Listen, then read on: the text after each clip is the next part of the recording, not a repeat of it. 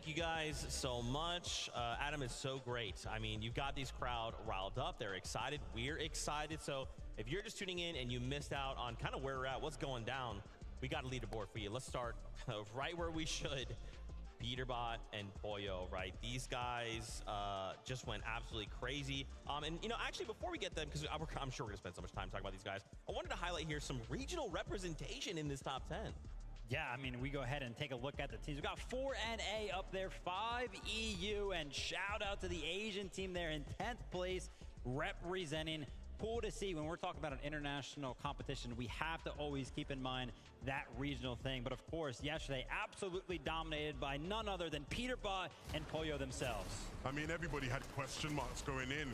Were they going to consistently get out of the raft 12 out of 12 games, or at least, but they won 6 out of 6 games, you know, with medallion, with some loot, get that forecast, and they did. And when they let that happen, when the lobby lets that happen, Vivid, you are asking to be playing for second place. We were watching this pretty much the entirety of the year over on NA, second, first, and all 3 of the majors throughout the year. But watching this duo kind of evolve, everybody kind of, you know, they see Peterbot, they're like, oh, big ego, always just confidence. But kind of, I like to associate that with just going for high ground and sticking to kind of what they know. But they've actually adapted throughout the year, which I think is huge for a team like this, because it used to be very, very high ground heavy. But we've seen even yesterday, low ground was a favorite for them. I think it speaks to the completeness of them as a duo, right? They feel comfortable in all different stages and phases of the game.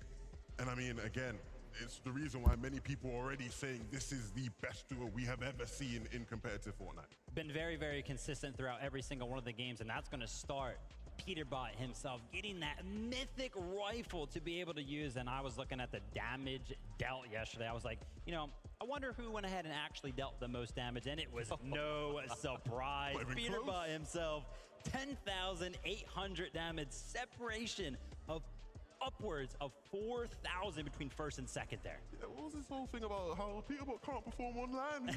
He doesn't do it on land. Give it a rest. I mean, this man is on a different level. And you already sort of highlighted there, the guy talks a lot of smack, right? Yeah. But he backs it up. Yeah. And it's like, at a certain point, you just got to take your hat off and say, fair play, man. You might just be the best player. When you're there shouting it on the stage, I think we can all probably agree. Yeah, I mean, do we expect them to kind of come in and make any changes, right? Let's just pretend there's some crazy world where they're just like, they don't make it off spawn. Like, is that even a thing? Like, do we expect them to come out and just do more of the same we saw yesterday, and now with a 1.5 times multiplier? Nah, I think it's going to be more or less the same as what we saw yesterday, right? Zeke was kind of having a conversation earlier. It was like, yeah, they're kind of contested over at the raft. Like, that could kind of cause some problems.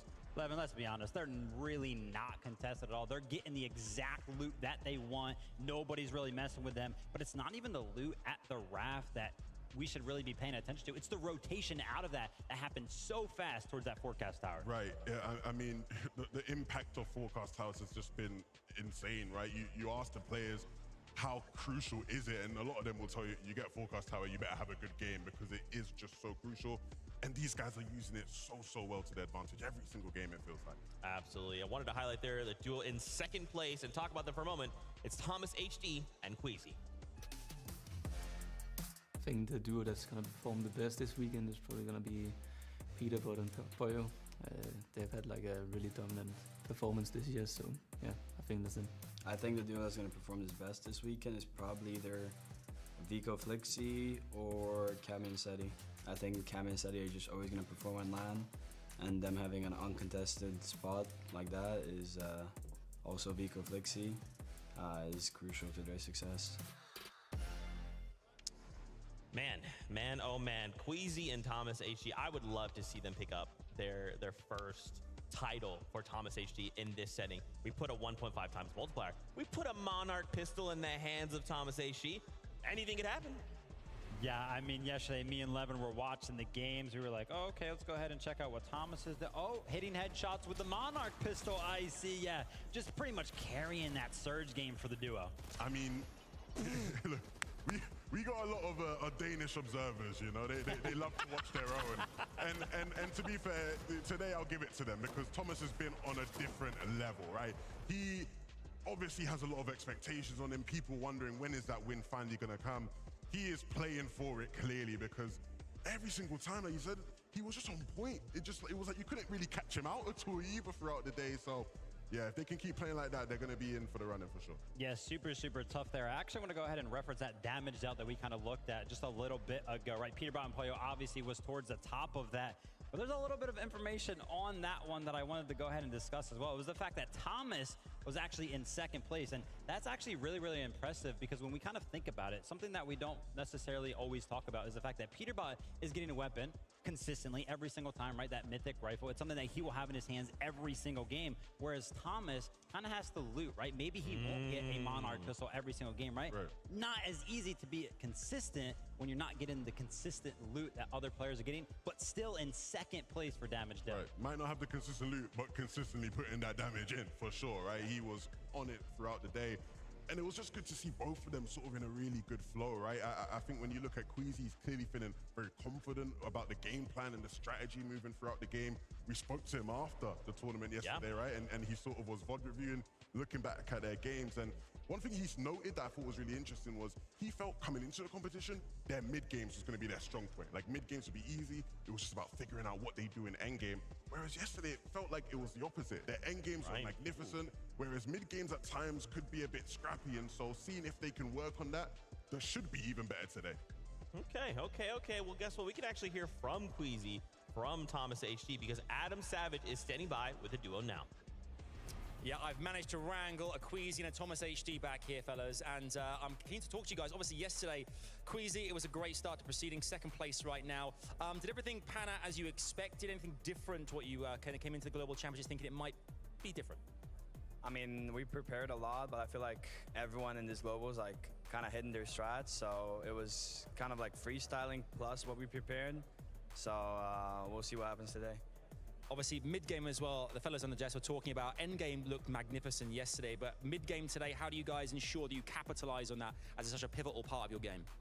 I mean, I feel like our mid-games yesterday was perfect, and I think we're just gonna like stick to the same and like maybe freestyle a little bit, but yeah, I think our mid-games will still be fine today. We obviously saw back in 2022 Invitational, you guys, when you had to, you know, against the Camy and Setty in that last game, Quezy, you were there, you kind of pushed. This today, Peterbot and Poyo, if they get those points early on, can you see you guys doing something similar again? Can you kind of like take the bull by the horns and really try and make it your game? If third place is far enough, definitely. I love that. I'm so excited. Thomas, as well, I mean, we all talk about this all the time, about your history in this competition. You've been there second so many times now. We're all desperate, me included. I want you to get this FNCS win. What would it mean for you to actually take away a global championship first FNCS win today? I mean, it would be crazy, like unreal. Like I would not expect to win on LAN as the first FNCS win, but yeah, it will literally complete my career, I feel like, and yeah. We can't wait to see what happens. Quezy and Thomas, you're going to get ready very soon, but it could happen. Second place right now. Later on, it could be first. We'll have to wait and see. It's back to Zeke and the fellas. Quezy, don't you get me excited like that, bro. They start landing on Peterbot and Poyo. I'm going to lose my mind. I'm going to pass out like 6 times. Levin's going to have to come over, pick me back up. It's going to be a crazy time. This duo, man, so excited to see them compete, to see the adjustments, because they may even have some secret strats lying in the weights. We have no idea. Let's take a look at that leaderboard, though. We wanted to kind of just talk through some of the more, or talk more through some of the duos we're seeing, rather. In 10th place, we did want to kind of take a moment to double back here. Napoli, Coyote, they're in your 10th place. An Asia team representing and in that top 10. That's what I love to see. Huge there for the duo, right? Landing all the way up north. And honestly, the place that we kind of saw them mostly throughout the day yesterday was actually fighting over that bunker. Right, and obviously that bunker is usually claimed by Reet and Ritual. They're accustomed to fighting for it. And when I asked Reet and Ritual about like, how do you feel fighting those guys? They've naturally, as you'd expect from Reet especially, felt incredibly confident. But the one thing that they made sure to do, and even their coach Sven did this as well, he gave props to Coyote. He said, look, when we're fighting for that bunker, it's not straightforward. We're just going to roll these guys because they're an Asian team. No, Coyote can keep up. Of course, Napoli as well is a player that gets a lot of credit, a lot of hype. So it's good to see these guys repping their region strong, the highest sort of place in smaller region team right now. Hope we can see them stay in that top 10. And one of the most impressive things for me, and we actually saw, taking a look at some of those highlights right there, getting into the end game, 0 eliminations, right? If we kind of take a look at some of the competitions that happen on some of those smaller regions, those that kind of win FNCSs are placed very, very well. Usually they have so many eliminations, right? That's kind of like their play style. That's how they get it done. That's how they get the win. But here, being able to kind of adjust, as you can see there, just 11 eliminations over the course of 6 games and still finding yourself in the top 10. That means to me that they're actually getting able to get that storm surge from a distance, which means that there's a strategy based around it. There must have been a ton of prep. Absolutely. We'll see if they can sort of keep that going, because as we know, with these 12-game formats, the meta evolves as the day, pans out, right? Quezy sort of mentioned it earlier. People freestyle, they figure things out as the games go by. So hopefully these guys can keep up with it. Yeah, and I think it's an interesting point you bring up that obviously they're getting, it seems like they should have more eliminations, but then you look at the top of the leaderboard, you're like, oh yeah, Peterbot and Poyo, they're kind of like affecting the entire lobby. So 11 eliminations over 6 games, good enough, works for us. We wanted to also highlight Acorn and Cold for you, obviously just a powerhouse of a duo coming out of NA. And now once again, we have to look at everything through the lens of the 1.5 times multiplier, right? They played super well yesterday, and I got to give a big shout out to the early game, right? How they actually handled being contested. First and foremost, just taking the fight to the other team and winning it, always there, and just always just so consistent, right? Levin, I got to give a shout out to you. Something that we talked about earlier yesterday was something that you gave a shout out to Acorn and Cold all the way at the beginning of the year. Yeah, I remember we did an episode of the Drop Spot, right? The first one of 2024. And the lovely Adam Savage asked me, who do you think is going to win the Global Championships? This was before Major 1 was even played. And to me, the obvious answer was just Acorn and Cold, right? Because they're a duo you can rely on. You can guarantee they're going to step up, going to perform. To what you said there about, 1.5x multiplier, Zeke, just now, recently in Major 3, day 1 of Grand Finals in NA wasn't the best day for them. Day 2, they were the best team on day 2 with the 1.5x multiplier, right? And it shot them all the way up the standings. So I, hope to see more from that today with these two. I'm a massive Cold fan as well. I think he's probably the only player that you could say really has matched the level or come close to the level of Peterbot over the past year. Cold gets so much love, and for good reason, right? I was like, how has Cold really played? Because we always see him towards the top of the leaderboard. And I took a look at it, and I was like, holy, it's like that? So Cold's made it to 13 FNCS finals. That includes Invitational and Globals last year. He has only placed outside of top 7 one time. Gosh. One time. Are you kidding me? So he's gotten top 7 12 times throughout FNCS. That's why those type of predictions are made. I love to hear it. I love to hear it. And what we would love to do is hear from Acorn. Adam Savage is standing by. Over to you. Thank you, guys. Yeah, I'm delighted to be joined by Acorn right now. We're just catching up about all things life in general, really. It's been such a great year for you guys, for you and Cold. Walk us through kind of like what happened yesterday, that first day. I want to talk about off-spawn particularly. Are things going in the right direction right now? Okay, so yesterday was a good day. We ended up 5th. Off-spawn's looking good. We eliminated them 3 times, and the other 3 times we just split it. So depending on our situation, we kind of make a decision. But it's looking good. Overall, I feel like we're in control. Because we were just talking just a second ago, and the confidence, despite the kind of like the big lead that Peterbot and Poyo have got themselves already, 5th place right now, there's still plenty to play for out there. Oh, we're winning. Oh, 100% we're winning. I love that. We're only going for first. The thing about me is I need that trophy. That's what people have to understand. I'm going for that trophy. That's what I want. I got my eyes on it. If we have to land on Peterbot, we're landing on Peterbot. I kind of respect the greediness. I love that. You want that trophy, it's yours. Talking about the rest of the day, I mean, this year you guys won Major 1. You've had an incredible time together as well. This will be the icing on the cake, obviously, but today, the 1.5 multiplier, how does that change things as well for the lobby in general and for you guys as a team? I think it's great. 1.5 times multiplier, it makes everyone still try. Even if you're in 50th place, you could still end up top 5.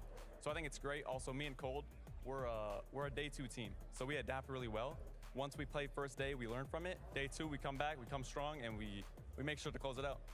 And finally, obviously, raising that trophy here in Fort Worth, the Global Championship trophy, to add to your career, the repertoire of stuff you've earned thus far, how great would it be here in this moment to do that in front of all your peers, all the other teams internationally, you and Cold lifting it high above your heads? I mean, that's like one of my biggest goals. Like that, I think that's the only thing that's left in FORTNITE for me is just a LAN win, so.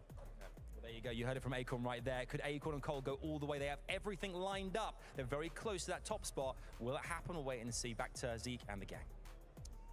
I don't know if they got that on camera, but the moment that Acorn said, hey, we'll land on Peterbot, we'll land on Poyo if it has to go that way, the crowd erupted. They were like, yes, that's what we want to see. You can tell we've got some Acorn and Cold fans in the building.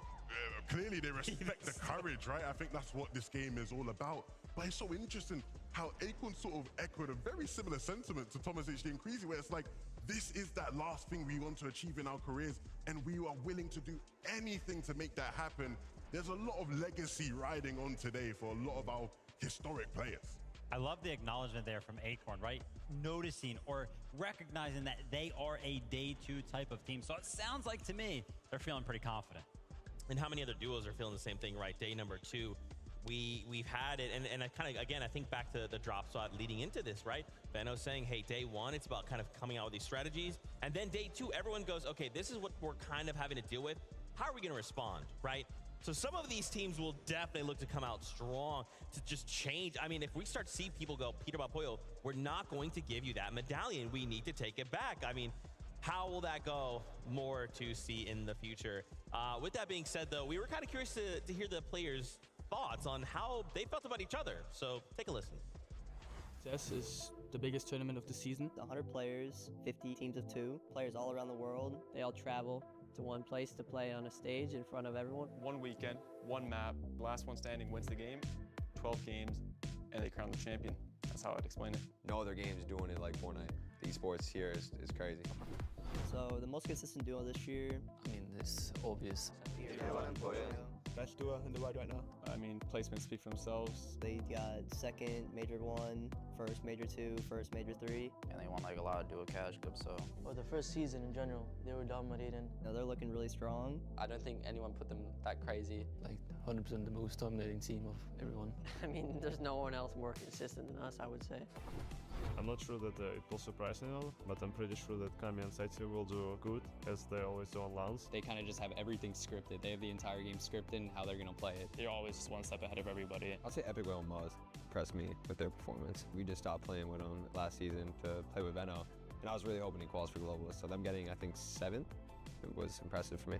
And then another team which is like also pretty underrated still is Batman Boog and Rapid. I think they're also kind of underrated. I just think they match really well together and like they know how to play the meta. They're good like fighters and all that. Rapid's a super smart guy. They've been doing really well these last 2 seasons and they've kind of proven to everyone they're like as good as the rest of us. They're on a come up this year. They're doing good. I think they can sneak in a top 3 here if they play their best. So one person that I've been watching to like that I would really love to incorporate some of their game into my own is Setty and Camy as a duo. Actually, every single land they come to, they come from more prepared than anyone. They have more strats up their sleeve. They just create new strategy and new metas on their own. Basically, everyone watches their games to see like what they're doing, and then they can learn from what they do to implement it into their own game. I say probably Acorn and Cold. I think Acorn, he has a really good understanding of the play style that I try to play as well. I think we both kind of do the same thing. I want to see how he thinks about some situations. And then Cold, I mean, he's just a good fighter. If I want to do good that's not us, probably be Kanata and Cooper. Good friends with them, and I think they have a really big shot. I think Quezy and Yapko, because Quezy can play with his duo. Also last year he couldn't play on the LAN. Mariuka and Mirsash, because it's my friends. I hope Quezy does good as well. Like he deserves it. I think he also deserves to play a good tournament too. I want Clay to get a top 3 for the first time in his career. I would want the Middle East teams to do good. Yeah, for me it's probably Region with the Janus Pixie, like all the Germans basically. Honestly, all the OC boys, I hope they do good. 100%, all my friends, you know, Kanata, Paper, I've been helping them out on the side, just trying to see them do good. You know, when I thrive, all my boys to thrive too type thing, so this is how it be. So obviously, you know, we've seen a little bit of the cockiness, the confidence come out of these players. But at the end of the day, you can really tell when we kind of sit them down and just ask them like, hey, what do you think? Like, there is so much respect for each other in the community. And you can just see just so many different testimonies of everyone just thinking the same thing. Like Acorn said, if I thrive, they thrive, right? And that's so awesome to see. Yeah, I mean, tons of respect, and it's definitely well-deserved. I mean, we got the best players from all around the world. None of these teams are going to be easy pushovers by any means. I mean, I agree with you guys, and I think that's... Oh, God. Here we go. But I'm also a bit tired of these guys doing this whole humble gimmick. What's all this? Because I know if you ask them in private, they're telling you, I don't care about that. That's what I want, you know what I'm saying? But it's good to see, though, because I think you see a lot of respect. I think, especially within the regions, right? Because when you play against certain people so consistently over the years, you do just build that respect. Interregionally, ooh, things can get spicy sometimes. Sure. Now, speaking of spicy, let's take a look here at mid-match objectives. So we've kind of tossed around a few words, right? Things like forecast. What about Rift Island, right? We wanted to kind of break down how these objectives have really impacted the Global Championship. Yeah, so for anybody that does not know, Forecast Tower's objectives that spawn around the map, you can instantly tell when you hop on that battle bus or when you're flying over it, if it has spawned or if it has not. And you're going to see that tower there. And it's a big thing to fight for because basically what allows these teams to see is one zone further than everybody else. So they'll have an indication of where they can actually rotate to, and it leads to a big advantage in terms of position. Yeah, I think it's very clear from looking at how these games are played out that the mid-game objectives and how people play for them are having a big impact in how well people are doing, right? Of course, the Forecast Tower in particular is just such a crucial one, right? Being able to see into the future where people need to be positioned with zones is crucial. But even the loot that you can get from the bunkers, right? The weapon bunkers, even the islands, right? We talked about it a bit yesterday, the positional advantages you get from playing from the island, being able to pad off of it or maybe use one of the rifts underneath it to get into some of the deeper zones. Like, there's so many advantages to be gained from these mid-game objectives. And there's just something really small that we kind of always talk about as those weapon benches, the upgrade benches. And I was kind of curious, we kind of talk about, oh, like players can get those benches. What does that mean though? So we take a gun, we can kind of customize it. In what ways would we really kind of like tamper with that weapon to really fit our playstyle?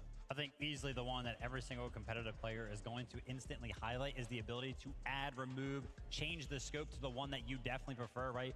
We've been talking about Storm Surge pretty much exclusively throughout every single competition ever since it was ever implemented, right? It's very, very important. And having a scope that you prefer or one that you think is the best is always a big advantage. Yeah, absolutely. I mean, you know, being able to sort of have that consistently. Again, the team that's in first place have had all of those things consistently, right? When I talked earlier about talking to Quezy about what do you have to do to work on to improve for tomorrow and have a chance of winning, he said, yeah, I can do this, that, or the other, but how am I supposed to beat a guy that gets the Forecast Tower, a bunker, can upgrade his weapons, and he's playing for Island sometimes? What am I supposed to do about that guy, right? Like, it really is such an advantage that Peterbot and Poyo have, and other players around the map are taking advantage of as well. Yeah, that's right. Really being able to cater those weapons to the player playstyle, and some of that even revealed itself in Storm Surge, right? I was kind of curious to kind of discuss how Storm Surge kind of was impacting these players.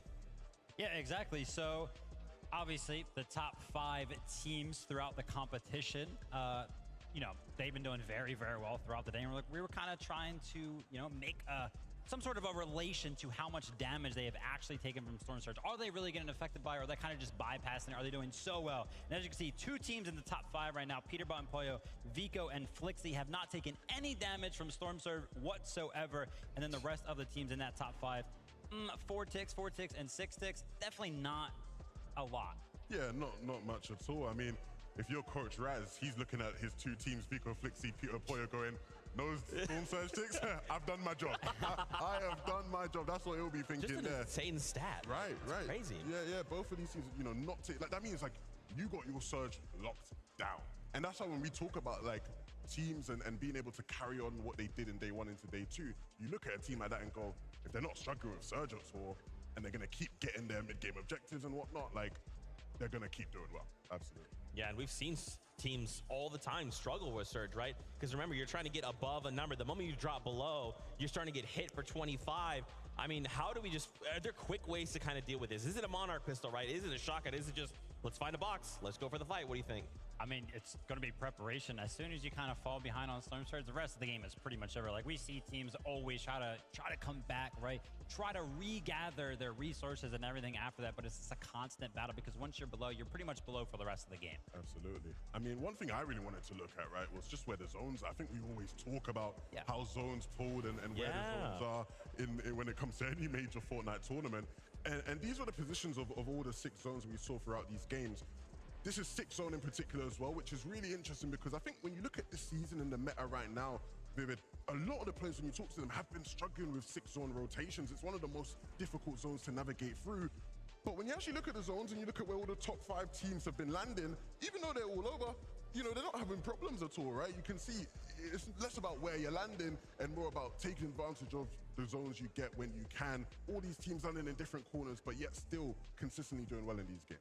Yeah, definitely. I wanted to give a big shout out to Clicks and Venom right now. I saw that Venom made a little bit of a social post that was mentioning, like, man, I really wish we could pull some zones, right? So that's kind of affecting him when it comes to that. But the biggest stat that kind of stuck out to me in particular with Clicks and Venom is that they actually led duos in damage dealt in the first 3 zones, right? So that's an amazing stat right there. They're starting the early game very, very cleanly, which is actually impressive because as we know, just 2-3 days ago, they found out they were actually going to be contested. The fact that their early game is still going well in terms of damage dealt is super impressive. But maybe that's kind of the point where, you know, bunkers start to get claimed, those other positions, you know, right? Rift Island, the weapons of like Peterbot, all of these attachments that get added onto weapons, then they start coming to play, and maybe that's where they're kind of falling behind. Absolutely. I think from talking to Venno, I think that comes from their individual brilliance rather than having a consistent game plan, right? I think they are still trying to figure things out in terms of splitting that POI with Resigns and Demo from OCE. Like, how do we get our loot, get out, and get enough damage and be able to play through these games out? I think they're still figuring that out, but the fact that they're still so high on damage just shows how great they are individually as players. In that situation, though, do we just say, like, day 2, 1.5s, we're just going to fight you? Like, what do we have to lose, right? What do we have to lose? So do you know what the problem with that is, Zeke, unfortunately? As soon as they start fighting, right, Clicks gets knocked in the feed, or Venno gets knocked in the feed. Peterbot and Poyo coming flying over yeah. quickly, right? And so you're in a tough spot there where even if it isn't Peterbot and Poyo, right, Giras and Chari, who land nearby, the Polish duo, they see those guys fighting. Again, they're going to be on that hill nearby thinking we can get some free damage here. Man, crazy stuff, crazy stuff. I want to talk more, but I know what you guys want. It is to meet these players. So Dickie's Arena, give a big warm welcome to the first 10 duos.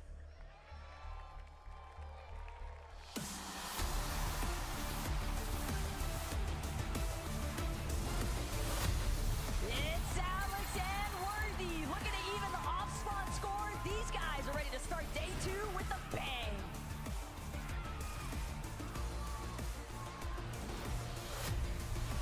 Let's give it up for Andalex and Sato. The first product going to have to dig in deep today. And let's hope that they find that last-minute strength to succeed, just as they did at Major number 2. Everybody make some noise for Baka and Pars. 1 match out of 6, we saw their potential, and today's a second chance for Baka and Pars to find success on the global stage. Here's Casper and Prism. They are here, especially after heating up in game number 6. The real question is, can they keep up what they started? Walking in now, you got Job and Michael. It's been a tough day 1. What have they learned, and how have they evolved?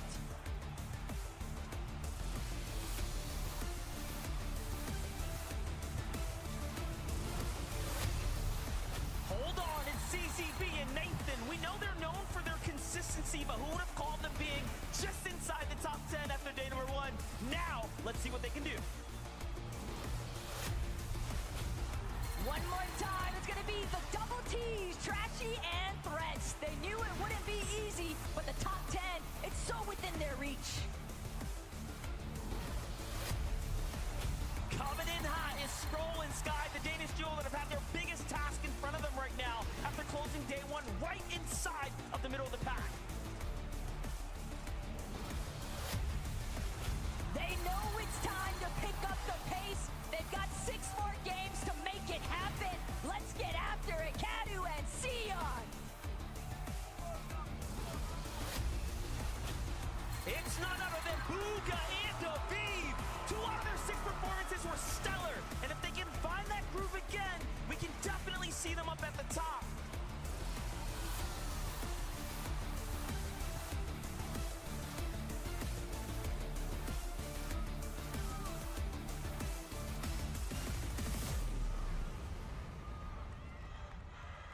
I think that's probably my second favorite part of the show is bringing out the players. The first will be when we lift the trophy.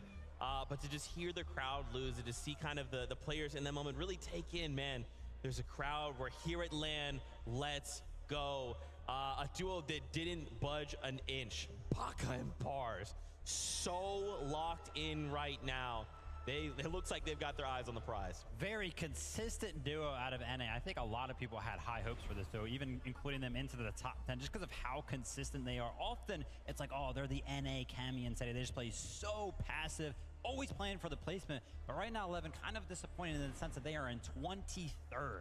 Absolutely. I think part of why maybe things have gone a bit awry for them so far is, as we've seen with a lot of teams, I think a lot of the mid-game strategies people had prepared, the lobby just looks so different, I think, to what people expected, right? We've seen that effect with a couple other teams as well. Quezy talked about when we interviewed him earlier, right? Like, there was a lot of freestyling that had to be done. Hopefully, these guys have been able to use that experience from day one and cook up something a lot more consistent today.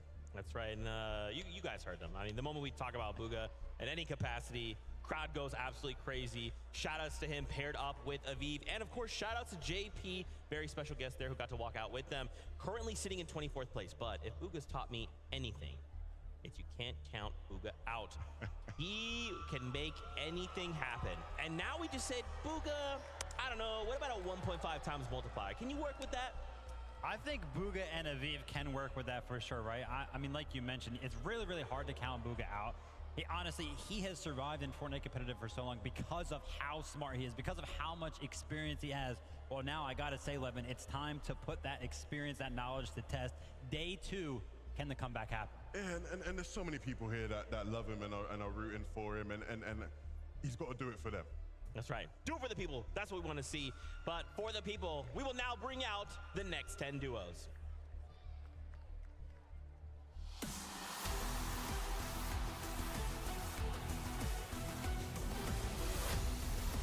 Epic Whale and Muzz know what it takes to win, and today it is time for an all-star performance. Show us what you got.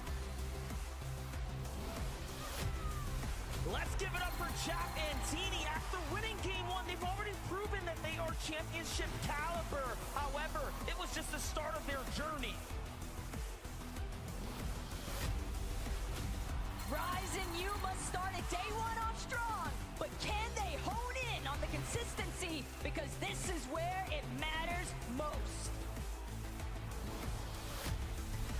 Ping and Watts, ladies and gentlemen, they began surging up the rankings here in day number 1, and if anything, the rest of the competition has to continue to go that way for them.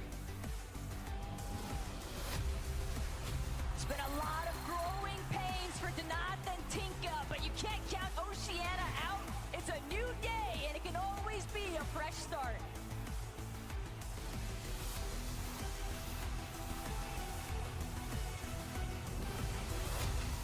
It's none other than Quezy and Gone. NA and Brazil are going to have to dig deep today to make the community proud.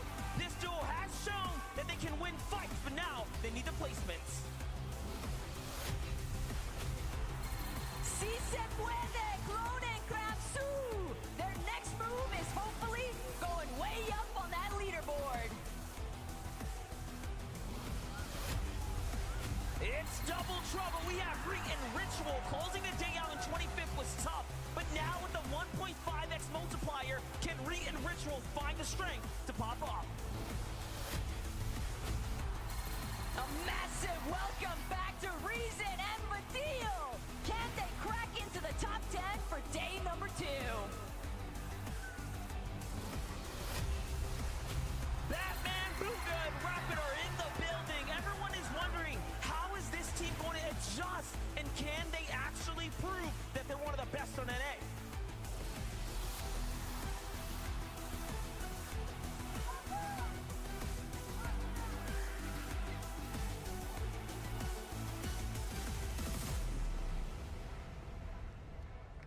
Never gets old. Never gets old. Love to have these players walk in and just kind of, again, feel that energy from the crowd, feel that electricity. So for you guys in the arena, every time these duos come out, make some noise. Let's take a moment here to highlight some NA West teams. Kelly, well, sorry about that. Reet and Ritual, very excited to see this duo. And again, I'm just going to continue to frame everything through that same exact lens, 1.5 times multiplier. What can we expect from the duo coming into the competition for day 2? Something that we touched on a little bit earlier, Levin, right? The fight that's going on all the way up north between Reet and Ritual. Kyoto And honestly, I think the biggest thing there for me is that fight happening over that bunker. There's been so many teams. Every single time we go up there and take a look at one of those teams, there's like 4 other arrows just surrounding the area. So I think it's honestly just brought way too much attention to that area of the map. Maybe they'll have to switch it up today. I mean, I think we are seeing that, right? Where teams are struggling for damage, where they're going to naturally rotate to. They know there's going to be people at the bunkers. Let's go there. It was funny because it was one of those games when we went there, I'm expecting to see Mapoli and Koyota fighting Rite and Ritual. It was like Zagu and Shiram. These guys must be thinking, do the Asian players just hate us? Like, why are they all coming to our bunker? Oh my goodness. But look, if you expect anyone to be able to deal with that pressure, especially when it comes to fighting, you'd think Rite and Ritual can do it. Absolutely, and once again, from one Booga to the other, Batman Booga, Rapid, these guys once again, as long as your name is Booga at some capacity, the crowd's gonna go wild. But to see Batman Booga and Rapid perform here today, they've got the crowd behind them. What do they have to do to kind of put those pieces together? Talk to Batman Booga a little bit, hoping honestly just an early rotation out of Grimgate. Maybe look towards the south, towards that bunker down there that I think Swizzy and Yapko have been getting. I think it has to be that, right? New solutions to get early damage going into the mid game. That's right, that's right. Well, you know what time it is. It's time to bring in the next 10 duos.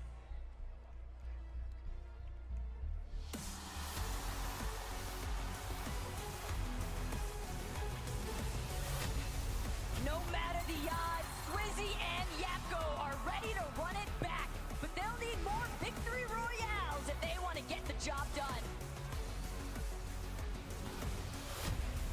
The pride of the Middle East, Adapter and FKS. Game 1 was the round that determined the pace for this team, but then they lost the steam.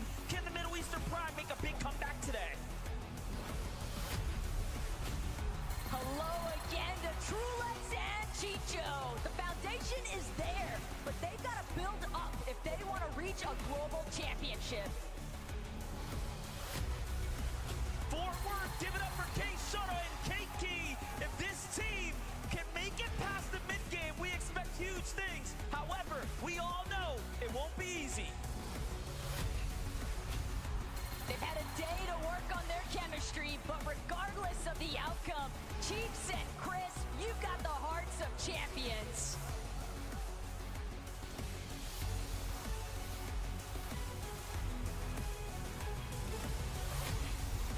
Let's put your hands together for Huddy and Kovacs. This team was contested on day number 1, and after a near-perfect day, they came in sweeping through the competition.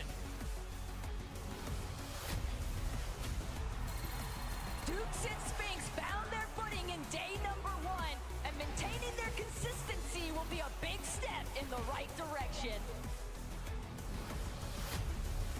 All the way from Japan, it's Bobi and Larpax. They have their work cut out for them here today. Will some of Asia's best be able to step up to the challenge? After taking the night to review, Aspect and Quezy have hopefully developed a strategy to turn the tides back in their favor.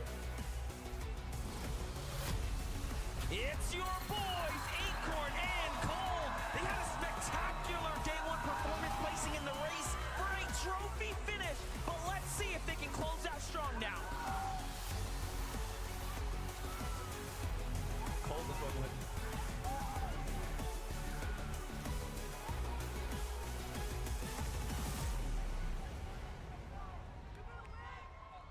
Let's go, and fans are still cheering for Acorn and Cold. I wanted to take an opportunity here. We kind of referenced this damage, top 5 damage out of yesterday's performance. We got to look at Trulex and Chicho. Chicho on that top 5 as the most damage done. This is a duo we cannot count out. I mean, we called it out yesterday, right? Because we were watching them M games, and we tuned into them, and they had like more than 5 elims, which, if you know anything about them as a duo, that's not typically what you expect. These guys were popping off. They're dealing damage. Their game plan is, ironclad, right? It cannot be throttled in any way, right? And so I expect to see these guys continue their dominance today. Kind of known for doing those giant towers that put them above the rest of the lobby. An interesting stat there to kind of point out is that they're actually the only duo in the top 5 with 0 time spent on the higher ground as it pertains to the end game, right? So in that middle game, they're all the way up there. Come down to the end game, they're going for the low ground. Wow, crazy stuff. And of course, don't worry, crowd. We'll talk about Acorn and Cold, of course. Fan favorites here without a doubt. And again, you can just tell in their face they are so locked in. They know what needs to be done. Now they just have to pull it off. I need to see more people in the crowd hitting the cold celebration. I need more of the cold celebration. I mean, look, we know what these two can do. They've contested us format Analytics and Sato. It went pretty well for them. I mean, they've historically done well when contested as well in the past. So I just expect them to do more of the same. Acorn talked about, again, pushing the bucket a bit, right? Going even harder today and making use of the 1.5x multiplier. I'm super excited to see what they do. Such a consistent team. Cold is used to putting up big elimination games. Is there anything that I had in terms of requests for day number 2 out of this duo? It's gonna be Cold. One of those games, 10+ eliminations. Let me see one of those pop-offs. That's right. They said they're a day 2 team. So Acorn, I'm gonna hold you to that. With that being said, though, let's bring in our next 10 duos.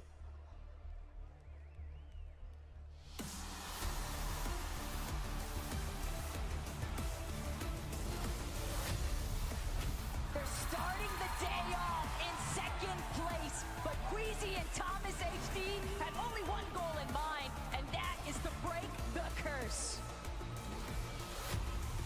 Put your hands together for Koyota and Mipoli. This Asian powerhouse has their work cut out for them today, as they have proven to be the best team in Asia for day number 1.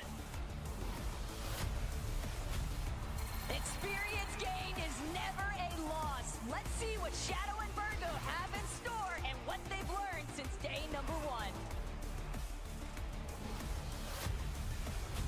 Gears and Shari, everyone, after the 18th place finish. We'll just have to see what this team can do, as they have a bit of a way to go here in day number 2. We know that they're entering from the final hour, but Visuals and Braids may still have some tricks up their sleeve here in day 2.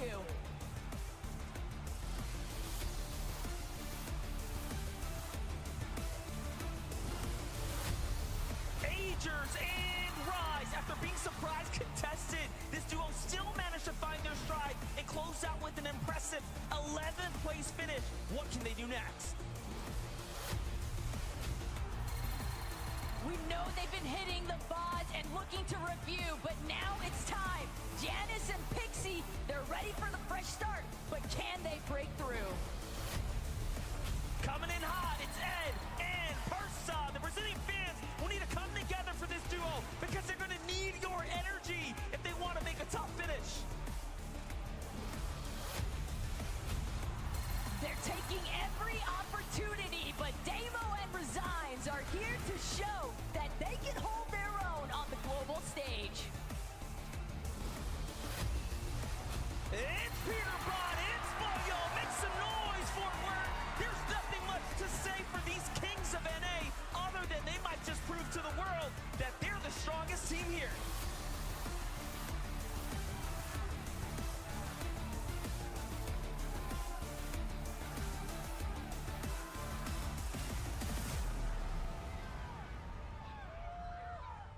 Man, I feel like the Dickies Arena was not making nearly enough noise there for Peterbot and Poyo. I'm a little bit disappointed by you, crowd, just like a little bit. They're still waking up. It's fine. It's fine. You're still with Peterbot and Poyo? They'll get there. They'll get there. Maybe with the last 10. Maybe with the last 10. Man, Thomas, HD, and Quezy, though. We kind of talked about them at the start of the show. I want to talk more about them. With them now being super locked in. Look how locked in. Look how locked in they look. Look at Quezy. You know, there's a 4-letter word to describe what that is, you know? A-U-R-A. Aura. Straight aura right there. Look, he said all that needs to be said about what they need to do today. I want to see them deliver, man. Quezy's come close in the past. Thomas has come very close many a times. I want to see them get the job done today. Yeah, Levin, you mentioned it, right? They did mention what they need to do today, and I think the quote went a little something like, what? Get height? Don't die. You guys are tripping me out here. All right, crowd, let's hear it for Peterbot and Poyo. There it is. The duo in first place, looking to hold on to that lead, but can they do it? This is a new day. Anything can happen. And again, 1.5 times. A lot of pressure. I would say a lot of pressure has to be on the shoulders of both of these players right now. Such a big lead. Game in number 7, I think, is going to be telling. Are they going to use it as kind of like a reset game? Are they actually feeling nervous at all? I've got no idea. I would be nervous. I don't think they're feeling any nerves. Okay. I'll be honest. I think it's like when you're Peterbot and you talk as much as you do, but you're seeing the results come through, it's like, why be nervous? Like, I'm saying I'm the best. I believe I'm the best. And the results show I'm the best. So why would I be nervous? Can't argue with that. Can't argue with that. Well, crowd, we've only got 10 duos left, so you need to make some serious noise for our last duos.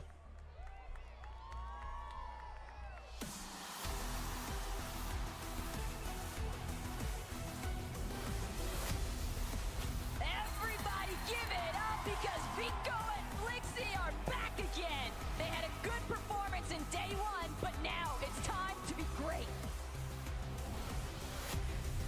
Here's the Asian powerhouse of Zaku and Shalom. The global stage pressure is truly showing that anything can happen. Will they be able to make a comeback today? Bryce and Bolt are back. Lucky number 7 to close out day number 1, but they're still aiming for the top. They're back. Malibu Gamer Stash, after being contested, they have their work cut out for them off the drop. They'll just have to see and wait what they can do. Another day, another opportunity for Cal and Haman. Let's see how they adapt and overcome.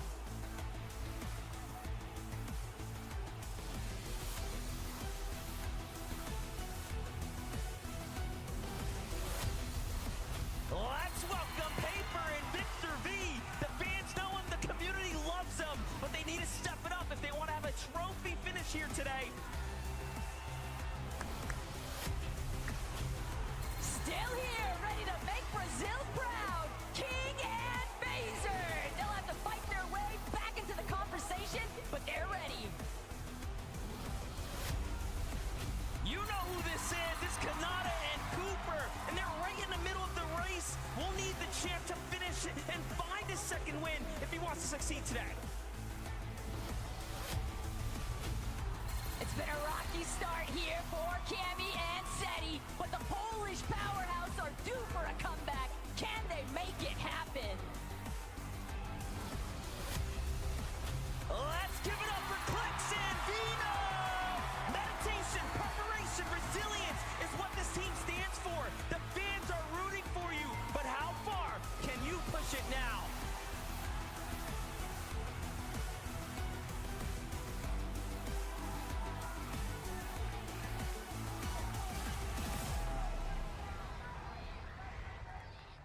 That is the kind of audience reaction I want, and that is what I hope we continue to just do that for the rest of the day.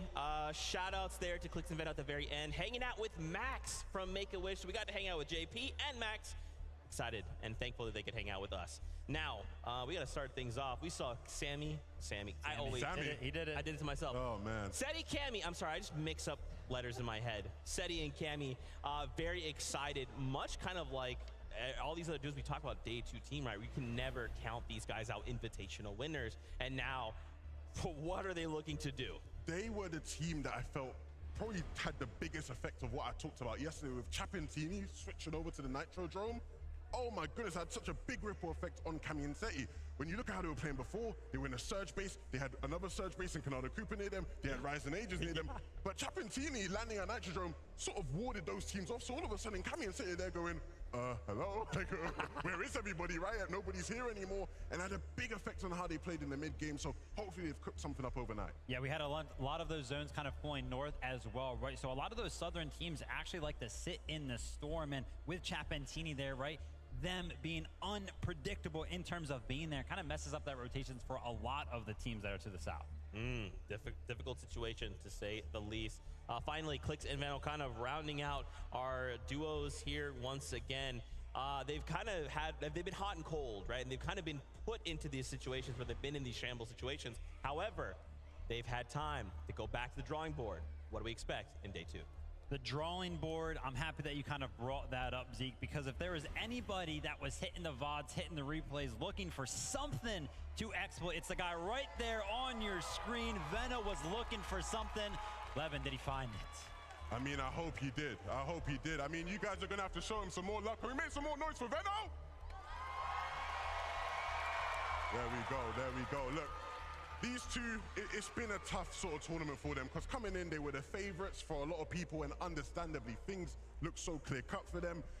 The switch up and being contested makes things awkward, and so hopefully now they've sort of got more of an idea of how they need to play with the loot they have and the timings that they have coming out of that spot, but I can't imagine it'll be easy even today. Yeah, no, I mean, crowd, you guys absolutely need to be cheering on Clix and Veno. You can see it on Veno's face. He's locked in. He's here on a mission. And now they just have to execute their plan. We're getting closer and closer to kicking off day number 2. As we kind of prepare ourselves, is there maybe something you guys are hoping to see here in game number 1? Is it some crazy strategy? Is it, let's just all fight, everybody go fight Peterbot and Poyo, try and shut him down, let's have a normal game for once? What is it? Man, what do I want to see throughout these 6 games in general? I just want to see some good Fortnite, right? There were moments yesterday. I think one of the biggest ones that everybody's kind of been pointing out is the Swizzy 1v2. Heck it, let's have 1v2 in every single one of the games today, right? Keep those end games spicy.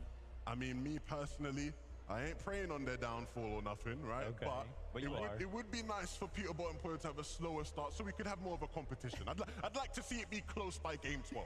Okay, all right. I think that's fair. I'll just rewrite the script super quickly before we do that. But Fortnite fam, it is that time. Game number 7 is prepared for us. So let's send it on up to Monster D-Face and the best taco to take us in. Yeah, listen, I'm with you. The script, we got to go ahead and adjust that bad boy for day 2, of course. There's 6 more games here.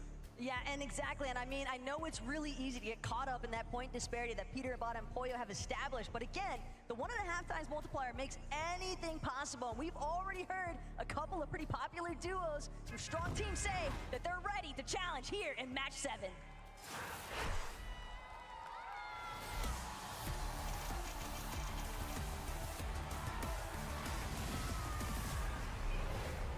Match number 7 is here. Day 2 of the Global Championship has arrived, and this is what it is all about. Who will have the start of the career, really start of their day, go the way that they expect it to, as Quezy and Thomas are going to be the first to touch down. We already had the chance to interview this team as well, right? Start to get a feel for what's in store for them. And you can tell there's other players kind of in the vicinity. However, they have the drop fully to themselves, but it's not the same for teams like Malabuka here. Exactly, Restored Reels has definitely been a pretty popular hot contest here between Malabuka, Merstash, and the Power Boys from Oceania, Alex and Worthy. Worthy, though, managing to find a shield potion off rip, could definitely bode fairly well. And surprisingly calm start for both of these teams. They've got enough distance between them that they'll both have an opportunity here to loot things out and see how that next engagement really goes. Much different than what we saw in days previous. Meanwhile, Peterbot and Poyo also seems like there's a little bit of a different strategy going down here. Yesterday, Peterbot and Poyo would have already probably had 2 eliminations come the drop here. However, they are still at 0, but jumping on over to that conversation of Malabuka and Merstash, game 1 jitters, more like game 7. However, things are off to a fast start for Power Alex and Power Worthy. They get the tags and they find more onto Malabuka. Already, it's looking excellent for the Team Power Boys. Alex trying to do what he can, trying to scramble up behind Malabuka. Malabuka managed to throw down a couple of metal walls just in the nick of time. Nice. But he's only delaying the inevitable. Oshi strikes first here in day 2. Alex and Worthy fully in control now of Restored Reels. Australia continuing to step up now. That's exactly what we want to see here. But for Kovacs and Huddy, the most surprising, I think, of all the duos that appeared inside of the top 10, given that they had a perfect day one, minus a single early game elimination. We'll catch back up with them as Shota and Kiki have to make their region proud. All of the Brazilian fans are rooting for any of their teams to step up here. Can they win this first fight? All Cheeks and Crisp are trying to do is just make sure they have to fight back, and Shota eats more damage than what he was bargaining for. Crisp now next to Cheeks. They're gonna find that first knock. Shota is down, and unfortunately for them, Keiki goes with him. Very, very tough angle to peek there, given he ran out of real estate. But look at this, Swizzy and Yapko try to make a move out of town, and Yuma and Rise, top 10, the best performing team out of Asia from day one, is here, ready to meet them in here at match number 7. Something the analyst desk was asking for was a potential Batman Booga and Rapid appearance to maybe try and challenge for this bunker that Swizzy, Yapko already seemingly trying to create space around. They've got plenty of boxes surrounding them. Rise and Yuma actually gonna opt to disengage for the time being, but curious to see if maybe we get a little bit more action located at that Karen's Crossing bunker. Yeah, I mean, and we've heard the insight, right? A lot of these teams are putting tons of respect on the Asian duos, especially Yuma Rise, Yoda, and Mapoli. Very, very, very strong duos coming out of Asia right now, and they have demanded and earned their respect. But jumping back into things here at the beachhead, Cold and Acorn are coming in, right? They obviously have their heads set straight, right? They had a great performance day one. Finding their stride here is going to be super important, given that, I mean, there are those external pressures, right? Teams playing off the cuff, teams, of course, hitting the reviews. But today is a real opportunity to see for some of those teams where the off-spawn contest didn't necessarily pan out in their favor, how have they actually chosen to adjust? And will it even work out for them, or will they choose to fall back to that familiarity of once before that took place in day one? Kovacs, though, Huddy, still trying to ensure that they can try and maintain their position at the top of the leaderboard, and they're gonna have to fight their way through Scroll and Sky, just getting held here on the edge of Rebel's Roost. Yeah, all things considering right now, Scroll and Sky were winning this engagement, given that Kovacs does not have heals to work with, but Vino and Clicks in a very important fight, a quick rotate, a swift one to find Crisp and Cheeks here, and they shut them down, and they're off to a very hot start. It's almost surprising to see Veno and Clicks look for a new method of approach. The real question that remains now is Cheeks, Crisp, how are they going to manage to actually deal with this sort of early pressure? Because, again, the small surprises, the little bits of bamboozlement, that's all it takes in a split second for everything to go south. Scroll and Sky moving back to the Rebels' Roost after pushing out Huddy and Kovacs there. So it does seem like both teams are going to be content with the exchanges between their sides, but jumping over to Bolts and Bryce, a very clear forecast tower play in motion right now. Look, I know Vico and Flixie like to think that this is their forecast hour, but these exchanges right now from the peaks of these Surge bases are leading me to believe that Bolts, Bryce, they might just get this one all to themselves. Their drop at Dumpenhausen just gives them so much more of an advantage for tracking quicker towards this forecast tower, getting that setup online. Quick preview, though, of what Chapentini have been dealing with, and it's actually Oshi, but Worthy, unfortunately, not going to be able to stand tall this time. Very tough team to go against. Chapentini, who won game number one. Clearly, they have a stride about them that has been shown here this weekend. Match 7 now, starting off in almost similar fashion. It seems like while everyone's trying to get their bearings, they start a bit ahead, but keeping that momentum is going to be one of question here today with this European duo. And, you know, overall still within the top 20 is impressive to say the least. 1.5x multiplier, right? Every elim means a lot more. Placement points are going to weigh even heavier as things start to add up. But let's jump in with Sphinx and Dukes here, who are trading tags, it seems like, trying to farm some kind of damage here in the early game across what might be Acorn and Cold. Right now, Sphinx and Dukes, they're just taking full advantage of applying a little bit of pressure onto the teams at Redline Rig. Keep in mind, if they do get a successful shield crack, they could always look to just try and turbo aggress. They've got that flaming boost tube right next to them, and Sphinx just seems to be prioritizing exclusively the surge tag damage threshold control.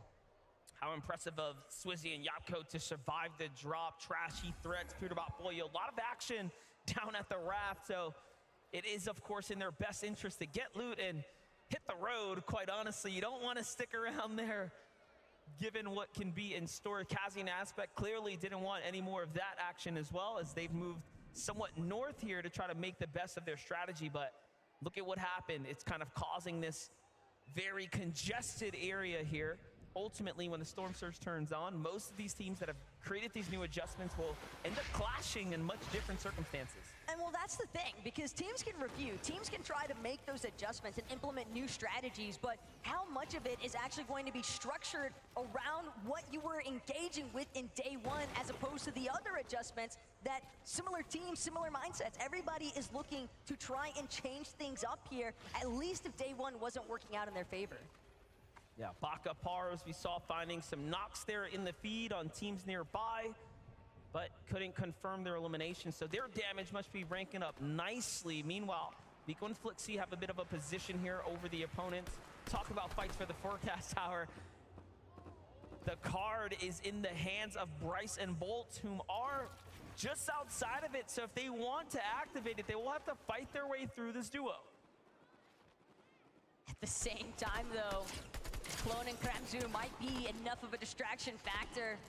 Bolt and Bryce are going to look to retreat just a little bit further east from where the forecast tower is currently at, but Vico and Flixie know that they've got the prime real estate currently. They don't want to allow for Bryce and Bolt to get a complete freebie for this forecast tower, but they might not have a choice. And even further still in the horizon, Thomas HD, Quezy, slight surge base on a hill just outside of Reckless Railways, but more importantly still, Thomas HD, he was on fire all day yesterday, especially with that Monarch pistol. And we saw moments where he was clutching up, perfectly timed there, back-to-back tags. This is the highlight you were just talking about, Taco. I mean, Thomas HD is a sniper with anything in his hands that does big damage. If it's got a scope, then Thomas HD is going to be an absolute fiend with that weapon. But Bugha, Aviv, another one of our team's big fan favorites here, of course, but also just knowing that they need to try and develop some form of a new strategy. Even bumped into Aviv in the elevator earlier on today here at MDF and asked him, hey, we looking at the comeback? And he's like, well, I hope so. And it could start here. They've already got one elimination onto Danath. It's just Tinka trying to keep his duo's hopes alive, but Bugha and Aviv, they struggled a decent bit with their surge damage, so this could be a big opportunity if they're able to pinpoint where Tinka is at. And they don't look like they want to let him go. I'm looking at the map, though. There's a team moving in very fast here from the south now, so other opinions are going to be thrown into the conversation here. It's Asia's Job and Michael, who have now started sliding their way towards the Doom's Courtyard. So anything really can happen. It'd be wise for Bugha and Aviv to possibly make a move now, but of course, it's day two. Strategies are being put to the test. But Job and Michael need to be careful with the way that they're crouch walking around that rooftop. Doom's Courtyard sitting at a slightly lower elevation than some of the POIs surrounding it. And there's a high possibility a team in a surge base happens to be looking around, see some freebie opened up shots. Players not protected from behind because they're too fixated on trying to get this surprise opportunity onto Aviv and Bugha. There's Koyota, Mipoli, Kovacs, and Huddy. A lot of teams looking to set up an ambush at the moment. Gotta love this strategy here. We haven't seen too many big plays coming out the bush just yet, but doesn't mean even a top-tier professional won't get caught off guard, given that we've seen anything happen here on the desk. But there's just no foot traffic here, given that the zone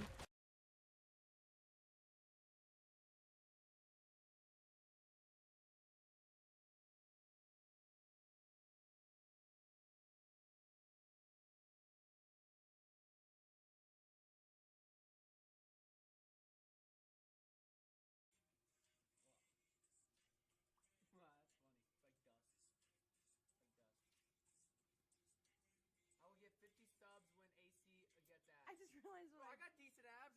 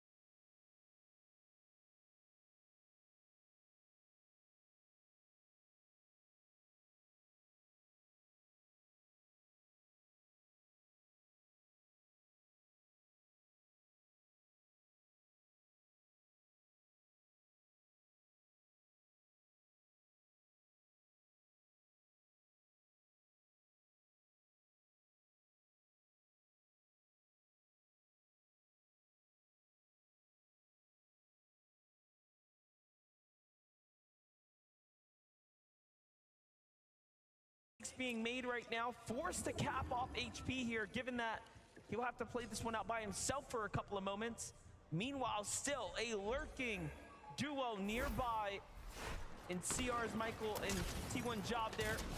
Anything can happen, but look at how Vico unfortunately gets caught off and out of position. There's a lot of trust that's implemented into that split technique, but more importantly still, Clone and Kremzu, they're still having to fight their way out of the Reckless Railways. One elimination might not be enough. Our international regions fully understanding they're gonna need more points to make their way up on the leaderboard standings.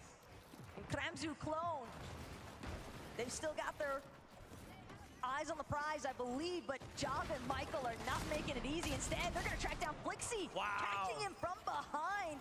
That's a big pickup for Job there, saving his teammate's life.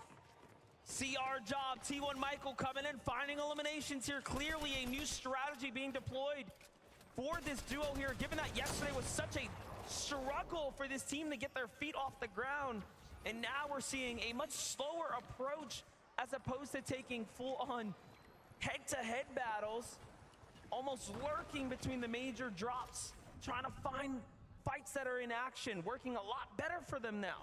But the bigger picture here at DF is that when you've got our third place team going out this early on into the match, no placement points secured, and that is a massive deal because it gives so much opportunity. It opens the door for everyone else to try and squeeze their way inside of it. Kremzu back against the wall, trying to see if he can work this way out. But it's not going to be enough. Michael with the collapse, clean elimination, and that's going to be 3 in total for Job and Michael. We're seeing why this is a team that had their dominating run on the region. Again, the Asian duo coming up, really making adjustments to their strategy. It's one of the best parts about the Day 2 format that we don't get to highlight enough, right? The teams that come in and start to adapt is what makes it so crucial to really pay attention to what is changing around you. But for Peterbot and Poyo, not much has changed, given that they have continued to key their way into the Rift Island. This time, though, met with a lot more resistance. It's about the weakest we've seen them coming into mid-game, and I mean, it makes sense. You have Zagu up top here with Shadom and Vadil and Reason here. Very strong teams, very low on the surge here for Poyo and Peterbot. I mean, everyone might just get what they've been looking for, a potential early exit here. Oh, that was a little bit of a whiff there out of Poyo. Was probably hoping to fully connect, but Poyo, he finishes what he started, gets Reason in the process, but finds himself getting immediately gobbled up by Vadil. And now a serious 1-versus-1 situation, but keep in mind, there's so many other teams surrounding Rift Island. Peterbot, he's just hoping that he can get the revive off.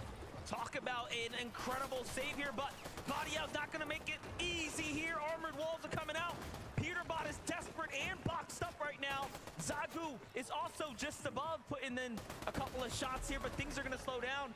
And just when you thought it was over, they get saved here. Peterbot and Poyo are back in. But at the cost of so many of their armored walls, Peterbot had to fully utilize practically everything he had saved up. And keep in mind, they still need heals. There's no shield, at least as far as Peterbot's loadout is concerned.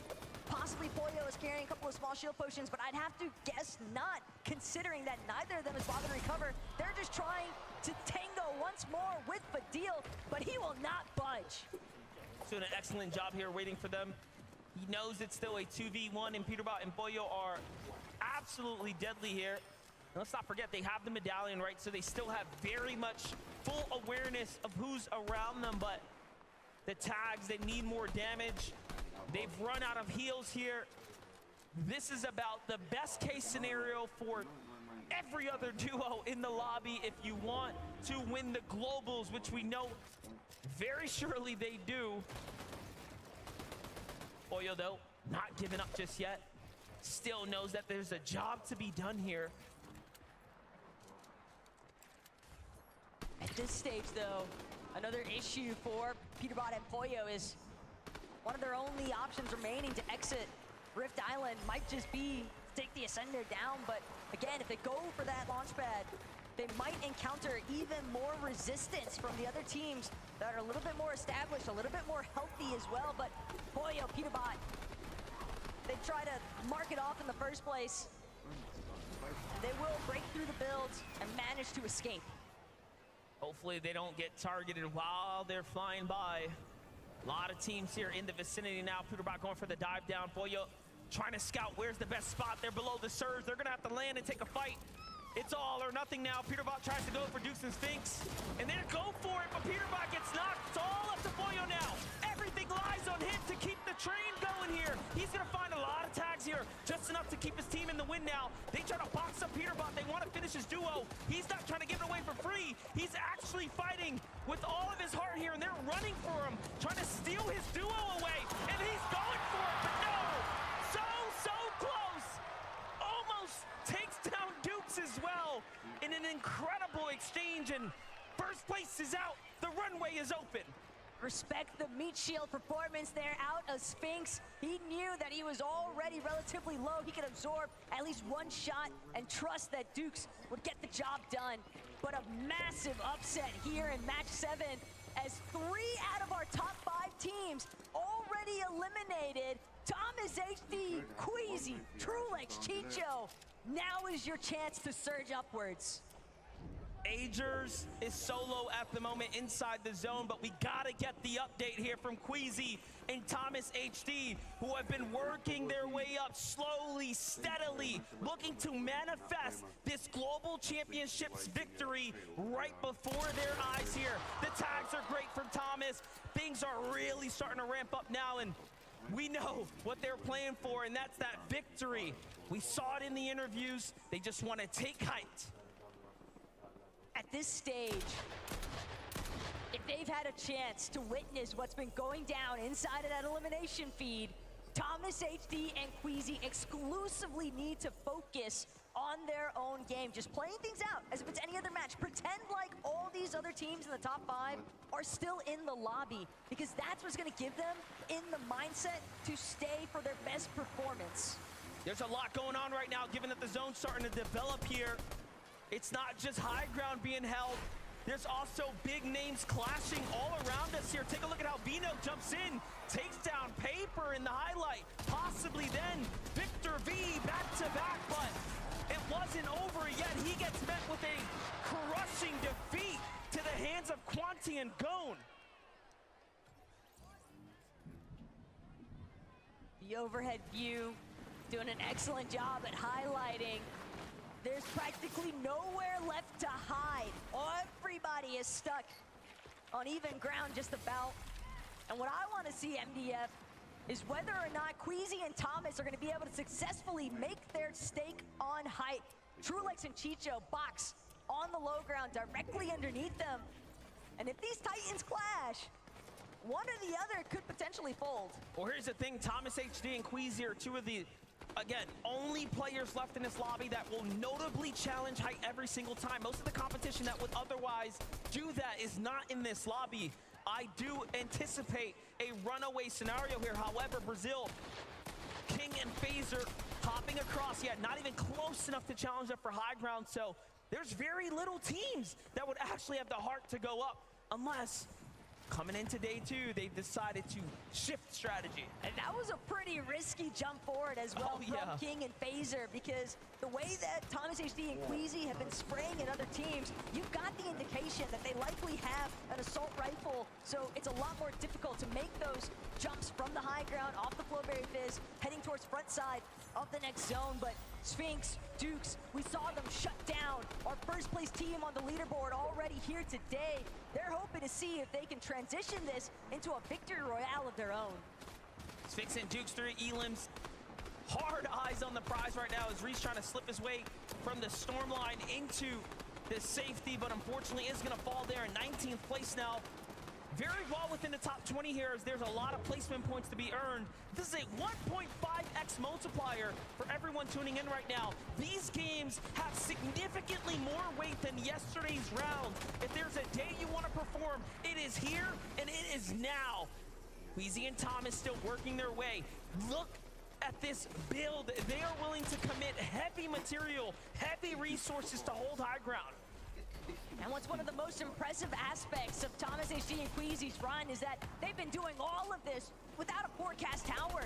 They are just sheer commitment at this stage. Thomas HD continuing to try and prevent players from getting anywhere near that secondary height even, as Cooper forced to just utilize the med kits, playing from the backside of the storm and zone in general, but only a matter of time before he's spotted out as a solo. Just a complete shakeup with the teams we're seeing alive right now as well. Bryson Bolts keeping up the momentum from where they left off in game number 6, carrying it straight into game number 7 now. A near top 10 for Bolts here, but he will have to fight someone on the outside of zone. Trulix and Chicho, meanwhile, just running game here on the mid-ground. Now looking to jump down to low. They have enough mats to do so, cutting off their opponents here. There's a lot of reaction coming here, though. You have Asia on one side of the wall, OCE on the other, fully boxed in now. They have to be careful. There's no way out. Trulix and Chicho might have signed themselves straight back to the lobby accidentally now. Oh no, having a heal here. Chicho gets caught out. One false mistake, and it will come back to haunt you here. But high ground scope, Quezy, Thomas HD. They could tell Phaser for a moment. He got a glimpse, but he won't actually get a taste of what the high ground is like. Quezy now going to be the first to drop.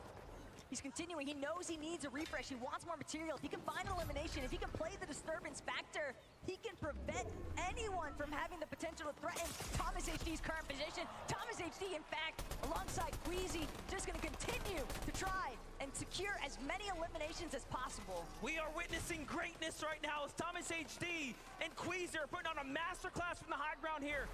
Doing a very good job now, securing eliminations, starting to rack up. Quezy will have to get those mats there, has to jump to the tree. He sends Thomas HB down. They're starting to start cutting off the teams here.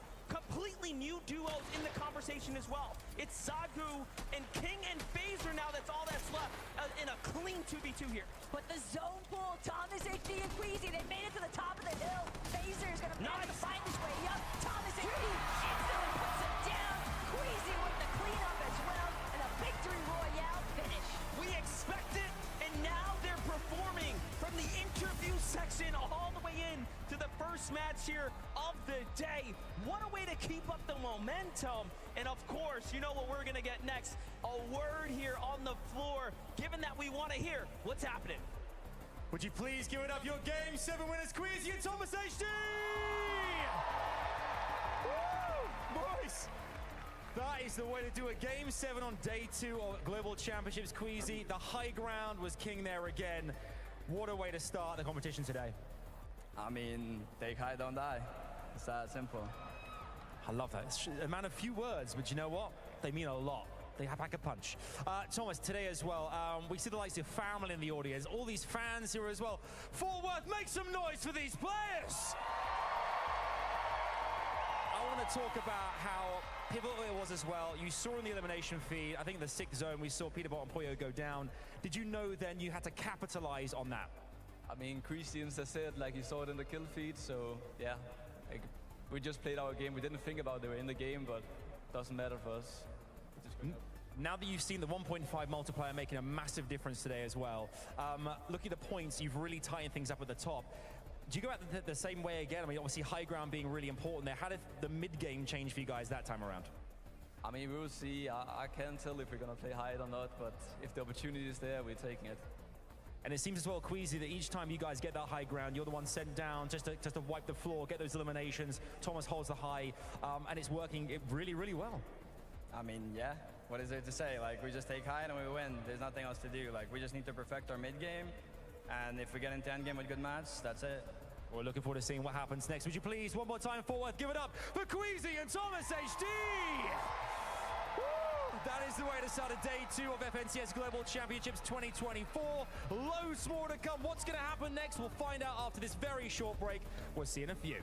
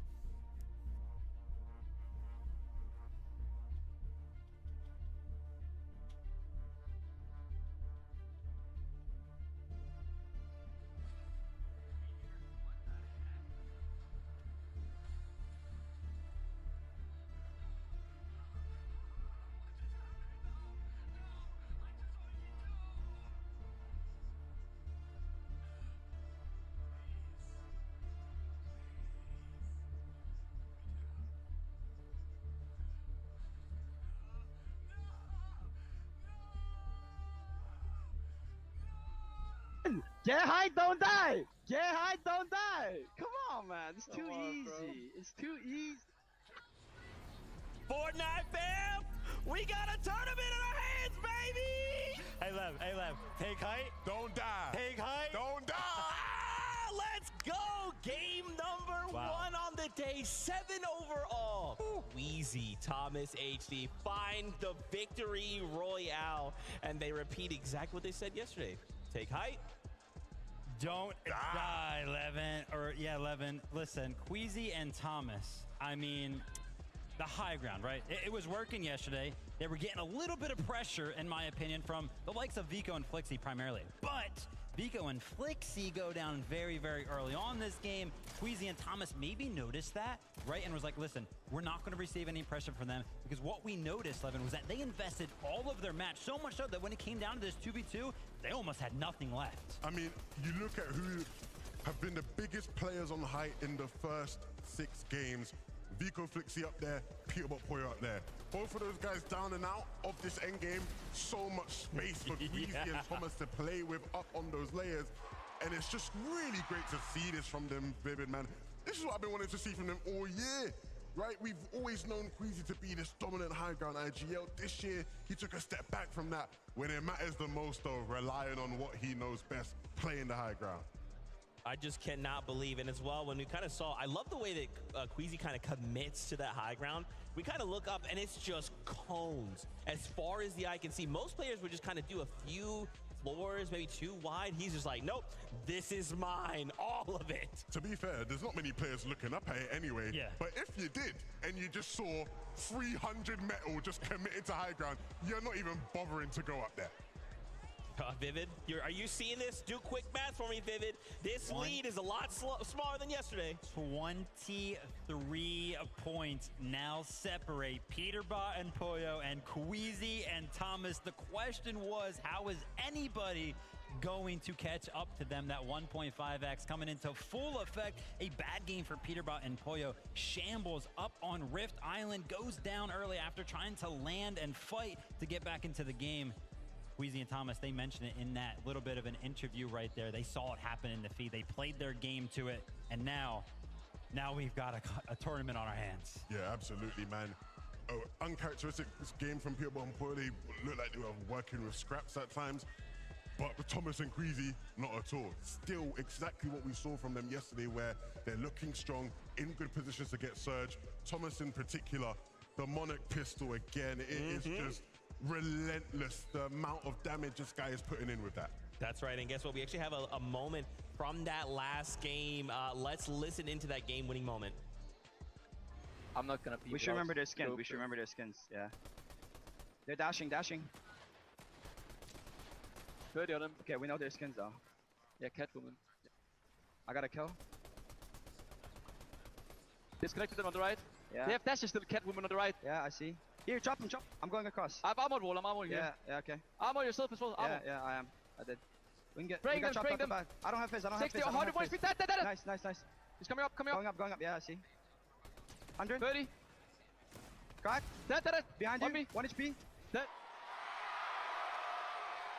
Yeah. Take height, don't die. Absolutely amazing stuff there. Just to see them be excited. Levin, I want to double back. You talk about that Monarch pistol in hand. We joked about it at the start of the day. What kind of damage are we actually putting in with this? Let's take a look at the numbers. Who do you think is going to be leading with the Monarch pistol? Surprise, surprise. No surprise at all. Thomas HD by far and away just crazy with it. Again, if you know anything about Thomas HD and metas of previous years, it would have been the sniper rifle where you would have probably seen him be the leader. He's replaced the Monarch in that sense, and he's doing the big damage with it, and it's a big part of their success this weekend. Love that from you, Levin. Honestly, I saw a little bit of a shot right there that we were getting on the stage. It was Thomas and Quezy, right? If they actually turn around in their chairs, guess who's right across from them? Peterbot and Poyo. They were actually staring each other down up there, probably sharing some emotions right there. That's awesome. They're like, hey, listen, it's game on. That's right. Let's talk about Peterbot and Poyo here for just a moment. Very uncharacteristic out of the duo, right? They obviously had Medallion. They had mythic items in hand, but we kind of go up to Rift Island, and they are just in shambles at one point. No materials, no shield. Well, the big thing for me was that Peterbot and Poyo, they're kind of used to getting the Rift Island uncontested. Usually there was like one other team that was up there yesterday. Sometimes that was kind of just based on the side of it. But we actually saw 2 other teams up there that were interested in even capturing the Rift Island, right? And once we tuned in with them when they were actually up there on the Rift Island, I think they were only like, what, 60 damage above? And usually that's like 400.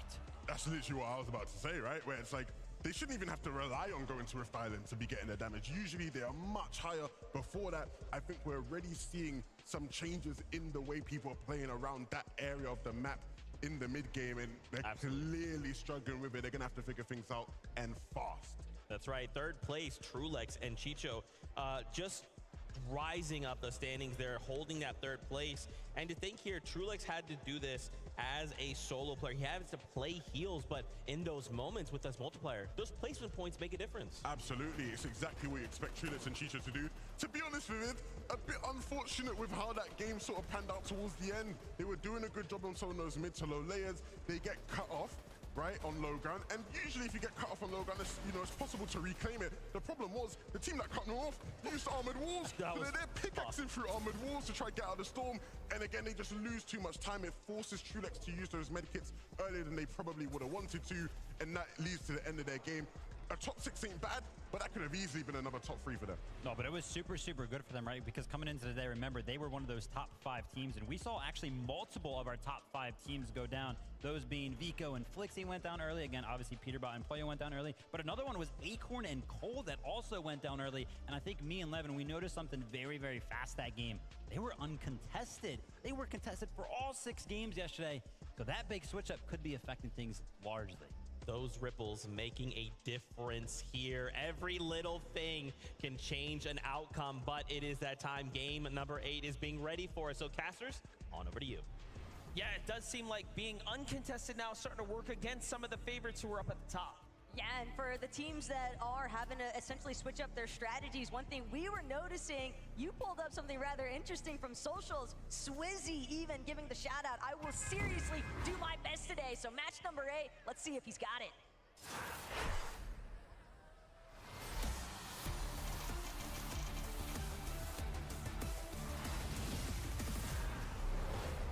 Game number 8 is here. And there is a lot that we have brewing now here inside the Storm and on the battle bus, of course, given that the gap has officially closed. And you saw in the interview just moments ago, Quezy mentioning that, hey, if there's enough space between me and 3rd, we're going to do everything it takes to secure number 1. And that might be one of the worst things ever if you're Peterbot and Poyo. You almost have to try and block it out, but how much can you really ignore when you see the gap chopped so viciously after a singular match because of that 1.5 times point multiplier? But drawing that conversation back to that little note that Vivid had touched on, teams that were contesting each other, they might have gotten very accustomed to having consistent damage. I think Acorn and Cold specifically, they were so directly in control of Brutal Beachhead, Alex and Sato. They tried their best, but they realized this is not gonna work out. We've got to completely revamp our strategy for day 2, and now it's up to Acorn and Cold to figure out a new game plan on the fly. Talking about that, even Huddy and Kovacs now have seemingly demanded their respect from Skrull and Sky, who have given up the Rebels. Roost already moving out. Likely that they had a bad drop here, and these small micro changes will absolutely create domino effects. So what we're looking at, 7th place now, doesn't have as many teams there. We already know Vino and Clicks had a little bit of a different situation unfolding at their drop. Peterbot and Poyo had a team move out, right? Like, all of these teams now have to make adjustments. But Venom moving in quickly towards that launch pad. It's evident with the forecast tower in sight, there's going to be a brawl stemming out of Sandy Steps, but also drawing in the attention of teams surrounding this southern section of the map. Look at this. Restored Reels definitely getting active. Power Alex, Power Worthy continuing to perform very well on the drop. But that mid game, they can tighten things up, possibly leave the Reels faster. They'll be better off. angles looking good here. All shield bubbles expended, but look at the distance. There is, of course, more players coming in. Love this snap fly adjustment out of Cooper and Kanata, though. They recognize, hey, we had issues with Surge. What better way than to try and third-party teams that won't be expecting it? Alex and Worthy, they're still trying to chase down Mustache. They find the second elimination. Malabuka and Mustache fall yet again to Oshi, but now Kanata, Cooper, they're not gonna let them relish in the moment for even a second. Kanata immediately breathing down the neck of Alex. He's trying to get a scramble out, but he hasn't had a chance to regenerate anything. He's just hoping that his teammate can try to provide some relief, but Kanata and Cooper, they finally find Alex, and that's gonna be the end of one half of the Oshi Power Boys. And you can see Alex's only concern there was, let me buy time for my teammate to get out. We can still play this game. So Worthy looking to secure as much loot as possible and then rotate out. Meanwhile, seems like EU's Chap and Teeny here are going against NA Pars and Baka. So far, so good for Pars and Baka, who have a defensive hold inside the factory, but Teeny and Chap likely feeling like it's a little dangerous to step in now. They're gonna take what they can and move on out, it seems. Teeny possibly reverting back to his old ways. There's Chap next to him. Seems like they want to look to try and apply some pressure to any teams that might be looking for some easy fishing strats over by the dock next to the ship-it station. Yapko and Quezy on the other hand, popping off at the raft. They're gonna manage to find threats in the process. And this triple contest situation just continues to heat up, but this is a very different Brutal Beachhead vision in comparison to what we've been used to seeing. Yeah, we got Cow Gamer, Haman here now, up against Andilex and Sato. Nicely done for Haman. Finding Sato with a big elimination here. Now Cow Gamer has to win his ones, going toe-to-toe for the shot there.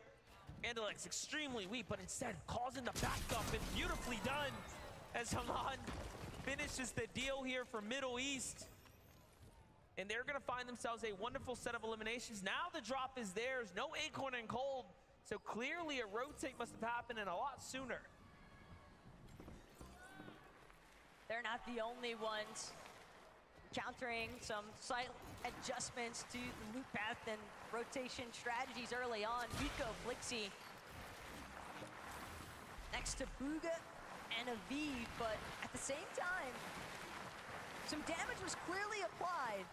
Whether that came from Booga and Aviv, didn't necessarily get the chance to see, but Vico and Flixie are now inside of the cemetery, and there's a very high likelihood that they're just looking and waiting for the opportunity to make a play for the weapons bunker nearby. A little quick highlight here as we walk away. Unfortunately, King and Phaser gonna be some of the duos caught out. An old risky play walking into a building and a team sitting in the attic. What can you do? It's almost like how we saw Huddy and Kovacs sitting inside of a bush in match 7. I think a lot of these players, again, you don't really want to get messy. You don't want to cut any corners. You've got to make sure that you are checking every angle, proceeding with caution every step of the way. Otherwise, you might just find yourself off guard. Braids completely exposed. Huddy had the overhead view, but didn't manage to connect the shots. Still like this angle here. Plenty of gas in the tank here for Huddy. As he slides out, Visual and Braids put up a great fight so far. Huddy opening the distance here, still keeping tabs on the opponent, making sure the teammate doesn't find too much of an angle on him. And then you have in the bush, in the distance, in the base, Muzz and Epic Whale just listening ever so closely. Meanwhile, Peterbot and Poyo making up for match number 7 here in match 8. Trying to farm and fish for tags, right? This is their biggest problem in match number 7. Now that they're uncontested, basically didn't get to get those early fights, right? Things have gone a little bit differently for them. It's becoming a lot more difficult. It's the same for Clix and Vena, though. They've seemingly been surrounded. We knew that there was going to be a lot of foot traffic coming through this area based off the forecast tower spawn, but with Peterbot and Poyo seemingly in full control of that. Clix, Veno, they're now gonna have to choose a new method to try and establish some surge tag damage. And again, with Storm closing in on their backs, they could take their time. They could still potentially loop back around, hit the vending machine that they're familiar with, if that's still standing. Vino looking to see if he can find any tags anywhere. Meanwhile, Chicho and Trulex, they've been putting on a performance worth studying.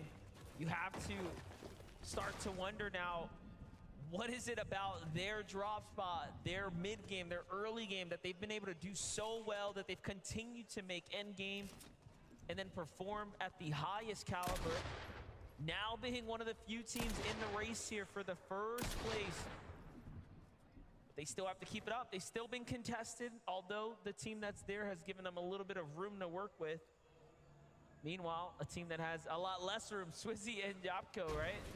You all know the Raft has been highly fought after. They have 3 Elans, so they're not making it easy for anyone, but hold up, Clix is in a battle.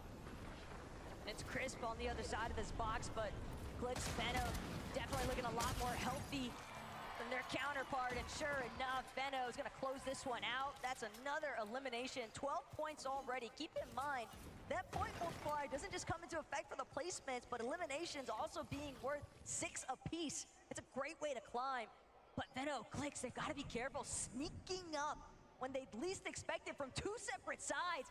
Aspect, Quezy, Damo resigns. This could go from bad to worse in a moment.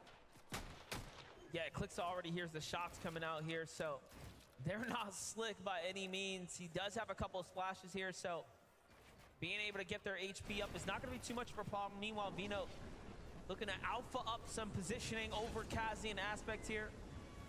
Trying to see what this team wants to do. Vino clearly doesn't want to stick around for too much longer. It's a lot of risk involved here. He does have a couple of med kits. And I like what he's doing, though. He's inching his way across here, saying if you really want to do this, we're going to do it box to box, mano a mano. And there's the loot that he was trying to secure. Now he has got max mats, and there isn't much more for him to worry about here. However, if they stick around too much longer, I mean, only trouble is waiting for them. At the same time, they've got to be really careful on how they choose to disembark and rotate out of here, because with so many eyes on, there is a high likelihood they could get tagged up in the process. And it's very nice that Veno was able to secure those max mats, because Clix having to build the entire way as they maneuver out of that location next to Sandy Steps. Take a look at the highlight here from Chap and Teeny. Strong EU duo, very consistent and for good reason. They take down FKS and Adapter there in a head-to-head engagement. Adapter still standing, actually, as we jump in live here, even after the save, but unfortunate now as they get fully finished. Trap goes down, the save's gonna come in. More shots from the distance here. It's Vico and Flixie hearing what's happening. Bobby and Larpex inside the base nearby as well. In come Muzz and Epic Whale. They hear the action. They're going to need some surge. So it's a melting pot of regions and competition come together now. It's just the way that we're seeing all of these teams essentially conglomerate on top of each other. We didn't get a whole lot of this in day one, but the adjustments that everyone is trying to adapt to last second year, causing so many hiccups for everyone else that teams are encountering across the way. Poyo and Peterbot even working their way through the storm. Got eyes on Yapko and Swizzy. They clearly want the fight, but way off in the distance. Teams a little bit closer to that edge of zone, putting even more pressure still onto Peterbot and Poyo. They are not getting the same clean rotations that they had all day yesterday. Now keep in mind, this is a team that has landed on each other, right, coming into the season. So Peterbot and Poyo now forcing a back out because tags are coming in from the distance is definitely not ideal by any means. However, if they found the tags that they need, they won't have the problem they had in match number 7, right? They were so far below the surge. This lobby's starting to cut down pretty quick, so we are just gonna have to see what happens when the zone closes here. problem, though. Peterbot, he's the only one with the medkit. Poyo, he's got to hope that he can find some bandages, a medkit, any form of white heals along the way. But that moment doesn't seem like it's going to come. A lone couple of bananas, and Peterbot knows he's just going to have to let his duo fall. He'll make the play for the revive after he expends this medkit, but they've still got so much ground to cover, and a team already choosing to close in. Sky, Scroll, they have the immediate collapse. Peterbot, can he get Poyo up?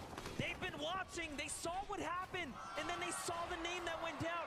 Peterbot fully armors himself up.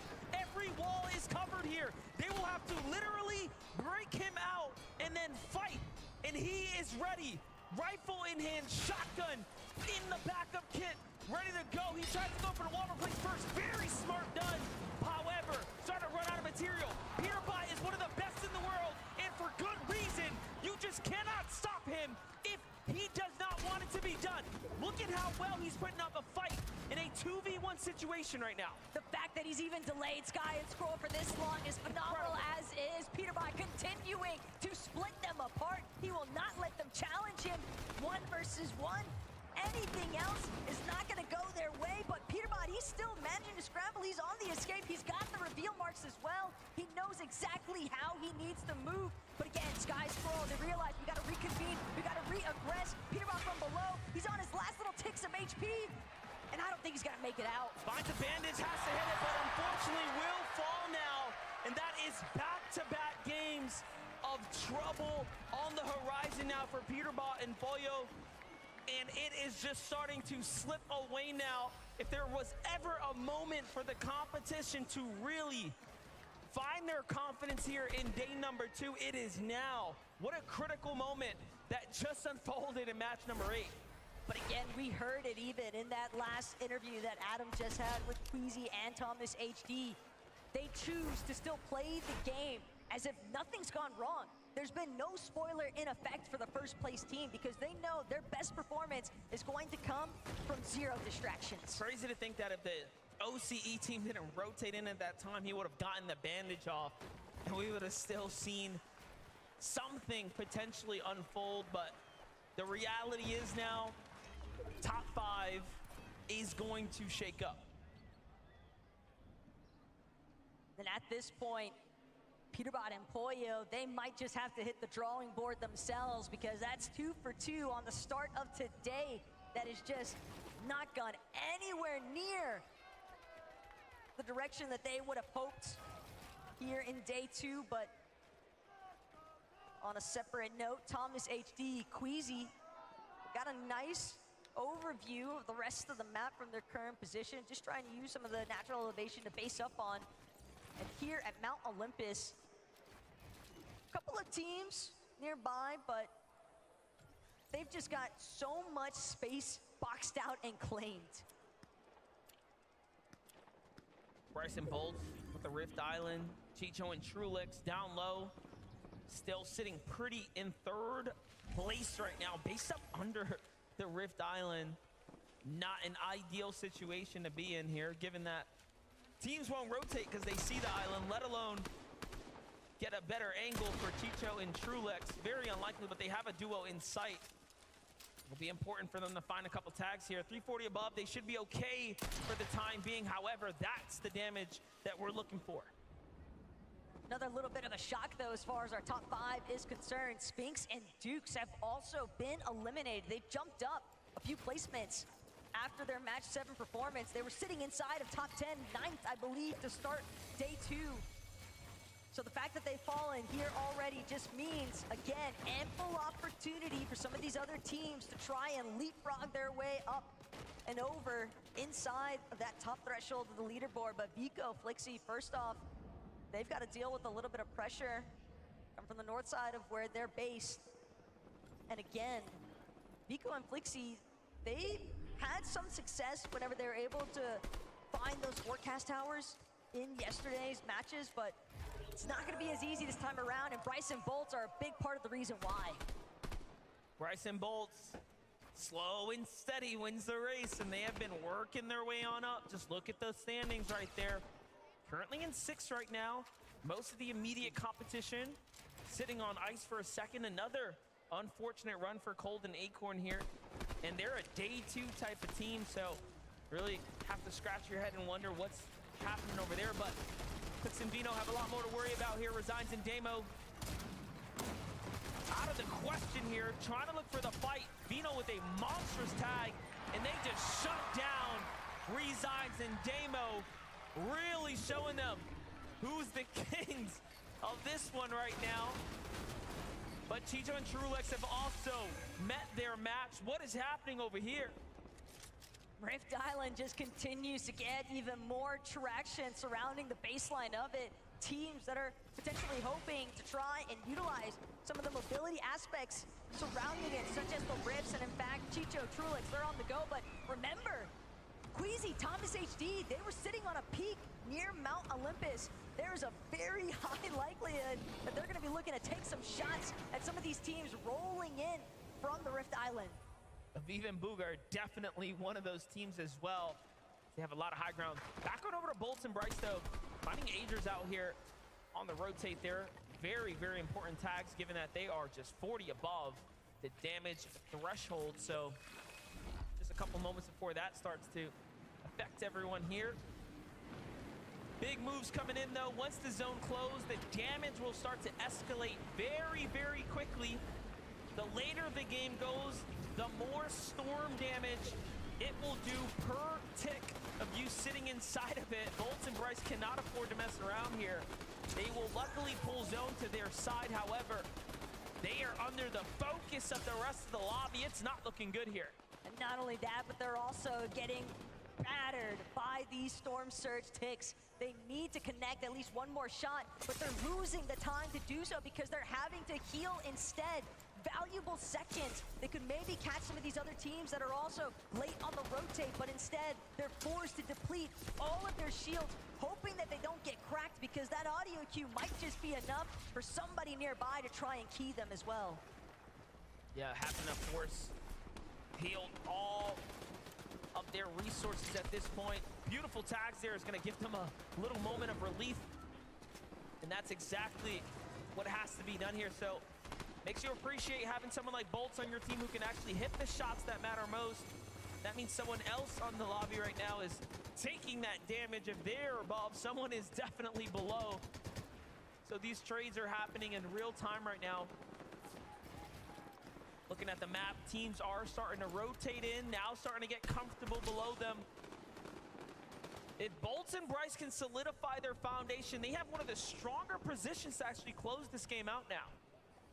Almost makes me believe that they could have potentially gotten their hands onto that forecast tower as well, given that they were willing to commit to a rather central position inside of this last zone.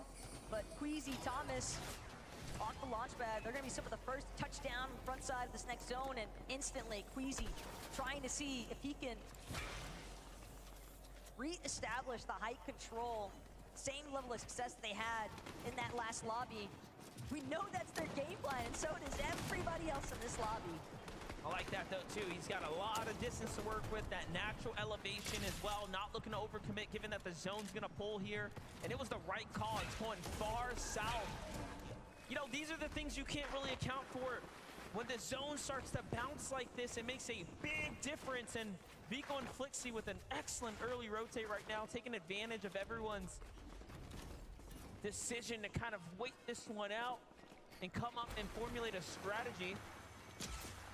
Huddy and Kovacs, though, below the surge for the first time on the tournament weekend. And again, keep in mind, this is a duo that hasn't necessarily been struggling with surge, but they've also thankfully managed to find an elimination in the nick of time here. Kovacs gonna put his duo just above 127 now on that damage threshold, but they still got to make this rotate happen. They're trying to build up. They just expended their last Underworld dashes, and now the focus coming back their way as they try to scale this hill face. An armored wall is going to come out, and Kovac just seeing if he can remain undetected. This is so impressive by Chicho and Trulex. Chicho's going to fall here to the storm with the refresh, which is so unfortunate, but they've managed to really earn their way through this endgame now. Can Trulex get to safety? They're still a long way in front of them. And it's almost bait that there's a zip line there. Don't take that, Trulex. He knows it. He's going to avoid that at all costs here. Going around the sides now. He's safe, but for how long? Top 20 in sight. Meanwhile, on high ground, other teams now starting to set up the zone. Not as brutal this time around, a little bit more of a forgiving rotate here as things are going across. If you have high ground, though, you are set up. And Camy and Setty are one of those teams looking to be the day 2 comeback. But they might not even recognize the fact that Flixie, Vico, they managed to get this wraparound flank coming from a much less congested side of the zone, but still, Setty, Camy, they are due for a comeback, and they've got to go massive here if they want to try and overcome a lot of those shortcomings that happened in day 1. Huddy, Kovacs now getting health at the base of this mountain base. The zone pulls through Mount Olympus just so brutal with all these shifts in the elevation. Vico, Flixie still alive as well right now. Moving their way up, actually utilizing the zip line for a moment there. A little bit cautious though as he want to get to his teammate here. Who's on this ramp? There he is. Here comes the heals. They see a player below them, but they can't even afford to stick around. Unfortunately, Flixie misses the jump there. He'll just have to be caught up. Vico takes the build, breaks them all through the zip line there, and now he is crushing his way through. Meanwhile, Bryce coming up behind him. Kovacs lands a shot on him. It's not safe at all here inside the top 15. The zipline trick is not going to work out twice here as Bryce hoping that he can have an opportunity to utilize some of the last bits of that Flowberry Fizz. But again, Camy, Setty, full control of the high ground. But keep your eyes on Blitz and Benno. They started ramping up. They might actually be close enough to get within striking range. And Thomas HD Quezy, similar mentality. This has to be the hardest zone to make your rotate across here. Quezy knows it. Beautiful tag there, but not enough to stay alive. Thomas HD will make it into the top 10, top 7 now. Vico still standing as well. This is probably the most difficult zone we have ever had at one of these invitationals. At this lane here, it just gets so intense now. But give it a moment here, let things breathe. Vico's found his footing, down goes Thomas, top 5 now. Just moments away here from a potential win for Camy and Setty now. But the fact is, Vico is clutching up some very needed points as far as overcoming the top 3 inside the leaderboard. He's got the last little bits of his Flowberry Fizz to work with. Now he just needs to unleash. We know what kind of solo clutch potential he has in store. If he can find another elimination or 2, that could be the difference. But Click is dead. Gonna bring that one home. Comes out of nowhere with a huge shot in the top 3 to put him right back into things here. It's Pixie who's still alive alongside Giannis. It's a 2v2. They have enough health and just enough material to make this one very interesting. Armored walls now starting to come out. Camy doing the same here to try to conserve some material. Setty's got a lot to work with, but so many armored walls are gonna buy them time, buy them room, right? There's still the clock running here. Nice counterfire now coming up to the high ground. Giannis is exceptionally well in these situations, but it's not looking good. Camy and Setty are just chopping away now. Setty even opting for the drop down, but it might not even be necessary. The Polish Pantheon looking to try and take over here. Pixie, Giannis scrambling around the low ground, but Pixie falls. Only one remains. Setty's gonna look to find it. Nice. Setty takes it with the victory royale. 7 eliminations for Camy and Setty. Seriousness on their face, given that they know there is a long tournament in front of them. Match number 8 is gonna close out.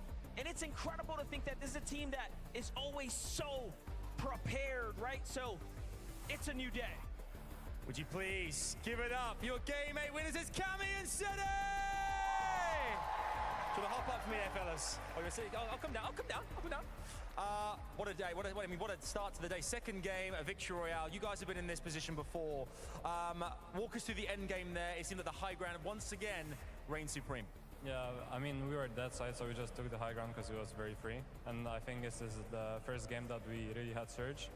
And yeah, we're just gonna try to do our best to have Surge in other games and then try to win more. Well, you guys as well, you've been in this position before, our 2022 Invitational winners. What kind of experience does that, guys, give you in moments like this, having been through the likes of that? I don't even know, we just played high and we won, like, I don't know. We just need to focus on the next games, maybe we win some more, and yeah, we'll see.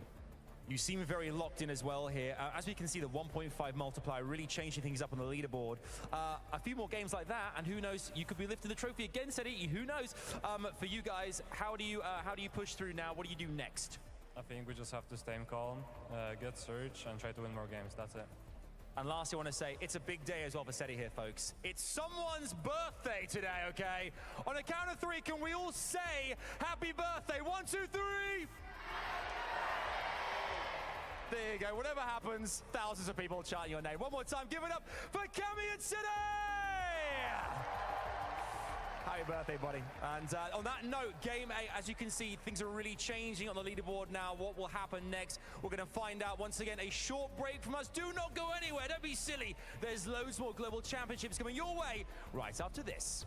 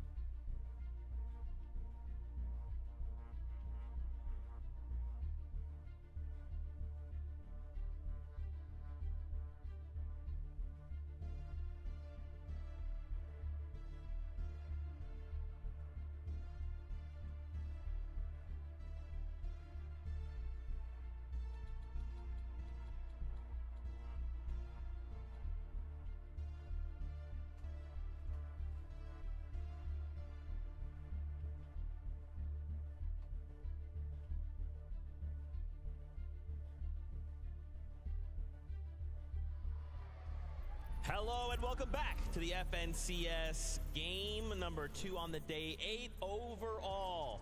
Setty, Camy find themselves the victory royale as well. Fortnite fan, please give a big welcome Kelly Link and Mini Miner as they join us here to break down this game.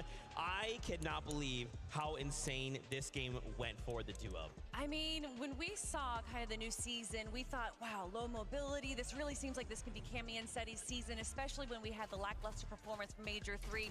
And then day 1, it was a bit of a disappointment, but they are here to show up now from the high ground, taking absolutely crazy shots onto some of the biggest names on the low. Yeah, and it's something that we spoke about on the desk yesterday. This team have the potential to take high. I think if you're a traditional Fortnite viewer, maybe you haven't watched for the last few years, you might think, oh, this is a sort of low ground consistent duo, right? That never play high. No, that's not the case. These guys have learned how to play high these last few years, and of course they can pull it out when they need it. The zone really worked in their favor for them this game. We saw them setting up. Of course, it went all the way back over the Mount Olympus mountain. We saw Quezy and Thomas as well on the front side trying to set up for height, but with the way that zone pulled back, there was only one team that could take height. I love there after that when they just sat back down, just leaned back in the chair. That's right, everybody. We're going to take that in. You watched it right. We got ourselves a victory royale. I would love as well him just calling out, you know, hey, we got dead side. We had our surge in check. A lot of these duos are still having those issues, right? Trying to manage Storm Surge.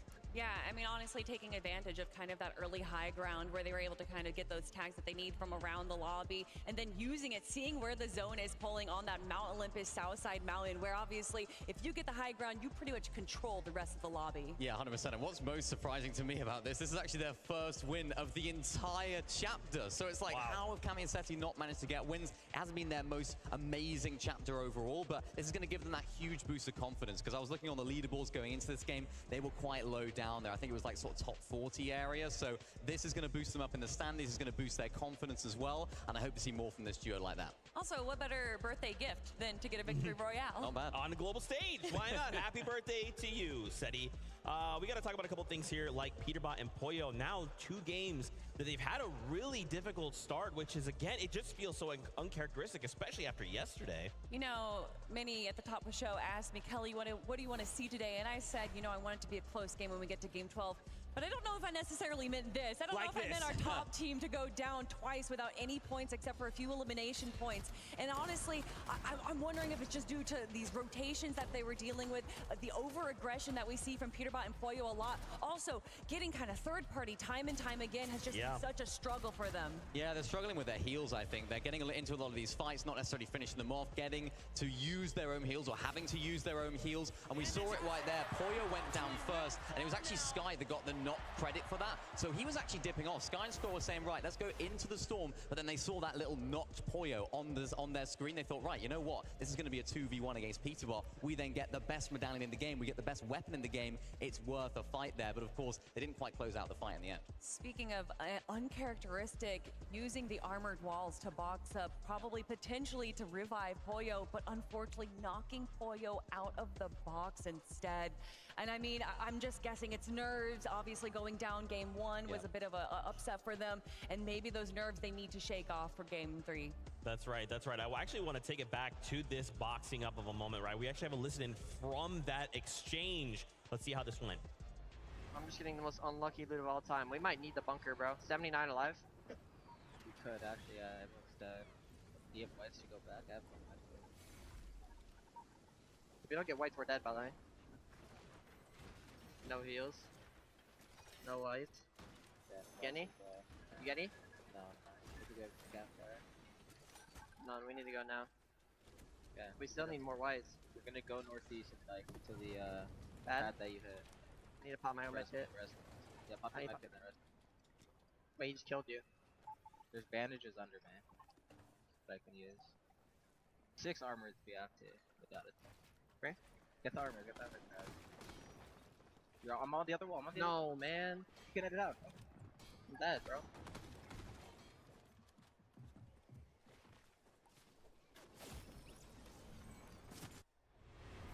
Definitely a difficult situation for the duo. I mean, did you see how many different opportunities there was for any heal available at all and did not receive a single one? Sometimes it just goes that way, you know. That is a little bit of that RNG factor we're kind of used to seeing. That's exactly what I was going to say. Unfortunately, there is just an element of RNG when it comes to Fortnite, and that does mean what you're going to get out of those chests, what you're going to find as floor loot, and unfortunately finding barely any white heals going as far as into the storm to get that bunker. But now, seeing where they are on the leaderboard, Peterbot and Poyo dropping down to second place, meaning that Thomas, HD, and Quezy are in first place. place. Yeah, they are. I mean, what a turn of events right here. That's the first time this entire chapter that Peterbot and Poyo have placed outside of the top 25 in back-to-back games. And who's taking advantage of that? It's Thomas, HD, and Quezy. They would have seen Peterbot and Poyo going down in the feed, and you can see the way that they play this endgame. They weren't necessarily taking too many risks. You saw Thomas, HD playing out those med kits towards the end. We saw them sort of poised for height as well just before that sort of 9 stone started to pull, and unfortunately it didn't quite work out for them. They were in the prime position for it, and of course, as we know, Camy and Setty ended up coming out on top there, but it was this moment right here, Thomas just squeezing out as many placements as possible, 6th place in the end. It's not an amazing game, it's not a first place like we saw in the game number 1, but it's a very, very good game to overtake that first place spot. And honestly, with the lack of materials that they had at the end game there, they played it perfectly. Yeah. They stayed to the low, they stayed back so that everyone that was staying in the front of zone where all that chaos is in the low and middle ground would not be affecting them. But of course, when you get down to just 6 teams, eyes are everywhere and you will eventually be caught out. But still, with what they were given in that game, Quezy and Thomas played that so well. That's right, and for them, you know, it was looking good for Quezy and Thomas, right? There was just one problem. You look up and you're like, we got high right. You look up, oh, steady Camy. Nice. Wow, with that being said, though, we are prepared for more action here from the FNCS Global Championship. Game 9 is here and ready, so casters, take it away. Yeah, you know, this is the dream for us as talent, watching this all play out and things starting to get close as we get to the final moments. Look, everybody from a spectator point of view wants to see some close finishes, but Peterbot and Poyo, I kind of want to see them bounce back because we heard it from Peterbot on the call, just the most unlucky loot of his life. But let's see what Match 9 might have in store.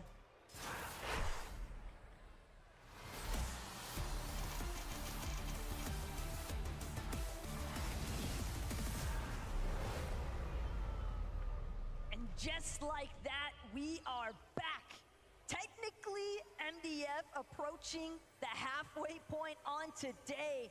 And with that in mind, this is where the pressure is really gonna start to surmount onto so many of these players. Quezy and Thomas, they have made it to the top of the leaderboard, but now it's all about maintaining that position. Yeah, the truth is that it's only gonna get more and more difficult from here on out. You start to see the reality of the situation, and that's you actually have a chance now to take it all away. Every moment is going to come with that little bit of hesitation, right? That second opinion inside the back of your mind of whether or not it is the right move. But you have to continue to follow your instincts, follow your gut here. Worthy and Alex right now doing what they've done since yesterday, carrying in the momentum here. They've continued to win the drop. They're on 4 wins of the drop consecutively, and it seems like things changed after they started getting loot first. And what's also really turned things around for them is, like you just said, they kind of led off day 1 with a couple of wins here at Restored Reels. Granted, one of those maybe a little bit more in favor for them to start with. Mustache Malabuka encountering some difficulties of their own along the way, but that being said, Malabuka, Mustache, the ball's in their court to try and bring this one back to life for them, because the reality of the situation is they have not been able to build any points for 2 matches already today. Yeah, Malabuka, Mustache, clearly amazing players, right? And from the European region that we know and love. But let's jump in with Huddy and Kovacs, talking about EU juggernauts right now on the move up against Atlantic, Skrull, and Sky. Skrull and Sky rotated very early in match 8. Come match 9, though, they're looking to stick around and see this fight all the way through to the end, most likely. Kovacs and Huddy have a lot to lose here. They are in 5th place. Sky and Skrull have a lot to gain as they can fight their way up to the top 5 potentially with one good game, given the multiplier.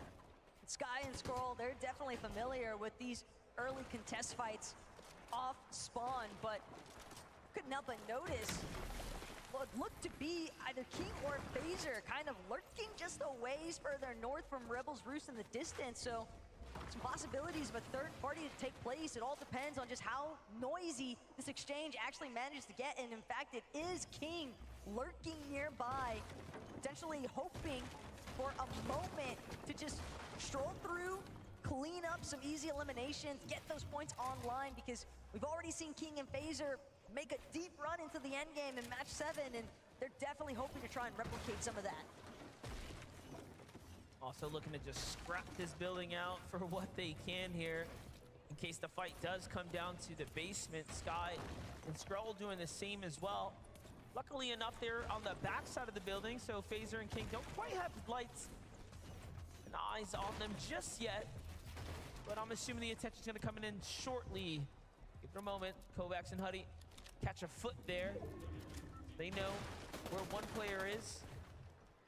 And look, we're familiar with these battles, these early exchanges, but everything that I've noticed so far here today, FDF, is that it's very evident so many of our competitors are just freestyling every single part of their strategy here today. No one is on the same loop paths, the same rotations that they were making all throughout the course of yesterday, and that has made it incredibly difficult for some of these teams that I think just got a little comfortable with what to expect, now having to completely switch things up on the fly.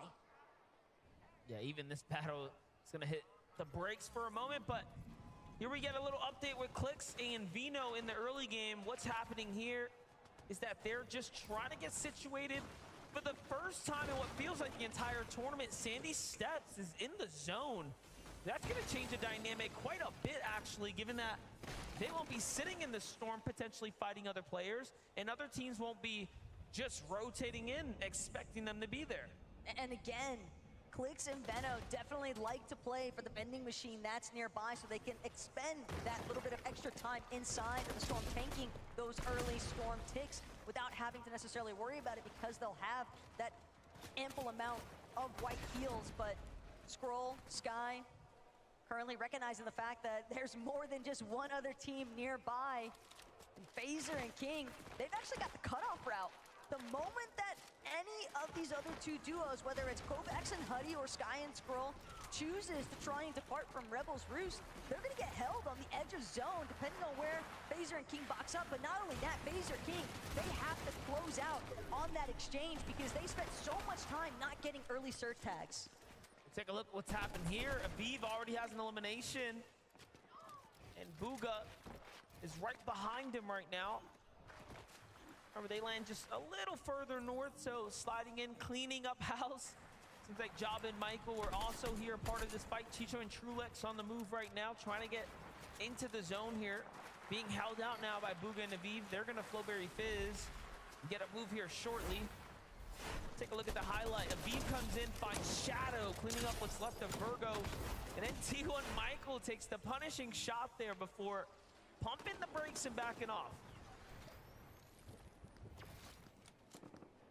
Peterbot and Poyo definitely looking a little bit more set up this time around, but Peterbot gonna find himself momentarily chopped, and Poyo, the only intention from this duo currently is to secure this forecast tower, and with nobody else in sight, Poyo and Peterbot have just unlocked knowledge for every future zone this game, but now they have to make sure that they can actually transition this into a solid late game run because they've been cut short 2 times here today already.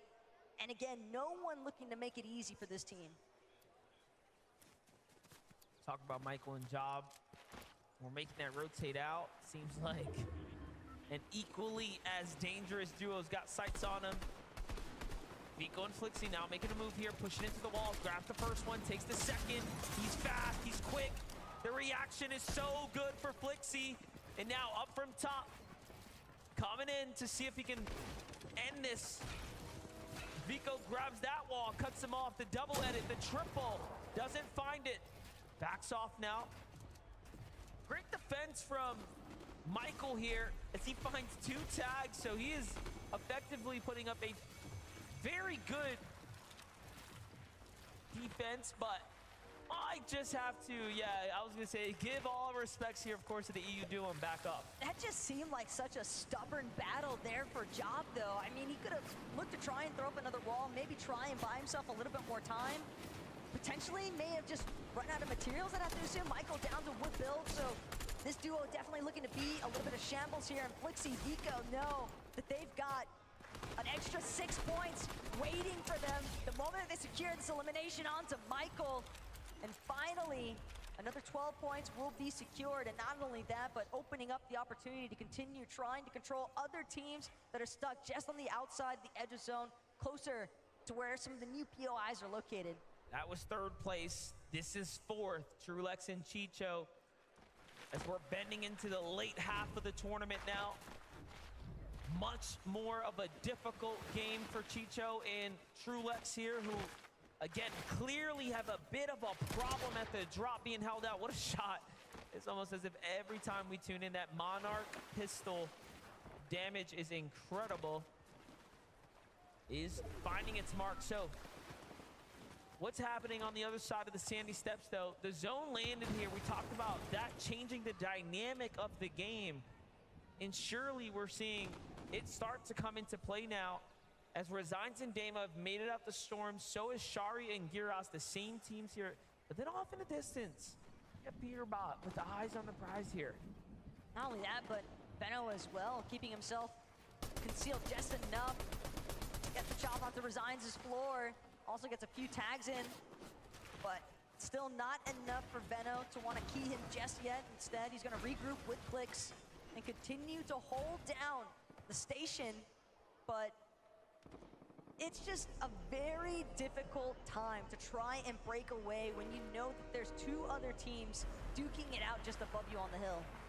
Kovacs almost missed the train there, but he gets it just in time to join Huddy. They're pretty desperate if they're trying to secure loot from here. And that's the results, again, of sitting in the storm, being contested, being held a little too long for a moment there. Huddy not even going to choose to stick around. They wanted the train. They nearly had it. But the fact is, MBF, they're going to have to leave this one empty-handed. And now, with only a handful of bandages in tow, Huddy and Kovacs could potentially be staring down the barrel of their own downfall. It was a risky play to try and make it for the train. I respect the call, though. The commitment, though, just impossible to find with so many eyes on. Bunker play right now for Ping. No teammate, unfortunately, lost here just outside the underworld. So even for Huddy and Kovacs, there's still danger nearby. You never know who's sitting in the storm. Just really shows you that anything can happen. Meanwhile, Bryson Bolts, this is one of the few times he's actually caught up with them kind of in the early / mid game here as things are starting to develop. This time it's up against Body Out and Reason. The floor tick here for Bolt. Bryce playing the other angles. Bad damage though coming in first. Padilla has just been on fire today. He is not willing to budge. The moment that he sees an opening, he is immediately shooting back and typically winning out on some of those exchanges. And now he's able to overtake the high ground because of the damage that he applied onto Bolts just now. But Reason, the moment he starts to crank up, another team in the distance, a solo even, potentially threatening his position. Got a few shots in, but Bryce Bolts potentially not fully aware of the damage that Reason just absorbed. And they're gonna choose to actually sit into the low ground and wait for a new opportunity to see if they can engage yet again with the Germans. Reason and Vidal playing a dangerous game here though. A lot of these walls are not theirs. They are sitting in all this Bolts and Bryce territory. Now they have successfully infiltrated, if you will, this base here and taken over a good portion of it. Bryce is looking like he might be going for the edit out. If I've ever seen one, it's definitely getting set up. They recognize what's happening, and for that reason, jump back down.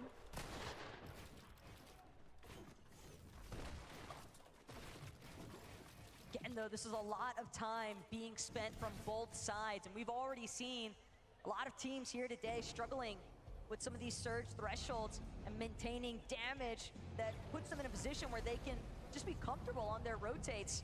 And the longer these fights draw out, the easier it is for other duos to get ahead of you, to look back, take shots, prevent you from entering a solid position inside of the zone. And Baka and Pars, a little bit more so in control, surge base inside of the heart of Nitrodrome. They've got a couple of white heals collected at the top of their base. Meanwhile, finally getting a little peek into what Cold and Acorn have been up to. Relatively quiet day so far, but we heard it first from Acorn. He's after that trophy. Day 2 team still yet to show us it today. Couple of points slipping down here from Acorn and Cold.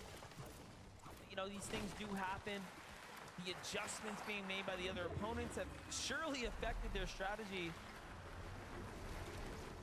But they will have to continue to adjust here, continue to make up for it. Bugha and Aviv seem to be on a faster track here today as well. Let's see what's going on here. So from one fight to a potential other, they're just getting situated. Seems like they found their home for now.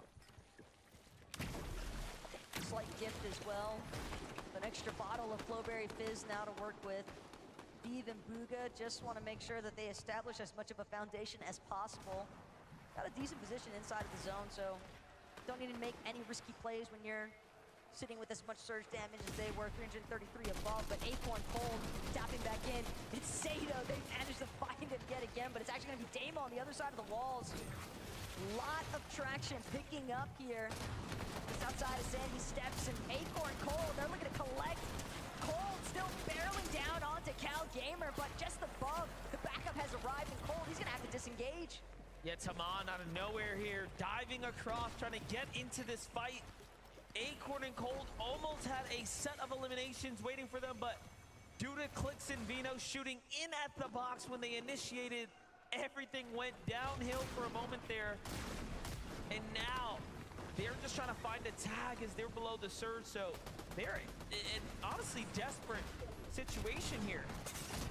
At the same time, Acorn tries to take the walls there, but instead it's gonna be Cal and Amon doing what they can, but again, Cold getting a little bit too much foot traffic here. Cal still holding his position firm. He doesn't have his duo any longer, but Clicks, Veno, they got the shots that they needed to. They know that they can third party this, no problem.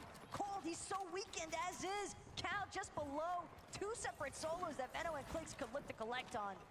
Yeah, they've definitely started to change their focus in purely onto Cold now as they send him running. Now looking to see if they can pick up the spoils of the loot from Acorn, but nothing just yet as they're kind of lost in this mix. And little do they know there is an Antilex and Sato here, right? So that team hasn't made any noise now, but look at that. They do secure the gear here. Very nice pickup for them. If nothing else, it was damage and new loot. They basically just got to reap all the benefits of these exchanges that Acorn and Cold had initially established. And Cold, yet again, caught off guard, was trying to keep himself tucked away, but Cal gets the job done. At the very least, he'll have those two solid eliminations onto Acorn and Cold to work with, but he knows he's likely not safe for a whole lot longer here. Because Veno and Clicks, they've got an idea. They heard those shots go off. They're waiting for Cal to surface from these builds. But at the same time, they also kind of want to get a move on because they don't want to get stuck in the storm for too much longer here. Yeah, it seems like Vino's going to give the call out here. Let's just get out, play smart. Click's going to have to stop and heal for a second. They're going to huddle up together. Cal Gamer will live to see another day. Very, very close engagement there.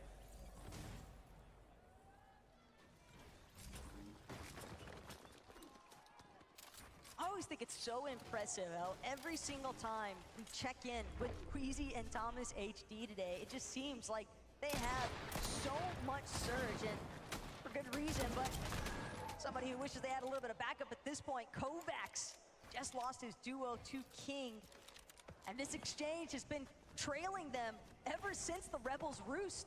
King and Phaser have refused to leave Kovacs and Huddy alone, but now Kovacs as a solo, he's got to deal with the likes of Breet and Ritual to his east, and not only that, but a collection of duos slightly west of his current position. A late rotate is going to be a necessity if he wants to power his way through here, but some of the shots that he's applying, he knows he needs to get that damage just above threshold, and still exposing his position. It's a risky engage. Bugha and Aviv on the other side find their way to the new zone. The half in, half out already revealed. They're below the surge though. They will have to find a duo or land on someone shortly, and from their sights, There isn't anyone nearby. There it is. Finally, they see a fresh build. It's going to be teeny, and it's a single box. So the confidence is surging here, but Bugha damage first. No extra heals. This is all around disastrous, right, for Bugha and Aviv right now. And it's only a matter of moments. They will have to do something shortly. Meanwhile, Huddy already out. Kovacs below the surge as well. Will fall here shortly if he can't find a tag now. But Reet finds it instead, and that's your 5th place team now. Consistency tossed down for once. And it's looking like a repeat performance of yesterday for Huddy and Kovacs. Yeah, I mean, you're not going to really be able to bulldoze your way as a solo through Reet and Ritual of all duos. Peterbot and Poyo, though, this is the furthest we've seen them make it all day today, so they're clearly trying to ramp up for a big performance here in the 9th lobby, but Clix and Benno, on the other hand, they've got Gears and Sherry in their sights. Got a very efficient cutoff, but more importantly still, they need more damage. It's gonna take them some time, but finally Clix will connect. 77 above though. Damage threshold just continuing to threaten so many of our teams here today. Yeah, if you were hoping to get lucky with Peterbot and Poyo, that already happened, right? Like 2 games, unprecedented. Doesn't happen often for them not to be in the end game. So this is everyone's chance now. The playing field has been even. Nicely done by Aviv here. Not only did he actually pick up and save Bugha, but he manages to find damage to keep them in the game and enough damage on the duo to have them to stop peeking so they can rotate, but it is not looking good for Aviva and Bugha. I don't know what more we can expect of them, but there are a lot of duos there.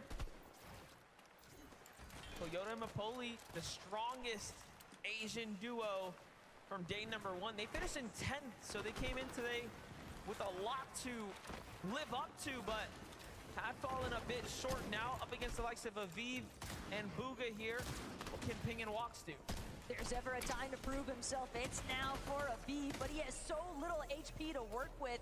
But he has plenty of targets surrounding him. Bugha, though, just too low for the count. Sato's gonna find him. Aviv trying to go massive now to Reet. A little bit of spoiler, getting some tags and cracking those shields. But the fact of the matter is, Aviv and Bugha, they squeeze their way into the top 10, but they still go down for it. Yeah, meanwhile, Thomas HD, you see there, just racking up eliminations, damage, everything that you could be hoping for. And there's another one onto K Shoto outside of the zone here, trying to make their late rotates. Clix, it is not looking good for him at the moment, as he's also in the storm right now. Vino is down. This is just a desperate spot to be in.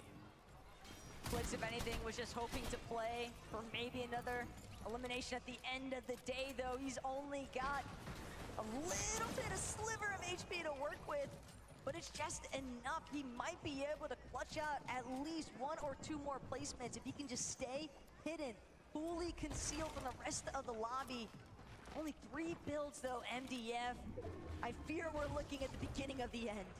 Yeah, it's definitely looking really close here. 8 HP for Clix, 3 mats to work with, late on the rotate here, barely above the surge. It's just so tough, but he's staying alive here, earning little bits of placement, right? All this does start to add up here. Finds Mapoli, very weak, almost gets an elimination there. Someone else ends up stealing it, but still, he's in the game right now, holding on. He's at least got that 33 damage above the threshold. But again, MDF, it's just the odds so fully stacked against him. Any of these next builds that he crosses over could be his last. Teams could just be waiting for a perfect opportunity to scoop up a free 6 points from the backside of the zone, though. Clix continuing to try and charge through, hoping that he could catch another player off guard, but he sees gone. He knows that there's a notch body, but he won't be able to power through and push into these boxes with the armored walls going up, instead trying to remain concealed. But Poyo, Peterbot, they're gonna find him. Of course, it's Poyo and Peterbot waiting to catch them in the web. Look at this, though. Camy and Setty They talked about what they need to do in order to win this tournament here, and that is win more games. They got the last round, and then they didn't even sit down and celebrate. They know that they have to stay absolutely locked in here. But Quezy and Thomas HD are doing the same right now. Below the surge, though, things can continue to develop here. Biko and Flixie now on the move. 3 Elans. Peterbot and Poyo very, very situated right now, but low on material. Low on material, not only that, but Biko and Flixie hot on the heels as well. You have to consider they're making up a lot of lost ground just off the eliminations alone. And Peterbot and Poyo know it. They're just gonna try to play it out and control the low ground for the time being. But with that reveal medallion scanner having just gone out, it's a fresh opportunity for them to see if they can close in on somebody else. Chicho, though, with a big tag onto CZB. That's going to be the knock. And Peterbot, instead, finding Badil in the bottom layers. That's going to be a beautiful refresh for him at Poyo. This is starting to look like a 4-way race unless Dukes and Sphinx can get a win. They're another top 10 team, of course. But Peterbot and Poyo are cooking right now. And also, they picked up material here. This low ground performance is one to take note of. On the other side, Thomas HD and Quezy are also playing the low ground here, but not so hot looking for them at the moment as they are running out of material. So very different start situations happening here. They're at least healthy, though, and with that Gatekeeper shotgun primed, it only takes one good shot for Thomas HD to find the refresh necessary. They're going to continue to sink in from behind the rest of the foot traffic there, playing from the backside of zone. Peterbot, Poyo, meanwhile, staying ahead of the pack. Thomas has lost Thomas. He's going to opt for the medkit opportunity instead, and with 0 builds remaining, it's all going to boil down to whether or not he can even make it into the zone and stay concealed enough for nobody else to pick him off. There it is. He's going to break through the sidewall. This has all been edited. Baka's very weak. White HP. The armor wall comes through. Not worth, of course, pursuing at this moment. He has to focus in on staying in the front side here. No build to work with. Enemy around the backside. Can he get one? More points for him. This is huge for Quezy now. Earning points, earning eliminations. He has to stay ahead of Peterbot, who is on the low ground with a down teammate. Peterbot, so much more to work with. However, it's still so close for everyone else. Another med kit is going to start coming out for Quezy. He's just doing everything he can to survive. Peterbot, though, going to pick off Teeny in the process. Quezy finds another into Rapid. Not going to get a chance, though, to collect the body loot. Instead, he's scrambling, trying to remain out of sight here. Tulix and Chicho right behind him, but Peterbot grabs him in the end. That's exactly what he needed as well. Peterbot trying to take back these points here. Finishing off Trulex now inside of a top 5 situation up on height. It's Dukes, though, with Peterbot looking to fight back. Do not count him out.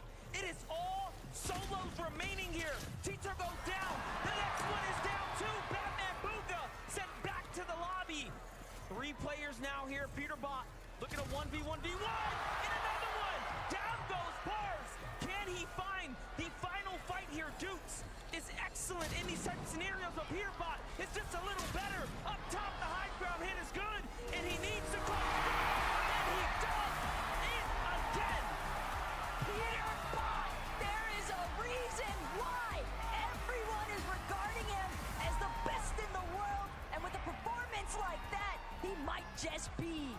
Put him in the box, wrap him up, and send them back to the lobby is the motto here. Well played. Would you please, forward, put your hands together for Peterbot and Poyo! Oh my, Peterbot, that is how, that was ice cold. That is how you do it. Walk us through the last part of the game there. We just saw you sweep up. You are like unstoppable. Yeah, I don't know. I just eliminated everyone. I mean, everyone was a solo. Poyo on me. Gold Gatekeeper with Drum Mag. I was just eliminating everyone. It was pretty easy. I mean, you're right there with the guy. The crowd are behind you too. Poyo, unbelievable work from your duo partner here. When you see that in the end game, how are you reacting? How are you feeling in that moment? I saw it was 5 solos, and I just had a feeling he was going to win the game, too. I just had a feeling. You just had the instinct. You just knew it was going to happen. Peterbot as well, obviously, the first 2 games, they didn't go according to plan, but that is the way to go into the break on this final Sunday. How do you guys feel like the first 2 games, things are really looking good now going into this break? What do you do to regroup during this this halftime break? Yeah, we're going to talk to our coach and go over the first 2 games and see what went wrong, and yeah, we'll go from there. And anything you want to say to Quezy and Thomas HD for the first couple of matches as well? I mean, obviously the crowd here are very excited too. He's checking his stats on screen. He's looking at the leaderboard, and we have ourselves hey, this is flip-flopping all the way here, but there's a difference in points now. You guys are back on top. Thank God. God did. Okay. And Poyo, going into this last part now, you two, how are you feeling? Are you confident that is definitely within your grasp? 3 games left to go. Yeah, I think we can win. Just replicate what we did last game and the other games we won yesterday as well. Okay, well, let's see exactly how it's going to unfold. One more time, Fort Worth, give it up for Peterbot and Poyo! This is one serious Global Championships final. 3 games left to play today. We can't wait to see what happens next. Zeke, what do you guys think? This is blowing my mind. My hands are up. My hands are up. I don't know what's happening anymore. I cannot even believe this. First off, how did this game end as a solos? This is a duos competition. Solos running around, and just the fact that Peterbot pulls off one of the most insane solo clutches, right? I mean, Poyo goes down in 11.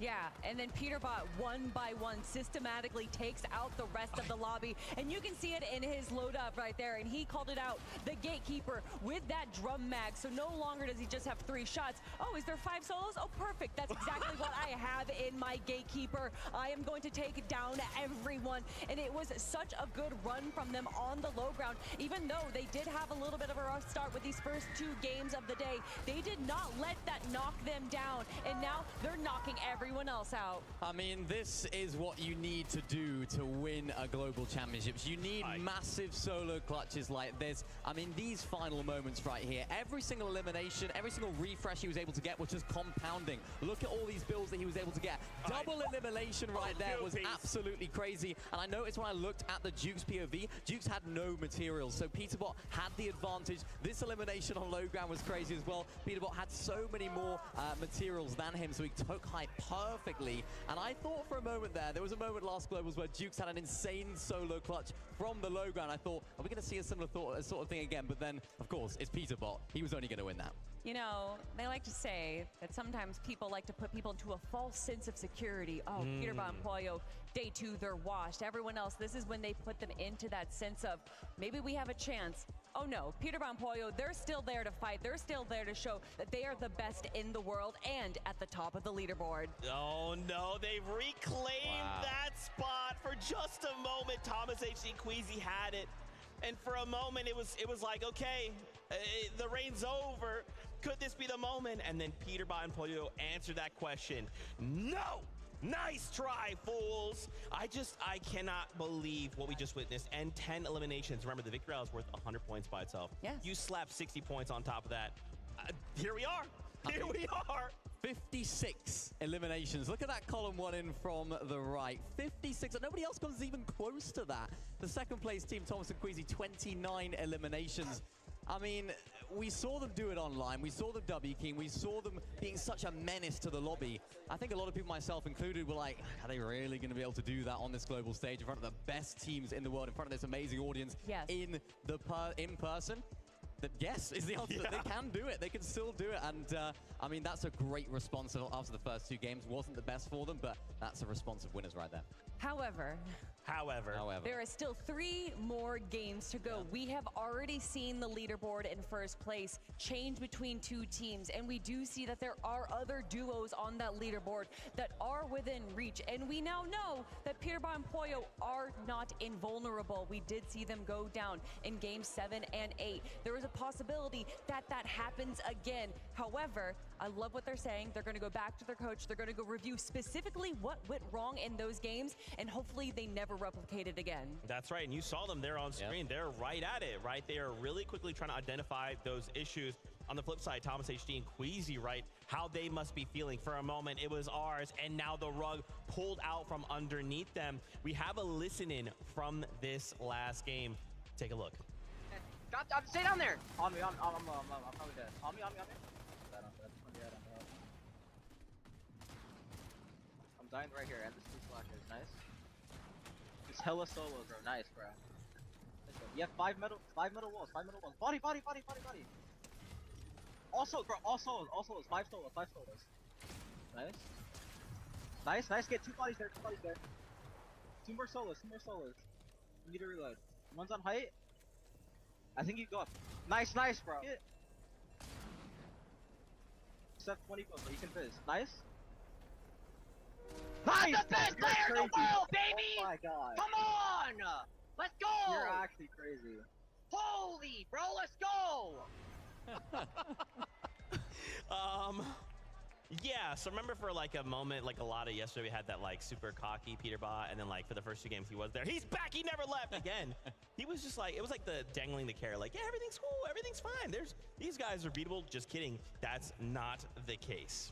I do want to mention, though, yes, Peterbot and Poyo did absolutely well there, but Quezy, a solo on the low ground with no mats, able to get back-to-back eliminations as well, just making sure that they are still collecting those points because they don't want to see the 150-point deficit that they saw from yesterday. Yeah, they really don't. Really well-played game from these guys. I mean, it's unfortunate that Peterbot and Poyo had such a good game from their perspective because this was another solid performance from them. You saw how Thomas HD went down right there. Really unfortunate situation. Quezy was actually able to pick up Thomas HD's materials once he was finally eliminated in the storm, so that just kept him going and allowed him to make this solo clutch. Some really, really nice eliminations. This one in particular, unfortunate that he couldn't get those builds, because I think if he could have got those builds, he would have had a little bit of a better placement in the end, but solo clutching 6 is so good, and particularly for Quezy, who I feel like people don't often give him the credit as a really great mechanical player. It's all about Thomas HD. He's the fragger, he's the best player in this duo, but no, Quezy has what it takes as well. He's proved it previously, he's proved it today. He is one that can perform as a solo. And think just off that performance, right? That was enough to kind of, because Peterbot and Poyo could have run off, right? Yeah. And that was enough to just hold them on and just say, like, look, you're going to pull ahead, but I'm going to make sure that lead is not as big as it could have been. Props to Quezy after that, my goodness. Also as well, just a couple highlights from that last game, Dukes and Sphinx. Dukes making into that 2nd place, they burned so much for that high ground, though. Still 2nd place, placement and eliminations, that's huge. Yeah, and Dukes and Sphinx had a pretty good day 1 as well, so to keep that rolling into day number 2, to control high ground there as well was very smart. Camy and Setty for a moment there had high ground, but then they saw that they had low mats. That's when Dukes and Sphinx went up, and Camy and Setty very smartly dropping down, not even trying to fight for it, because when you have no mats, what's the point there? Dukes and Sphinx capitalizing on that awareness, did a great job in that game. Yeah, they did, and as you mentioned, Zeke, it's always tough to sort of keep those materials going when you're a high ground team like that. We saw at the end, Dukes didn't quite have the materials to try and win that final 1v1. I expect to see this team making more end games, though. It's nice to see them getting that 2nd place, as you mentioned, a really solid day for them yesterday. So building on that, not crumbling under the pressure of having that good performance in day 1. I'm excited to see what they can do. That's right. Ladies and gentlemen, FORTNITE fam, we are now at the halfway point of the competition. Only 3 games left to go. Our players have left the stage. Now they'll have a moment here of respite. They'll be able to eat, talk to their coaches. So when we return from this next break, we'll have more for you here from the FNCS.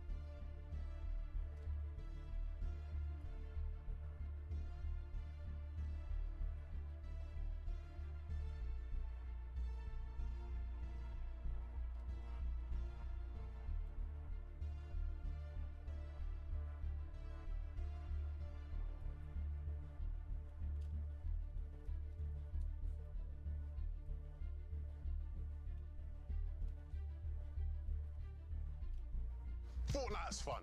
We all know that. But how do we make it even funner?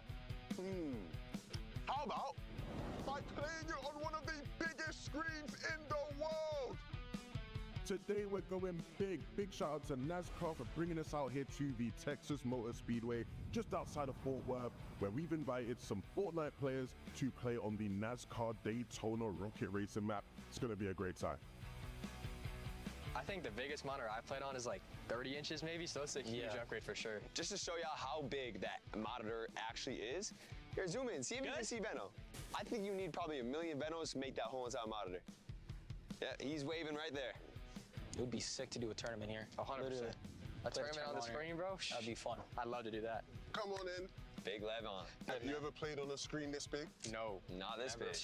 Who wants to go first? I'll go first. Damn. Oh, okay. He's taking a step. He's confident. Take away. I don't think you're gonna win though. We're gonna jump in. We're gonna see who can get the fastest times today. We're gonna do some time trials, right? And it's live. Let's go. You already guys already started, dude. You're 6 laps? He's played this before. I feel like he's Where's played the timer? Maybe he's not played it before. The middle mouse button to activate your boost. Go on, go on. So you sit in this 3 minutes and 20 seconds. Get a grip. So Rob. Are you next? 11. Is it 11? 11's gonna get the worst score, bro. Really? Don't get nervous, Clicks. And it's live. Let's go. 320 to beat. No pressure at all. But if you don't beat the score, it will be pretty embarrassing for you. Can you see where the kilometers is? Like with the numbers? Yeah, I see. Oh my God. We bugged them now. You gotta be 2 seconds. You've lost a lot of seconds there, bro. Let's see. Clicks is rocking in with a 3:11. That's what I said. That's what I said. That's what I said. It was much. That's not great. By 9 seconds. So Cooper's stepping up next. Bit of a slow start there, lad. Yeah. Wait, how am I slow though? I think you'll hit sub 3 minutes at the moment, yeah.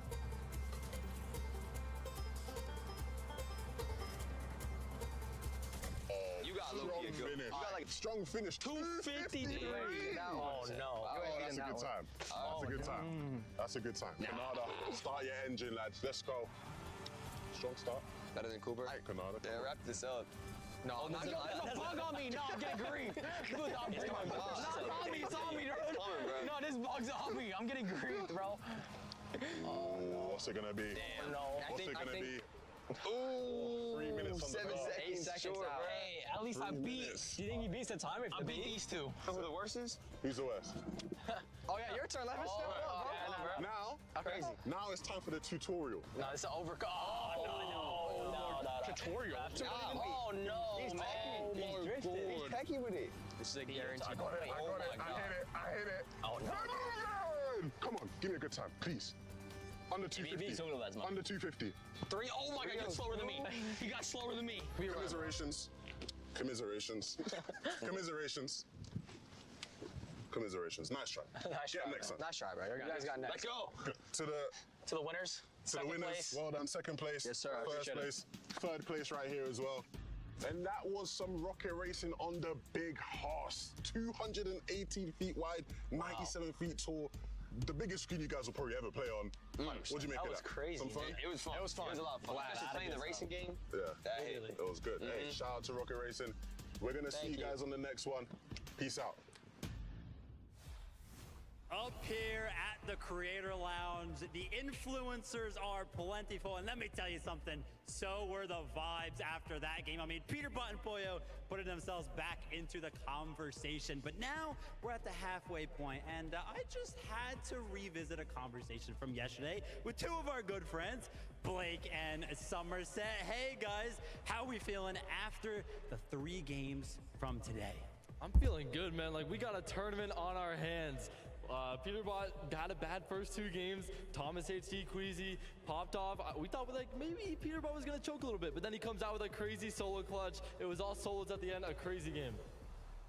All I'm gonna say is Blake has been in support from Peterbot since the beginning. I may or may not have, but now I'm definitely turning my cheek onto them because they have been going absolutely crazy the last 2 days. Awesome stuff. There's been a lot of surprises in the competition so far today. And Blake, heck it, why don't we throw a surprise your way as well? Why don't you go ahead and turn your head that way real quick? Everybody, it is Blake's birthday! On 3, I need one giant happy birthday for Blake himself. 1, 2, 3, happy birthday! Go ahead, Blake, go ahead and make a wish right there. There it is. How you feeling? I just wish to qualify for Global Championship next year. That's how you know he's a competitor. Somerset, you are always by Blake's side. Any words of affirmation for him? Happy birthday. You're getting old. Everyone's making these accusations that you're washed now. So next year for Global, you got to prove them wrong. Let's go. There we go. Listen, we have some cake to celebrate with up here. There's going to be a celebration at the end of the day, and Quezy and Thomas are hoping to be a part of that. Yeah, they really are. Can you make sure that you save us all 3 here some birthday cake? I would be devastated if you didn't, all right? I'm joined by Quezy and Thomas HD here. We have got ourselves a serious championship Sunday. Quezy, the first 3 games, I mean, we had ourselves a lot of points scored early on, and Peterbot and Poyo going down gave you guys a real advantage to get up that leaderboard, and you were the top spot for a while. Walk us through those first kind of couple of games and how that went really well for you guys, ensuring that you are definitely in contention for that trophy. I mean, we're just trying to be consistent, but it's hard to compete with Thanos himself, you know, so we'll see. Thanos himself. I mean, Thomas as well. I mean, you obviously in that 3rd game watching Quezy there, who managed to clutch up and just carry on going. You need those kind of plays in finals like this, don't you? Yeah, I was like really hyped that he clutched up a few elims and he clutched from top 12 till top 6, I think, or something. Yeah, I'm proud of him. Well, I mean, there's only like, what, 40 or 50 points between you guys and top spot right now, which is absolutely doable with the 1.5 multiplier.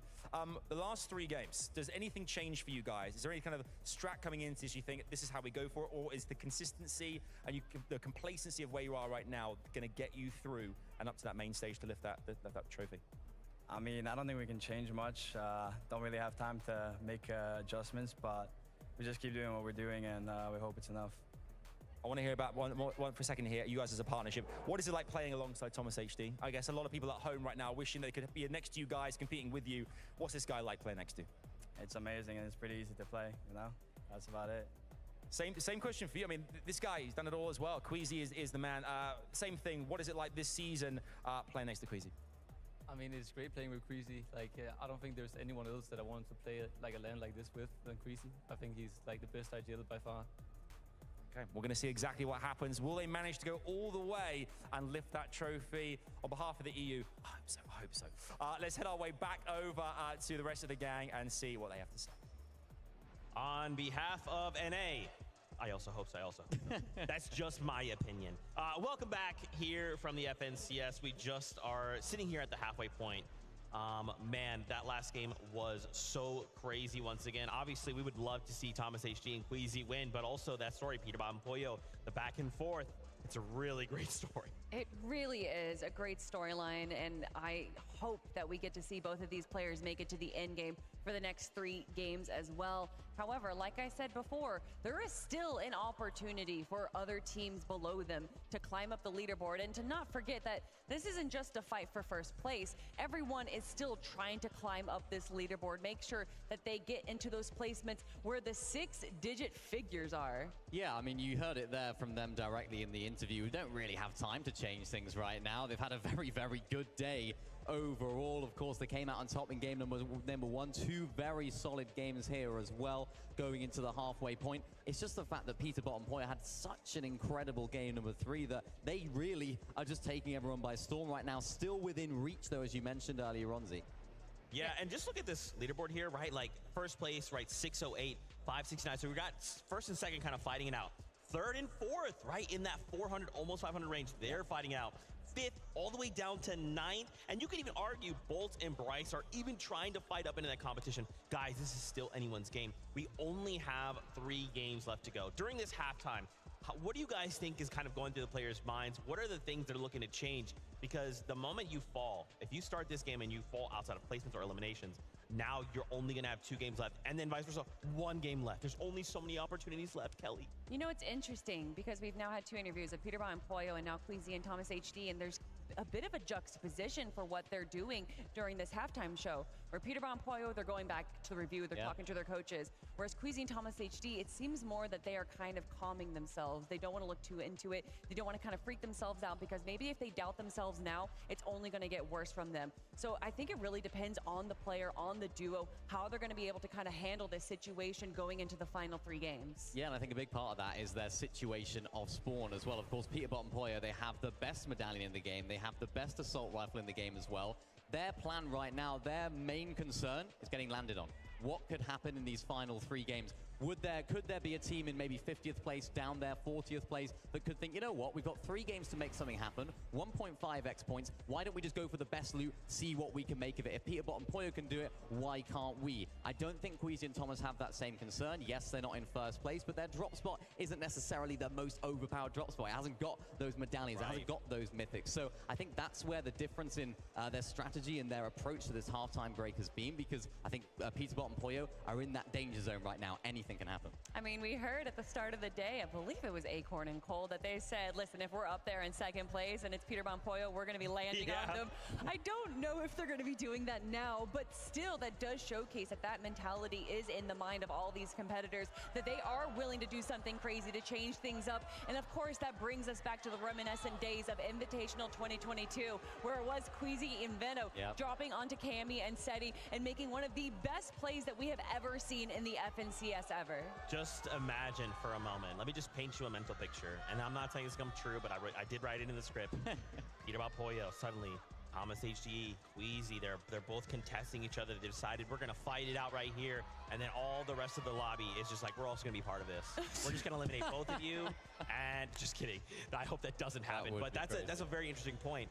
In that moment, you know, in Invitational, we would have never, and I don't think anyone would have ever imagined that was what the play that would have been made. And so here with 3 games left, you got to start thinking as a duo, like, bro, we can make one of those plays. It's high risk, high reward. But at the end of the day, like, it could win us a global championship. It could send us into the top 10 and receive life-changing amount of money. I mean, there's so much on the line here. I think that was a very specific situation, though, in the Invitational, where Camy and Setty and Quezy and Veno were so far ahead of the competition that even if Quezy and Veno did go down in 2nd place, they would have been there regardless, because they knew that Camy and Setty were so much stronger in the end game there. So I think that as far as other players landing on the raft, because there was at 1.4 teams, why not 40 teams? I think that is a very specific situation, because a lot of these teams are still trying to climb up that leaderboard and not sacrifice those placement points. I think it is a specific situation, but I also think it's a specific situation that could actually happen, right? With how well those top 2 teams are playing, it could happen, Zeke. That's right. Our players are taking the stage once again. They are preparing themselves mentally. But this is not the only competition that has been going on this weekend. There's another one happening on the FORTNITE Battle Stage!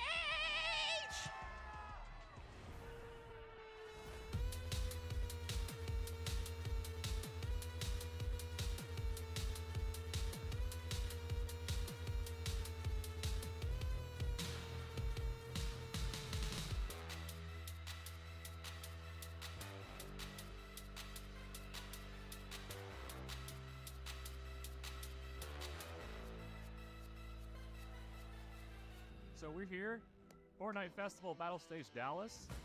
So here's how it's gonna work. You're gonna have each individual on a band. They're all gonna compete amongst themselves. The top player at the end of a battle stage competition will advance to the next round. And the next round is gonna be the finals for Battle Stage Dallas.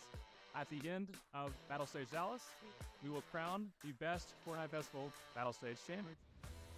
So this is arguably like the largest prize pool in like guitar game history, and the fact that FORTNITE Festival Battle Stage Champions is happening at all is like, it's incredible.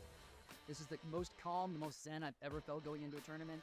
Won 3 national championships in the old days. Looking forward to maybe adding another.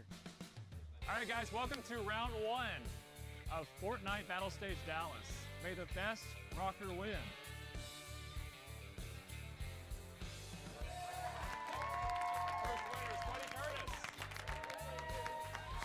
Told you right now, I'm gonna win the whole thing.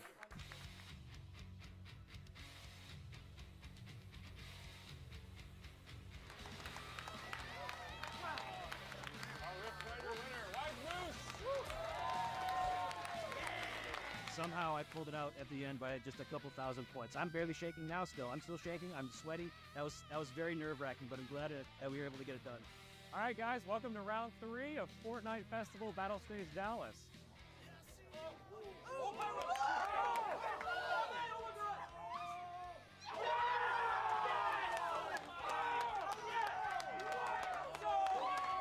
Nerves being up here is just insane. Like, you are not prepared until you get up here. Battle stage is completely different from main stage. Like, it's truly competition at its finest.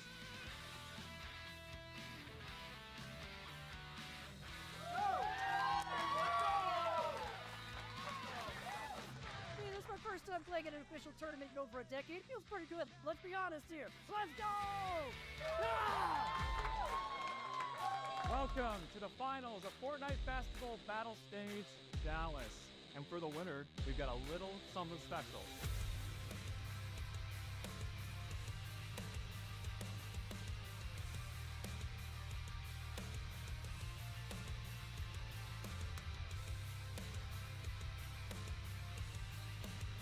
Where's my D-pad?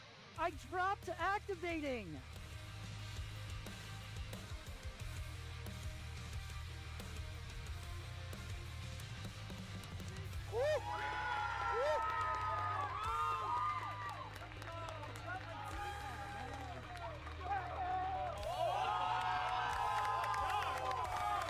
Congratulations, Moose, for winning, and congratulations to the Rift Raiders! I did it for him. He couldn't be here with us today, but I was here. He was here with us in spirit, and I did it for him. My best friend, I don't know how to feel yet. I don't know. It doesn't even feel real at this point. But it is real because I'm holding the golden guitar. So that's very cool. I could be more happy with how I played. I hope we see more competitive events like this in the future. Because, man, so many people getting into great music, so many people getting into competition. That's what it's about. Love it. Well, next time, I'm definitely bringing it home. Moose better watch over his back. Shout-outs there. Fortnite Festival Battle Stage Champion. That's what I'm going to be doing after this. I know this has been super fun. I'm just going to go. I'm terrible at that. Let's just, yeah, anyway. Here we are, though, back once again. We are almost ready to jump back into the action. As we kind of talked about, only 3 games left to go. And then we are looking to crown global champions, Kelly. It's finally happening. I mean, since 2023, where we saw Cooper and Miro raise their trophy, I've been waiting for this moment, and to see these 2 teams so close in reach of that title of the FNCS Global Champion, I cannot wait to get into this next game. I'm so happy it's close. I'm so happy it's so close. As a neutral, if you're watching and you don't have a team that you're following, I think it's so good that things are so neck and neck going into these last 3 games. And of course, with that 1.5x points multiplier, anything can change so quickly. So even the likes of Vico and Flixie, if Peterbot and Poyo, Thomas and Quezy don't have a very good end to the day, Vico and Flixie could be your FNCS Global Champions for this year. So it's still all to play for, and it's going to be electric, Zeke. This is really where, this is the business end of the competition, we call it. I know, we just cannot discredit this Victory Royale. 100 points. Yeah. I mean, right? A single duo could find themselves a Victory Royale, and then everything changes. This leaderboard shakes up. We could see Peterbot and Poyo have a slip-up like they've had, right? The same thing for Thomas and Quezy. Any of these teams could. Now, we don't want that, but it could happen with 3 games remaining. Yeah, and I love the way that these end games have been going. We've had wins from the high ground, we've had wins from the low ground, we've had solo competitions, we've had 2v2v2s. It has just been an all-encompassing experience of what Fortnite has to offer. Yeah, we've had a little bit of everything, haven't we? Solo clutches went crazy. Of course, there's that one game today where we had like 5 or 6 solos just in the game alone. So yeah, we've kind of had a little taste of everything. Now this is where things get really serious. I expect to see a little bit of change of strategy from some of our teams that maybe aren't doing so great. Some of the teams at the top, I think I'm expecting more nerves from, because this is really where it's make or break. I think this is also where we're going to see a lot of issues with Storm Surge. A lot of players playing as safe as they can possibly be because they don't want to get eliminated. Regardless of going for those eliminations, they want those placement points. So I think that it's going to be a bit of a struggle for a lot of the teams that don't have kind of those off-spawn fights or other duos near them. They're going to have to make some big rotations to get those tags, or at least have some strategy in their back pocket. Yeah, I mean, I'm just curious to start diving into what has changed, right? These players have had this time to kind of just wash away. Those first 9 games don't matter. We just have to show up for the next 3. These next 3 games will define our legacy, the legacy we leave here at the FNCS Global Championship. It is time. This is game number 10. Let's load right back on that battle bus with MDF and the best taco. Thank you guys so much. And yes, MDF, we have officially crossed the halfway point. Match number 10 is in sight. And what's even more crazy to even consider currently was that performance out of Peterbot to close things off, because so many of these teams, they just had to sit and ice out for 20 minutes watching that. But we're ready to see what match 10 has in store for us.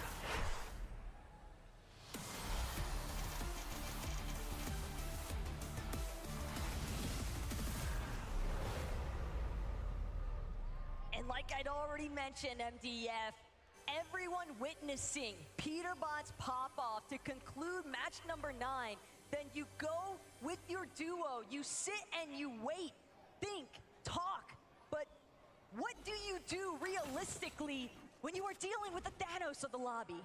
Yeah, I mean, hey, they said it, we didn't, right? This is the truth of the matter, is that everyone looks up to this team as clearly the most powerful in the lobby, but now that we are in the back half, I mean, that short break does allow for other teams to try to sit down and formulate a strategy.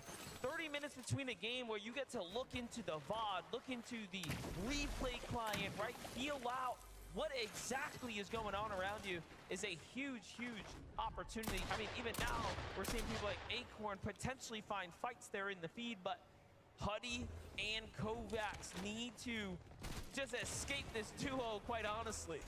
Seems like Sky beat Huddy and Kovacs to the punch. He's actually got a Gatekeeper shotgun, which is going to fare significantly better, you would think at least, but Huddy actually going to find the first assault. Sky has been knocked. It's exclusively down to Scroll now to try and stay alive, but he's not going to be able to make it work. Huddy and Kovacs, once again, fully in control and commanding Rebels Roost. Very nicely done for them now, as we are just jumping into things here. Peterbot, Poyo looking pretty good now. What's happening though? There's action happening here at the raft. They don't want nothing to do with it as they're shying away. Swizzy and Japko get a little bit of loot and just back off as fast as possible.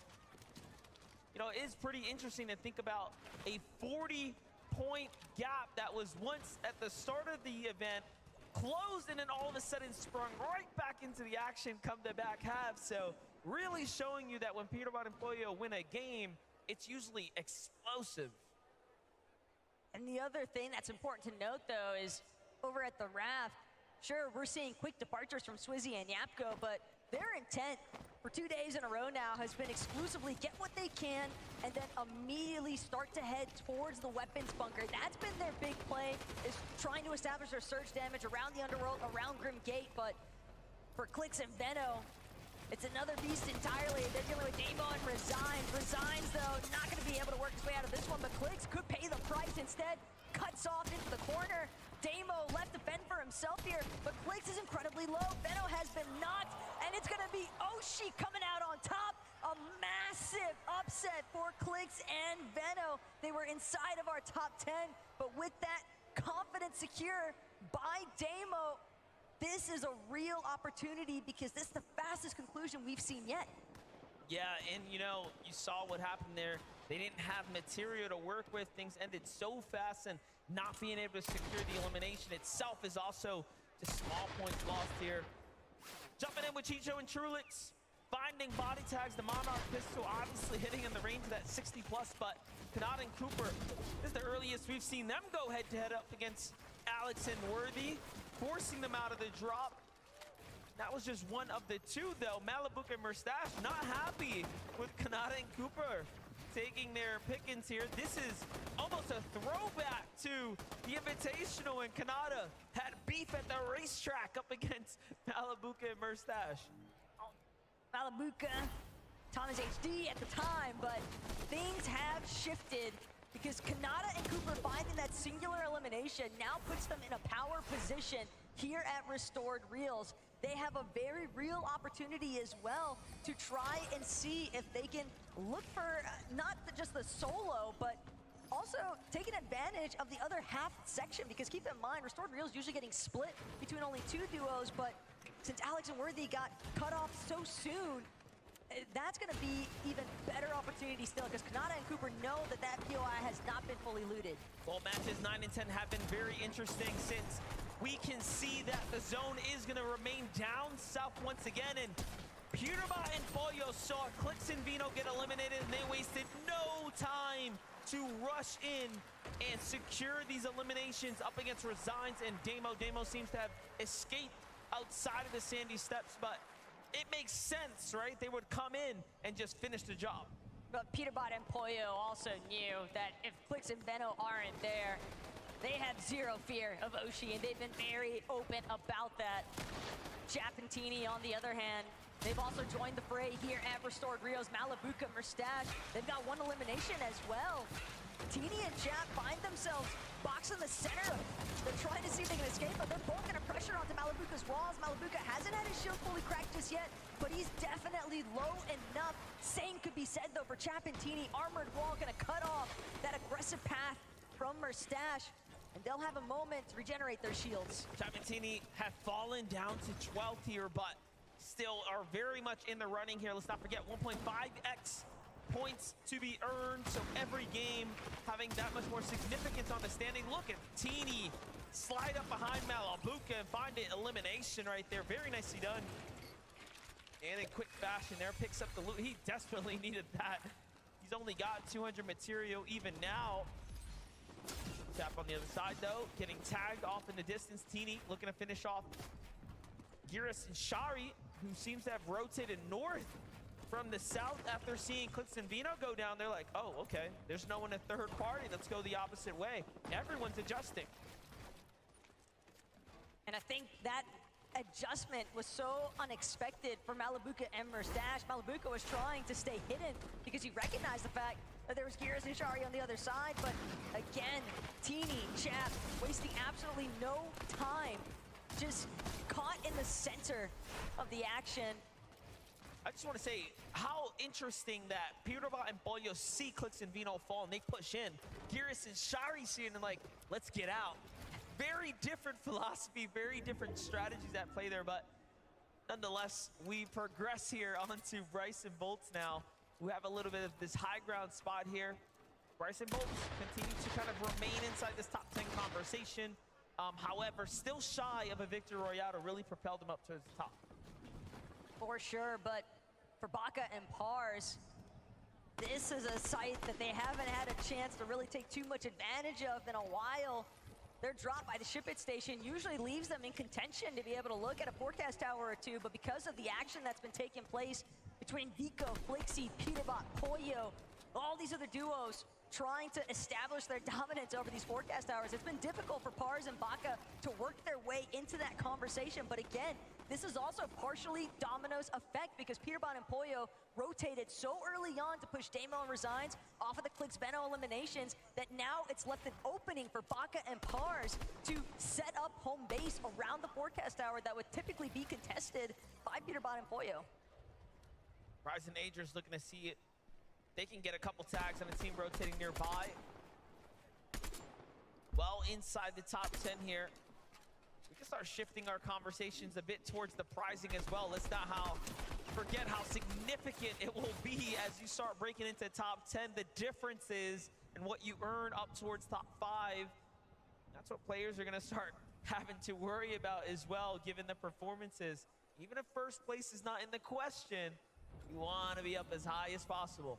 And that's also an interesting dynamic to consider because some of these teams that are outside of that top 25 in the leaderboard, this might just be a prime opportunity for them to be as reckless as they want because realistically, 6 points per elimination, if they're able to stack 3, 4, possibly even 5, it's never going to be easy, especially not at the caliber of a global stage lobby. But when you know that everybody gets money and when you see such distinct gaps between the prize pooling just for 1 or 2 more placements higher, it's definitely worth trying to key after.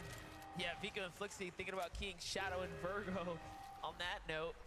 Shadow and Virgo very much aware that this bunker's going to open here. Now looking to back off. Seems like they've sort of met their match. We had time to catch up with Vico's parent, and they said they expect Vico to get much more eliminations today. That is what is the hopes. And look, he has done just that. He is in 3rd place right now. Vico and Flixie absolutely have proven to the world that they are a scary team and someone to be respected. Just seeing the way that Vico's mom is so invested, though. I mean, granted, I would imagine that any parent would be, but it's just the emotional display. I can only imagine what it's like, because even for us watching, the anxiety is bound to hit. Nerves definitely starting to build here, but the shots have to stay clean as ever for all of these players involved, because you might not have as many opportunities as you would hope for, and Spinks managing to connect some very optimal shots with that striker burst assault rifle. He's definitely under a little bit of duress himself on the top of his surge base. Haven't seen much of the early game from Dukes or Spinks, but they are creeping their way up the standings. Just a silent team at the moment. On the other side, Bugha and Aviv looking to make some noise here at the Reckless Railways. I was just gonna say, but you gotta be careful, because here comes Flixie and Vico coming back to home territory. First tag's gonna come out onto Aviv by Flixie from the low ground. A great peek, and Aviv's gonna respect the damage coming in from Vico now and back off. But both of these teams need to be wary of the fact that they don't want to get caught outside of the zone for a little bit too long. Teams inside of the zone already managing to build up more primary positioning, and when you're trying to break through some of these surge bases that are in more of that central map position, it can be very difficult to work around and still retain as many resources. All of these splashes, a little bit of Flowberry Fizz that Vico has left over. It seems right now he can definitely buy himself more time than what Bugha and Aviv had to offer, but because of that factor, Bugha, Aviv, they're not really interested in the fight. The one thing to note too, the bunker, not really talked about how much ammunition it serves out to the players that secure it. You saw there, Vico and Flixie had 300 ammunition apiece, where you start jumping into other teams who are quite literally dwindling down on resources so soon, they'll start to run out. It's a big part of the reason why Kovacs seemingly wants to see if he can find another refresh if possible, but again, teams next to the Nitrodrome fully aware of the fact that these last little bits of metal are probably gonna have to be the hard mats that carry them through the rest of this mid game.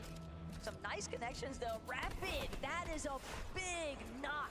A huge knock there. And look at this, we jump back in and Flixie's actually down. What went wrong? And now it's up to Vico to try to play this one out. We saw Flixie lurking, trying to get a weird angle onto Aviv and Bugha, and they might have actually caught him off guard. Aviv and Bugha may have even falsely alluded to Vico and Flixie as if they were, trying to just escape, but in actuality, they were really just setting the trap all along. Flixie was playing rather separate in the first place, and yeah, here, you can already tell, shields cracked, low and exposed, and too easy for the big cheese to take care of. Aviv and Bugha on the move now. No one in sight here as they get a nice clean rotate down the river's edge here. This is match number 10. The back half of the tournament is very much underway here. Aviv and Bugha have a long way to go if they want to break into that top 10, but they are knocking on the door now, as several eliminations and a good placed game here will put them inside the conversation. And this is after having such a struggle day one, right? Completely, almost unheard of for Bugha and Aviv, but this day two performance is one to be impressed with. Meanwhile, Huddy and Kovacs, from one bad game the previous round, seems like they're carrying that bad vibe into this one here as well. It's not looking good. From the frying pan straight into the fire is what it feels like currently for Huddy, but he's hoping he can continue to try and make his escape. Chap, though, intent on looking for the confirmation of this next elimination. He wants the points, but more importantly still, he wants the siphon of those materials, or all the little goodies that Huddy might still have to offer with his loadout as well. Keep in mind the splashes and the ammunition can go a long way for some of these teams that don't have those weapon bunkers like you already called. Vico has now brought back Flixie with the reboot van. The most important part about losing your teammate, I think, is the time lost, right? And the resources handed over to the opponents to, of course, secure it. Sure, you'll have time to kind of get back into the swing of things, but you are very behind on time now, which obviously is so valuable, and you do not get back. I think what's even crazier still is the fact that they were still a couple hundred damage above the threshold. Despite this setback, they are still in an okay position to try and crawl their way out of the hole that Aviv and Bugha essentially placed them into. But top of Rift Island definitely starting to heat up here. Muzz, Epic Whale, after some very essential material. They have 0 metal though, and that could be a massive detriment as the mid to late game transition begins to unfold, because they're gonna have to play exclusively off of brick walls if they enter any engagements at the top of Rift Island here. Still very, very difficult spot to be in for Huddy here.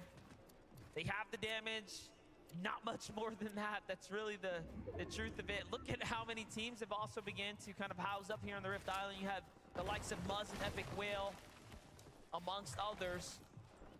Huddy here just trying to figure out what he can scrap together. Material is extremely low here. Even now, he's playing with fire here as he's trying to inch his way into the structure above, getting ever so closer to visuals and company. But on the other side, Peterbot and Poyo making a move here from the outside of the zone now, and they are not looking too hot down at the Red Vine rig.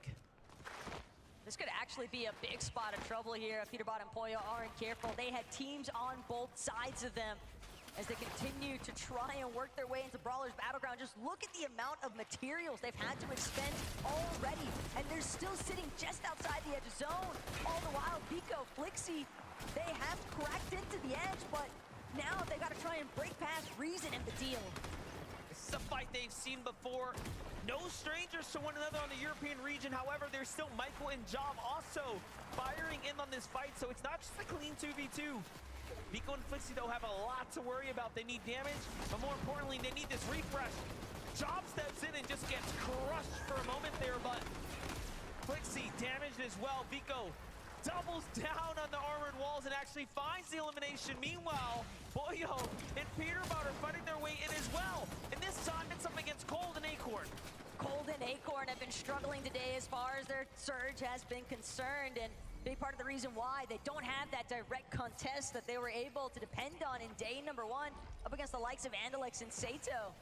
So taking this exchange with Peterbot and Poyo, it's only gonna hinder both teams at this stage, because Baka and Pars, they're starting to put their heads into the mix, and Resigns, a lone soldier, he's not going to be able to make it out. Huge pickup for Epic Whale, though. He's actually going to be the one to get the last tag from the Rift Island down onto Resigns there.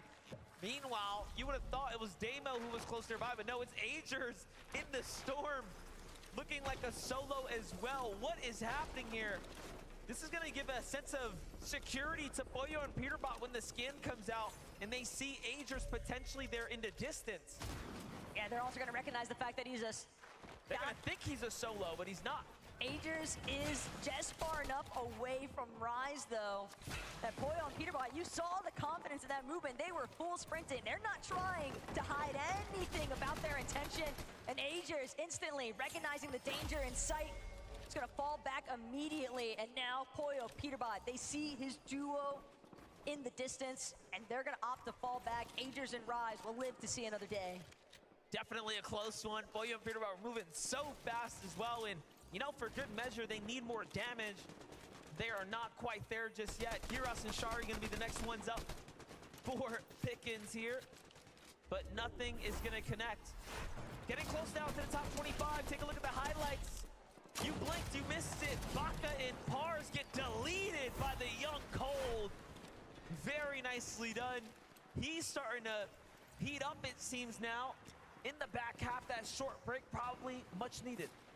That last elimination, though, that Flixie and Vico picked up off screen is carrying their surge damage threshold currently, sitting just barely above at 113 over. But Vico, Flixie, more importantly still, they need to find another loot refresh if possible. They're going to have to create the situation themselves. Meanwhile, Peterbot and Poyo, this could be exactly everything they were looking for. Ed and Persa have fallen, and a big refresh of materials is finally headed their way.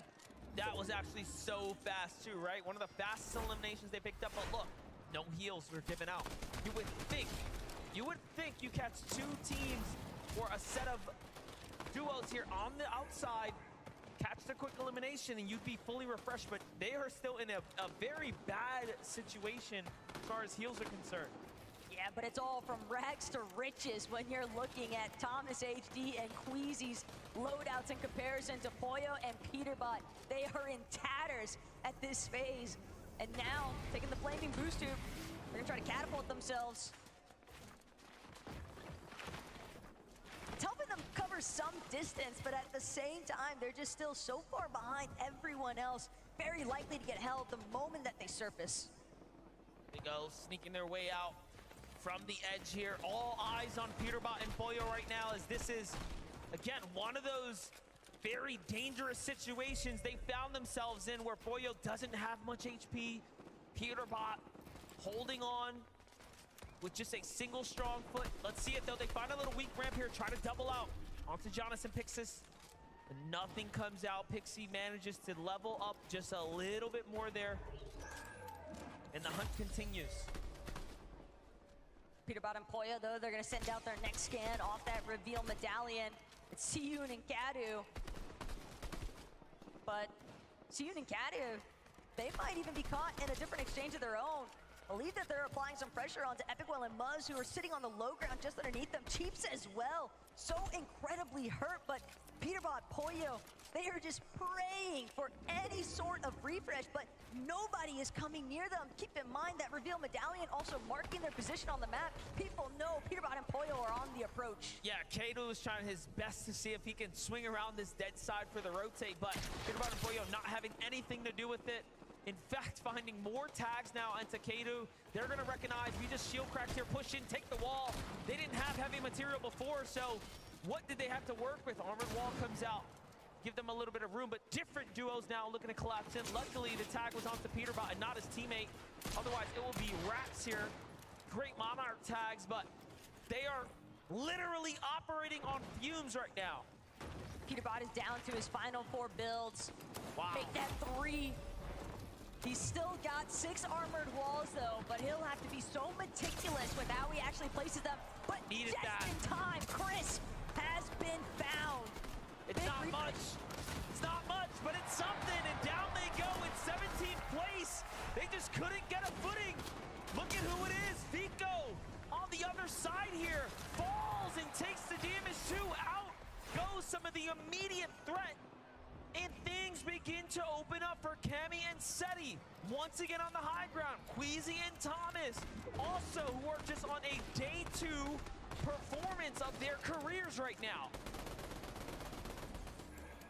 The opportunity has arisen, though. Thomas HD and Quezy know if they can just close this one out in any sort of fashion, like some of the successful matches they've had earlier here today, that could be all the difference necessary. Only 54 points currently separates first and second place. Spinks from the low ground, trying to take some chops up onto height.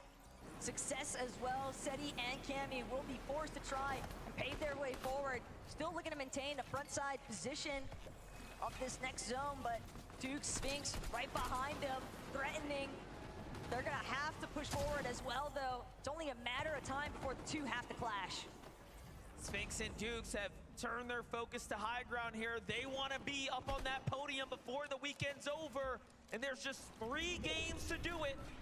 Here we are in the final moments, top 15 now. Things are starting to heat up here for Thomas HD and Quezy. Material running low. They have to find the refresh here. Desperation will start to kick in. They saw the shield crack. Sidewall goes in. They're fully committed. Armored walls. It's all or nothing. And Thomas trapped and put down. Back to the lobby he goes, but we've seen Quezy be here before. He will have to figure out how to clutch up for the team now. At least for a moment, he's gonna opt to play his final med kit. It'll buy him a little bit of time. He's hoping that it'll buy him even a placement or two.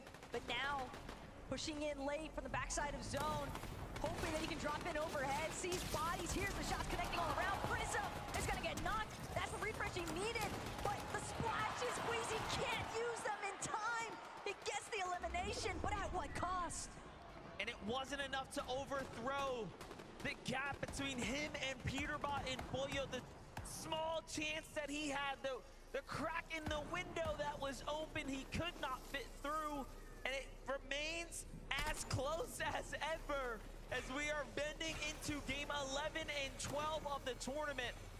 This is Bryce's and Bolt's chance to secure a victory. This is Sphinx and Duke's chance to secure a victory. Or can Camy and Setty pull a trick out of the hat at this point and come back with another win today? Setty is already out. Camy may have been right next to him.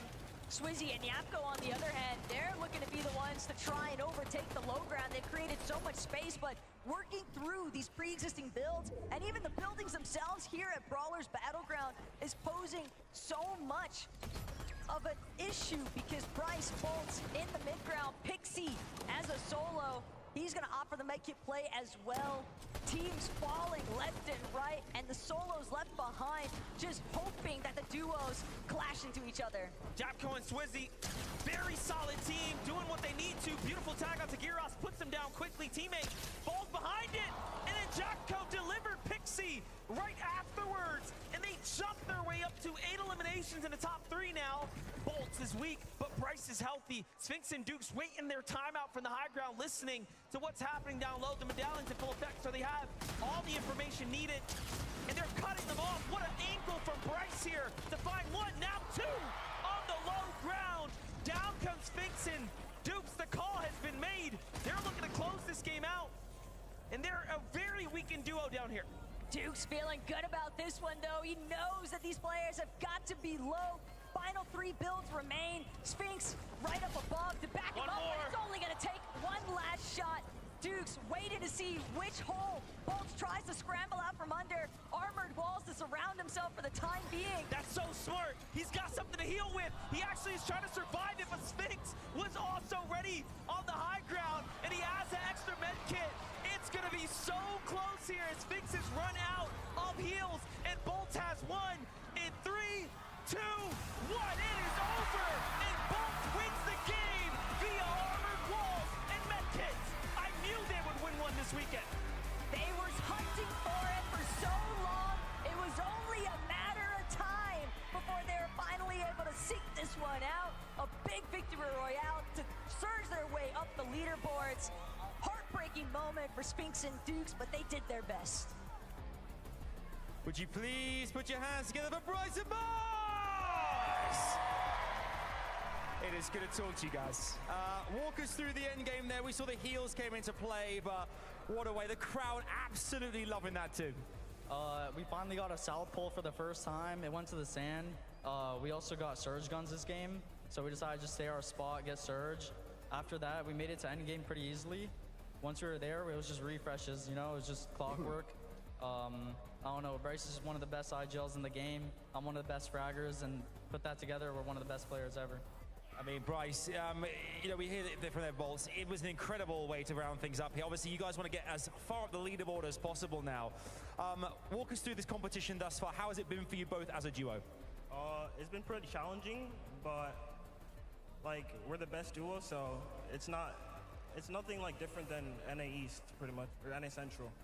And I got to ask as well, we heard it from these guys, Fort Worth. I mean, Fort Worth, let them hear you one more time.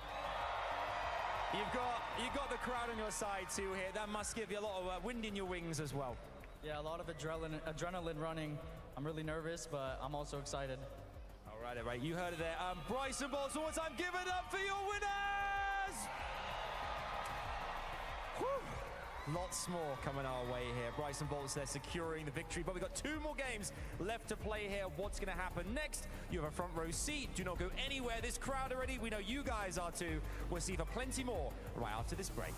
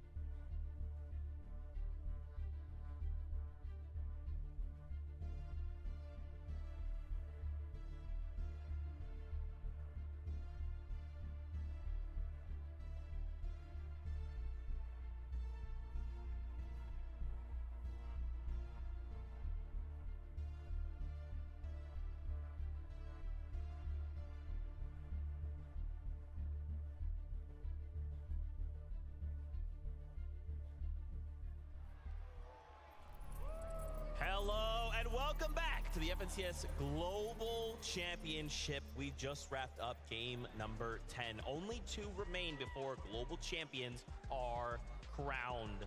To say this last game was chaotic, I feel is almost like an understatement. Yeah, that was chaos in its finest form right there. Our 2 biggest teams going down relatively early, although still getting those placement points, probably still holding themselves up in the top of the leaderboard. But big shout outs to Dukes and Sphinx. We've seen some great performances from them, but Bryce and Boltz with the win there. I mean, we saw it from Global Championships 2023.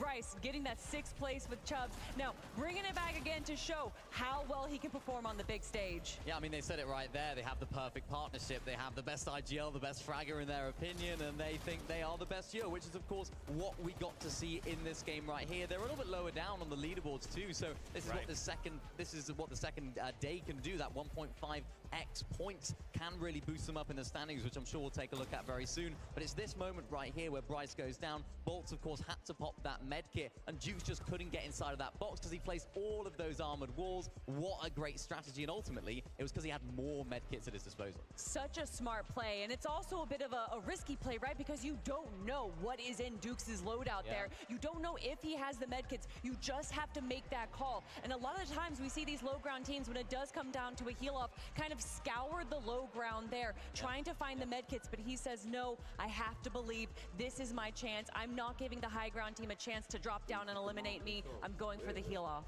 Yeah, you just have to commit, right? That's a great point, because like obviously we as viewers, we have all of the information, right? We can kind of see everyone's healths and everything, but the players can't, right? They're just going, they're down below me, commit health, the med kit. We don't have another choice. This is the only health I have, right? So very interesting to see. Let's take a look at our leaderboard with only 2 games left. How are things going? Peterbot, Poyo still holding on, especially after that last game. What I found very interesting about Peterbot and Poyo in that game, they started the game with bunker, right? But yet most of the game, they were just shambles. Yeah, we saw how deep into the storm that they had to go for that bunker, and when that happens and you have to do a big rotate, they're landing over the raft, and it was a southeastern zone, and then by staying in the storm to get that bunker, you just have so much potential to sacrifice, especially when people are paying attention to all those outside teams going for those tags. You just have to use mats, and you're going to have to use your heals a little early in that situation. Yeah, the casters mentioned it as well. They made a more quick south rotation, of course, within that very first zone to take out the OCE team down there that took out Veno and Clicks, and I think they didn't get the forecast tower there either, so they were always back in the storm. They didn't know where that next zone was going to be, so they couldn't plan ahead. And we've kind of seen that a lot throughout the day and the whole weekend, I guess, with Peterbot and Poyo. They haven't necessarily looked like the most healthy team, the most stacked team at all circumstances and all situations, but they have the fragging power, they have the ability to pull themselves out of that situation, and that's what makes this team so great. Absolutely. We saw there in a moment, Thomas HD jumps into a box, making the maddest play I think I've ever seen. What's interesting about this duo, right? Earlier on in the game, around 4th zone, they're sitting 700 above. Yeah. And then we go into like 7th zone, they're 400 above. And then kind of running out of steam as far as like maps are concerned. Yeah, I mean, look at this, just 3 builds available to them, unfortunately jumping into that box. It was possible that Thomas HD thought that it could have been a solo, but Quezy, once again, just with that solo clutch, even though he wasn't able to get too much besides the elimination and an 11th place finish, that still adds up, Mini. Yeah, it does. I mean, it was a similar situation to earlier on where he actually left the body in the storm. He couldn't get the heals and the materials and stuff that was on that body earlier. He went for it this game. He tried it. He saw those chug smashes, which of course can heal your whites, and he tried to go for it. Wasn't quite enough there at the end, but again, a nice game. Of course, Peterbot and Poyo there got 17th place. I think it was an 11th place for these guys right here, so they're getting the upper hand on them. They're getting the edge on them. It's just not quite enough to take over that first place spot at the moment. This is going to be a fight until the very end. 2 games left to go, and then a champion will be crowned. FORTNITE fam, let's get ready to jump into game 11 on the day. Casters, over to you. Here it is. There's only 2 more chances now. Match 11 being one of them coming right up. It almost feels so surreal at this point, MDF, that we are right on the cusp of crowning our next global champions. Yeah, and it is really close at the top. I can't believe Quezy and Thomas couldn't take the small opportunity available, but let's see it.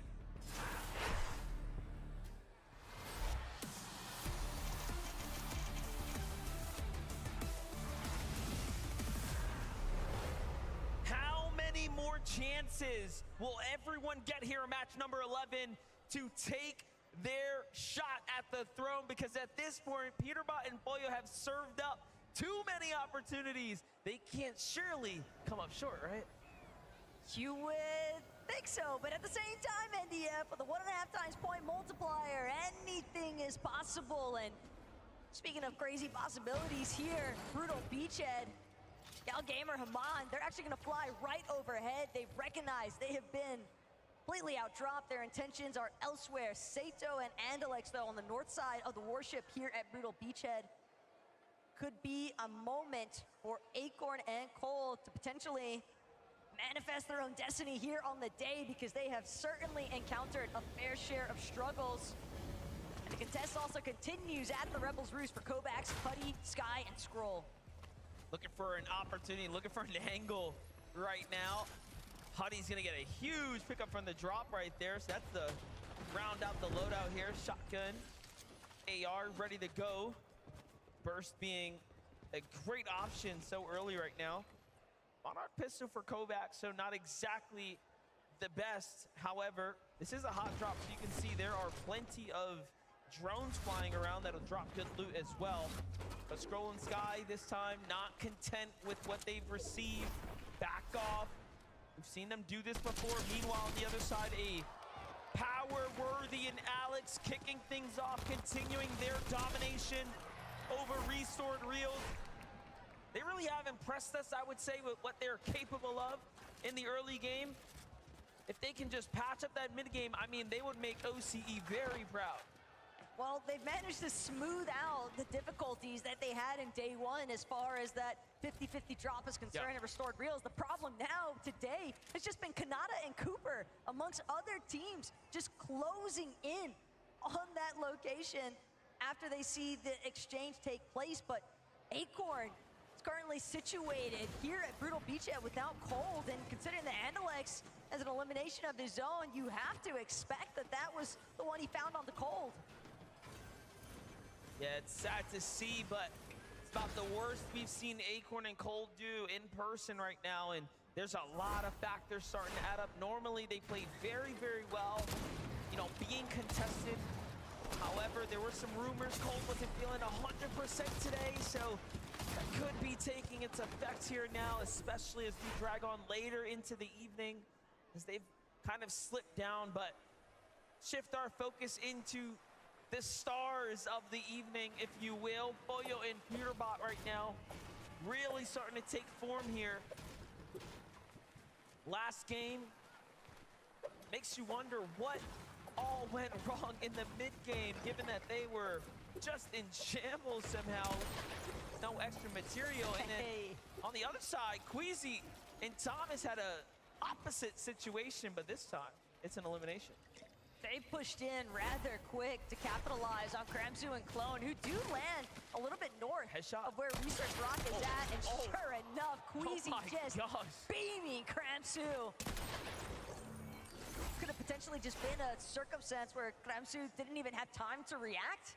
He just got dropped in 2 shots pretty much. So well played to Quezy, Thomas HD for that one. Something we were just talking about in between these matches is the fact that Quezy and Thomas have been able to find the placement points, but what they need to add to it at this stage are the eliminations.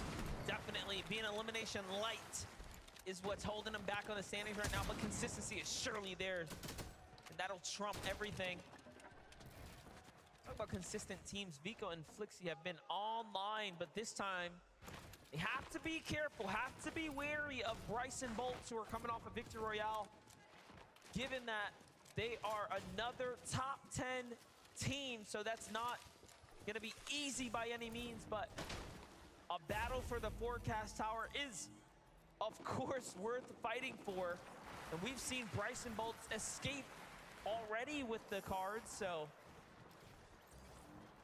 Not only that, I mean, even factor in what happened yesterday. Bryson Bolts taking out Flixie when he did secure that forecast key card, so anything goes just about. Just because you get the key card, until you actually confirm it onto that forecast tower, you can't consider it in your control. Teeny and Chap, though, across the map, just putting on so much pressure here for Garrison Shari. No real opportunity for them to bounce back here. Garrison Shari mixing up the strategies doesn't seem to be working going north at all right now. They were better off sitting in the storm trying to catch tags on the Clix and Vino. Jumping in with Chicho now in Trulex. Just outside the Doomstat. Big base here. Ramped out almost to see what they can find. Things are going to slow down here for a moment, but on the other side, things starting to heat up now for Chap and Teeny. Another elimination to finish the duo off.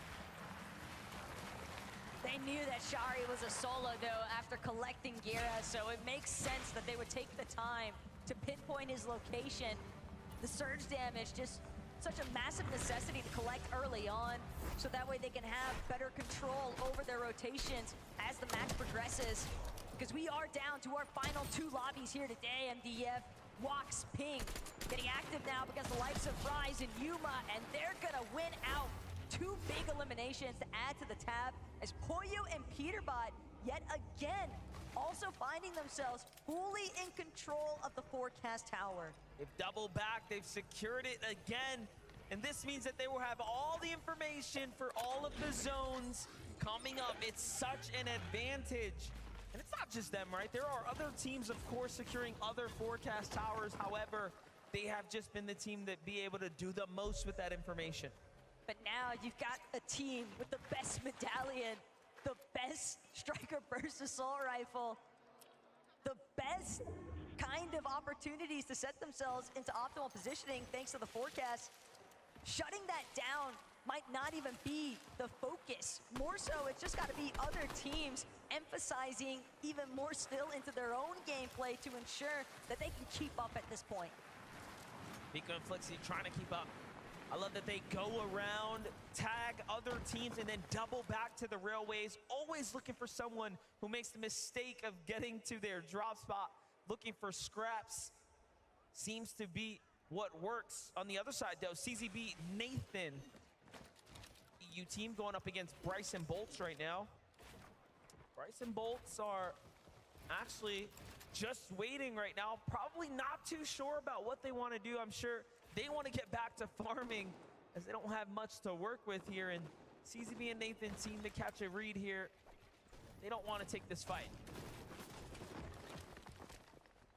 Yeah, CZB and Nathan, they're in a far better position as well, just having that little bit of elevation to work with. So Bryce Bolts, they're likely going to head the opposite direction, but something I couldn't help but notice, last time we checked in with Trulex and Chicho, that surge base that they had established, the way that they were taking shots into Doomstad, wondering how much interference they've been playing today up against the likes of Muzz and Epic Whale, Reet and Ritual. Keep in mind, those two teams are trying to head, they're already softly contesting each other. They've been splitting Doomstad between the north and south sides, but when you've got Trulex and Chicho, such strong mechanical players, you know they have such crazy pinpoint accuracy, and they're holding you with the surge base from so far. It can be very difficult to actually work your way out of that location. Especially if it forces you into another team that you're not expecting, which of course will be disastrous. Chicho and Trulex doing just that as well, talking about manipulating these rotates. They're trying to do that here. No tags right now into Rapid and Batman Booga. However, Trulex has got a completely different angle here on the outskirts. But the call's being made. Time to get a move on it here. They'll be one of the first to rotate now. Plenty of rocks, though, to easily refarm some of the brick that they had invested for that first surge base. And just behind them, you can see Muzz, Epic Whale. They've had to maintain a low profile to prevent themselves from being victims of Trulex and Chicho's Eagle Eyes inside of that surge base. But the surge bases continue to pose issues for plenty of other teams around the lobby. Here we've got Poyo and Peterbot actually looking to see if they can capitalize onto Sky and Scroll. One above, one below. Sky Scroll caught in the center. But they're gonna try to just finagle their way out of this one, sure enough. Poyo, though, just quick to the chase. Haven't quite got the tags, though, right? So something isn't going right for this battle here. Clearly, the goal is damage and or eliminations, but none being earned. Meanwhile, Ping and Wox right here are in a completely different fight. Deep into the storm, just outside the underworld. Wox, who's at 3 eliminations here, clearly fired up for match 11 right now. Chasing down visuals and Braids. Finds the wall. Ping on the other side, gets the edit. However, Braid slips out.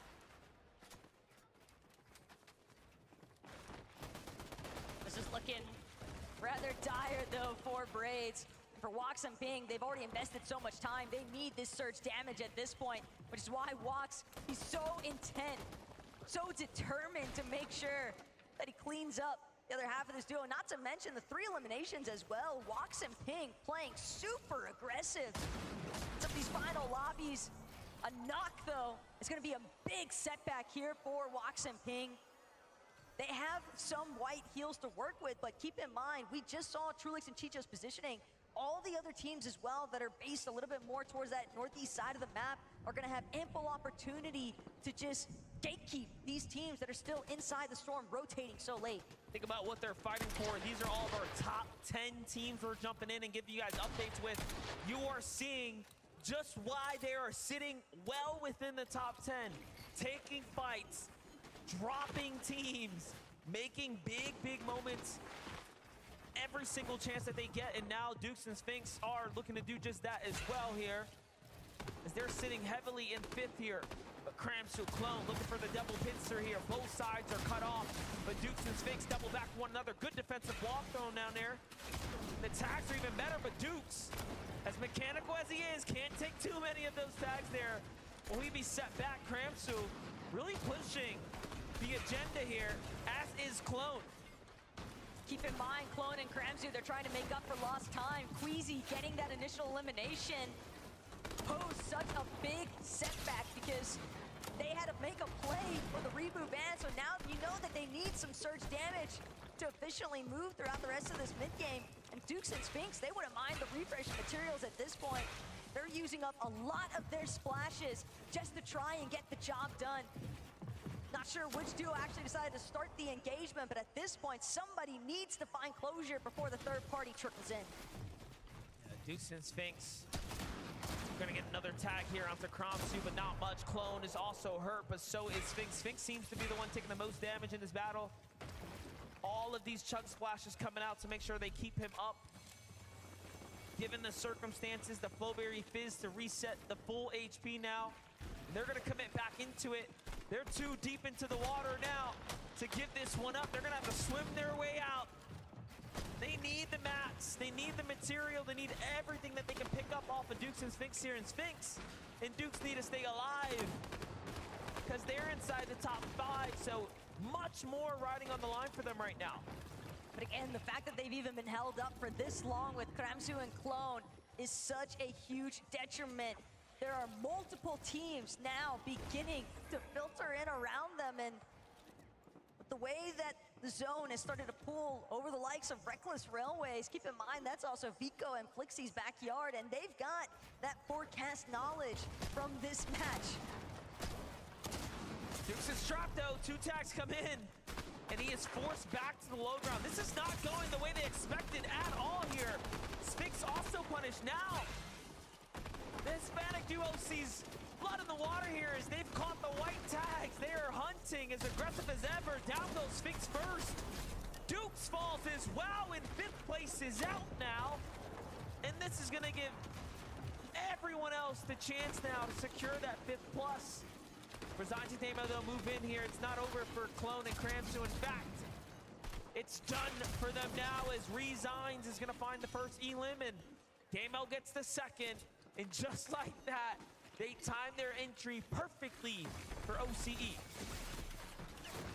And at this stage, again, Clone and Cramsu, sure, they got the points from the set of eliminations onto Dukes and Sphinx, but fact of the matter is, they weren't in a position to be able to deal with the third party after the fact that Cramsu left as a solo. And this time, he might not have the opportunity to actually make a reboot ban play like his partner just did for him earlier on. All the while, Chicho and Trulex, they have found their new height of surge-based territory. And they've got a massive overview of where the entirety of the lobby is. This brick box on top of the mountain face as well. Very easy to spot for other teams, which means the flow of traffic for players moving into this next zone likely going to be restricted by Chicho and Trulex.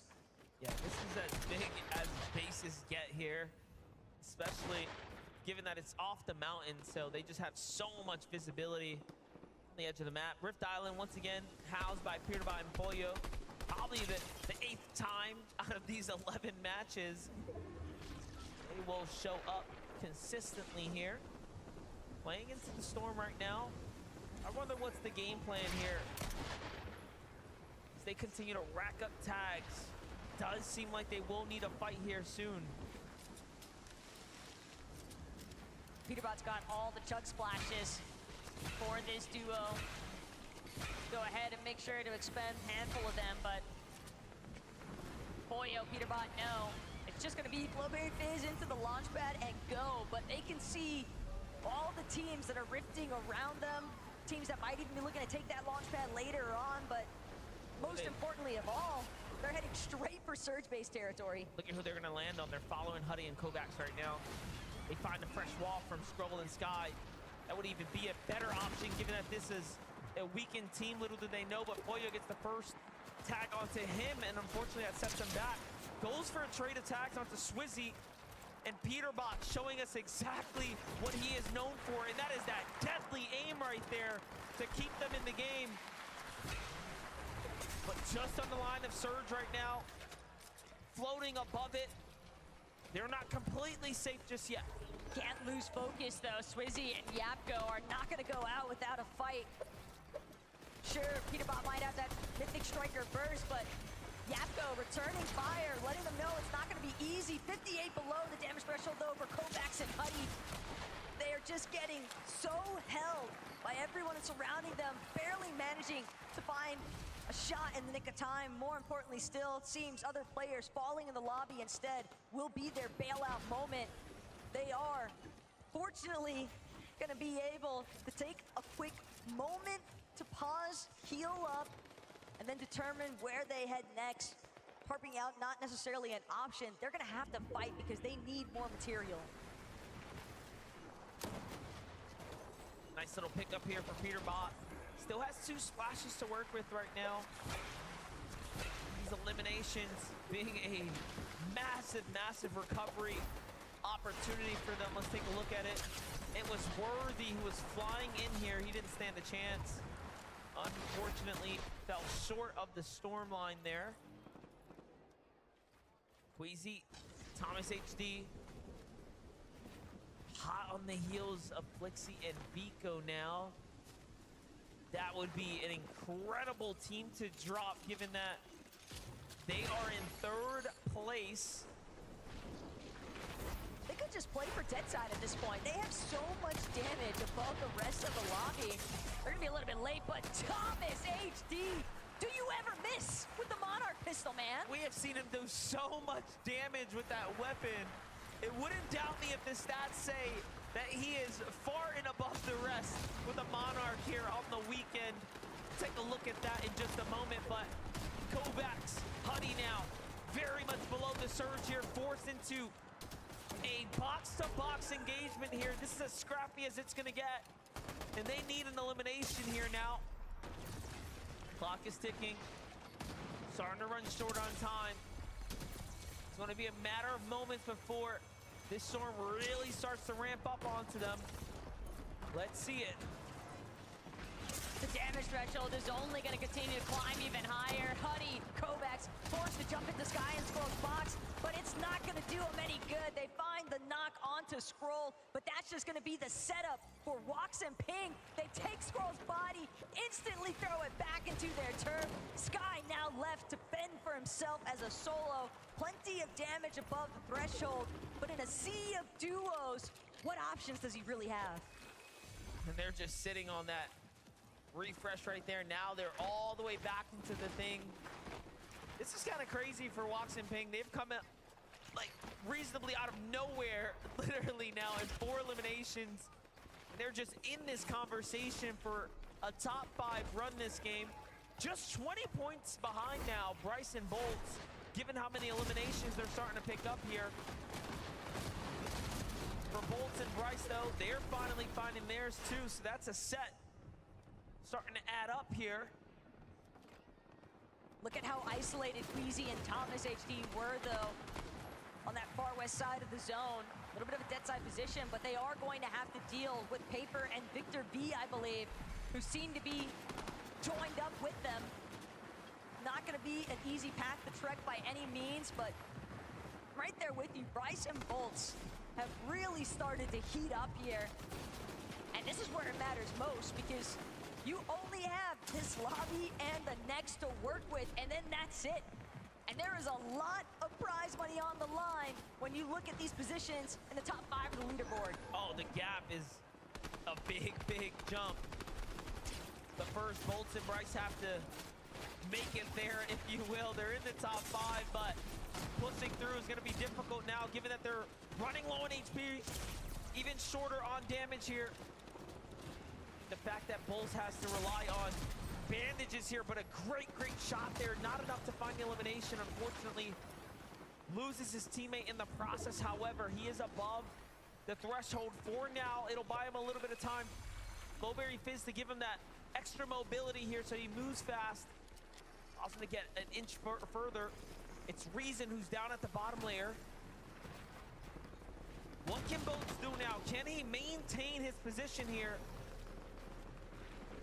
Reason had also been desperate for some elimination damage, but Bolts will get the last laugh. Granted, I don't know how long it'll last, considering the fact that his current position is as grim as ever, especially seeing all these teams in front of him. Chiefs just skirting by. Benno and clicks his box. Bolts hoping to keep ramping up overhead, just trying to maintain an isolated position, but 25 above the damage threshold, and he will finally be taken out.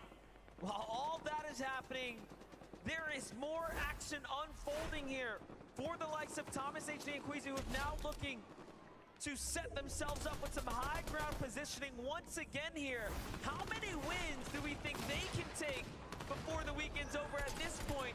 Match 11 starting to heat up, though. Not looking good for Clix and Vino, who are also going to fall inside the top 20. Peterbot and Poyo continuing to rack up the eliminations here. They couldn't have found those elims at a better time. Granted, it would be difficult for them to actually make their way towards the body loot, but Peterbot and Poyo, they might just choose to take what's right in front of them. Rise immediately falls to Peterbot's accuracy, but it comes at a cost. Peterbot's lost Poyo. The lobby has closed in. Peterbot from the low ground, forced to throw out the armored wall, but everybody's got their eyes on the prize. It seems as though they've all pinpointed the fact that this is a solo operation. And look, he's still trying to possibly save his teammate. Remember, Poyo has a lot of heals as well in the extra material, but no, he has to give it up. He has to leave him behind.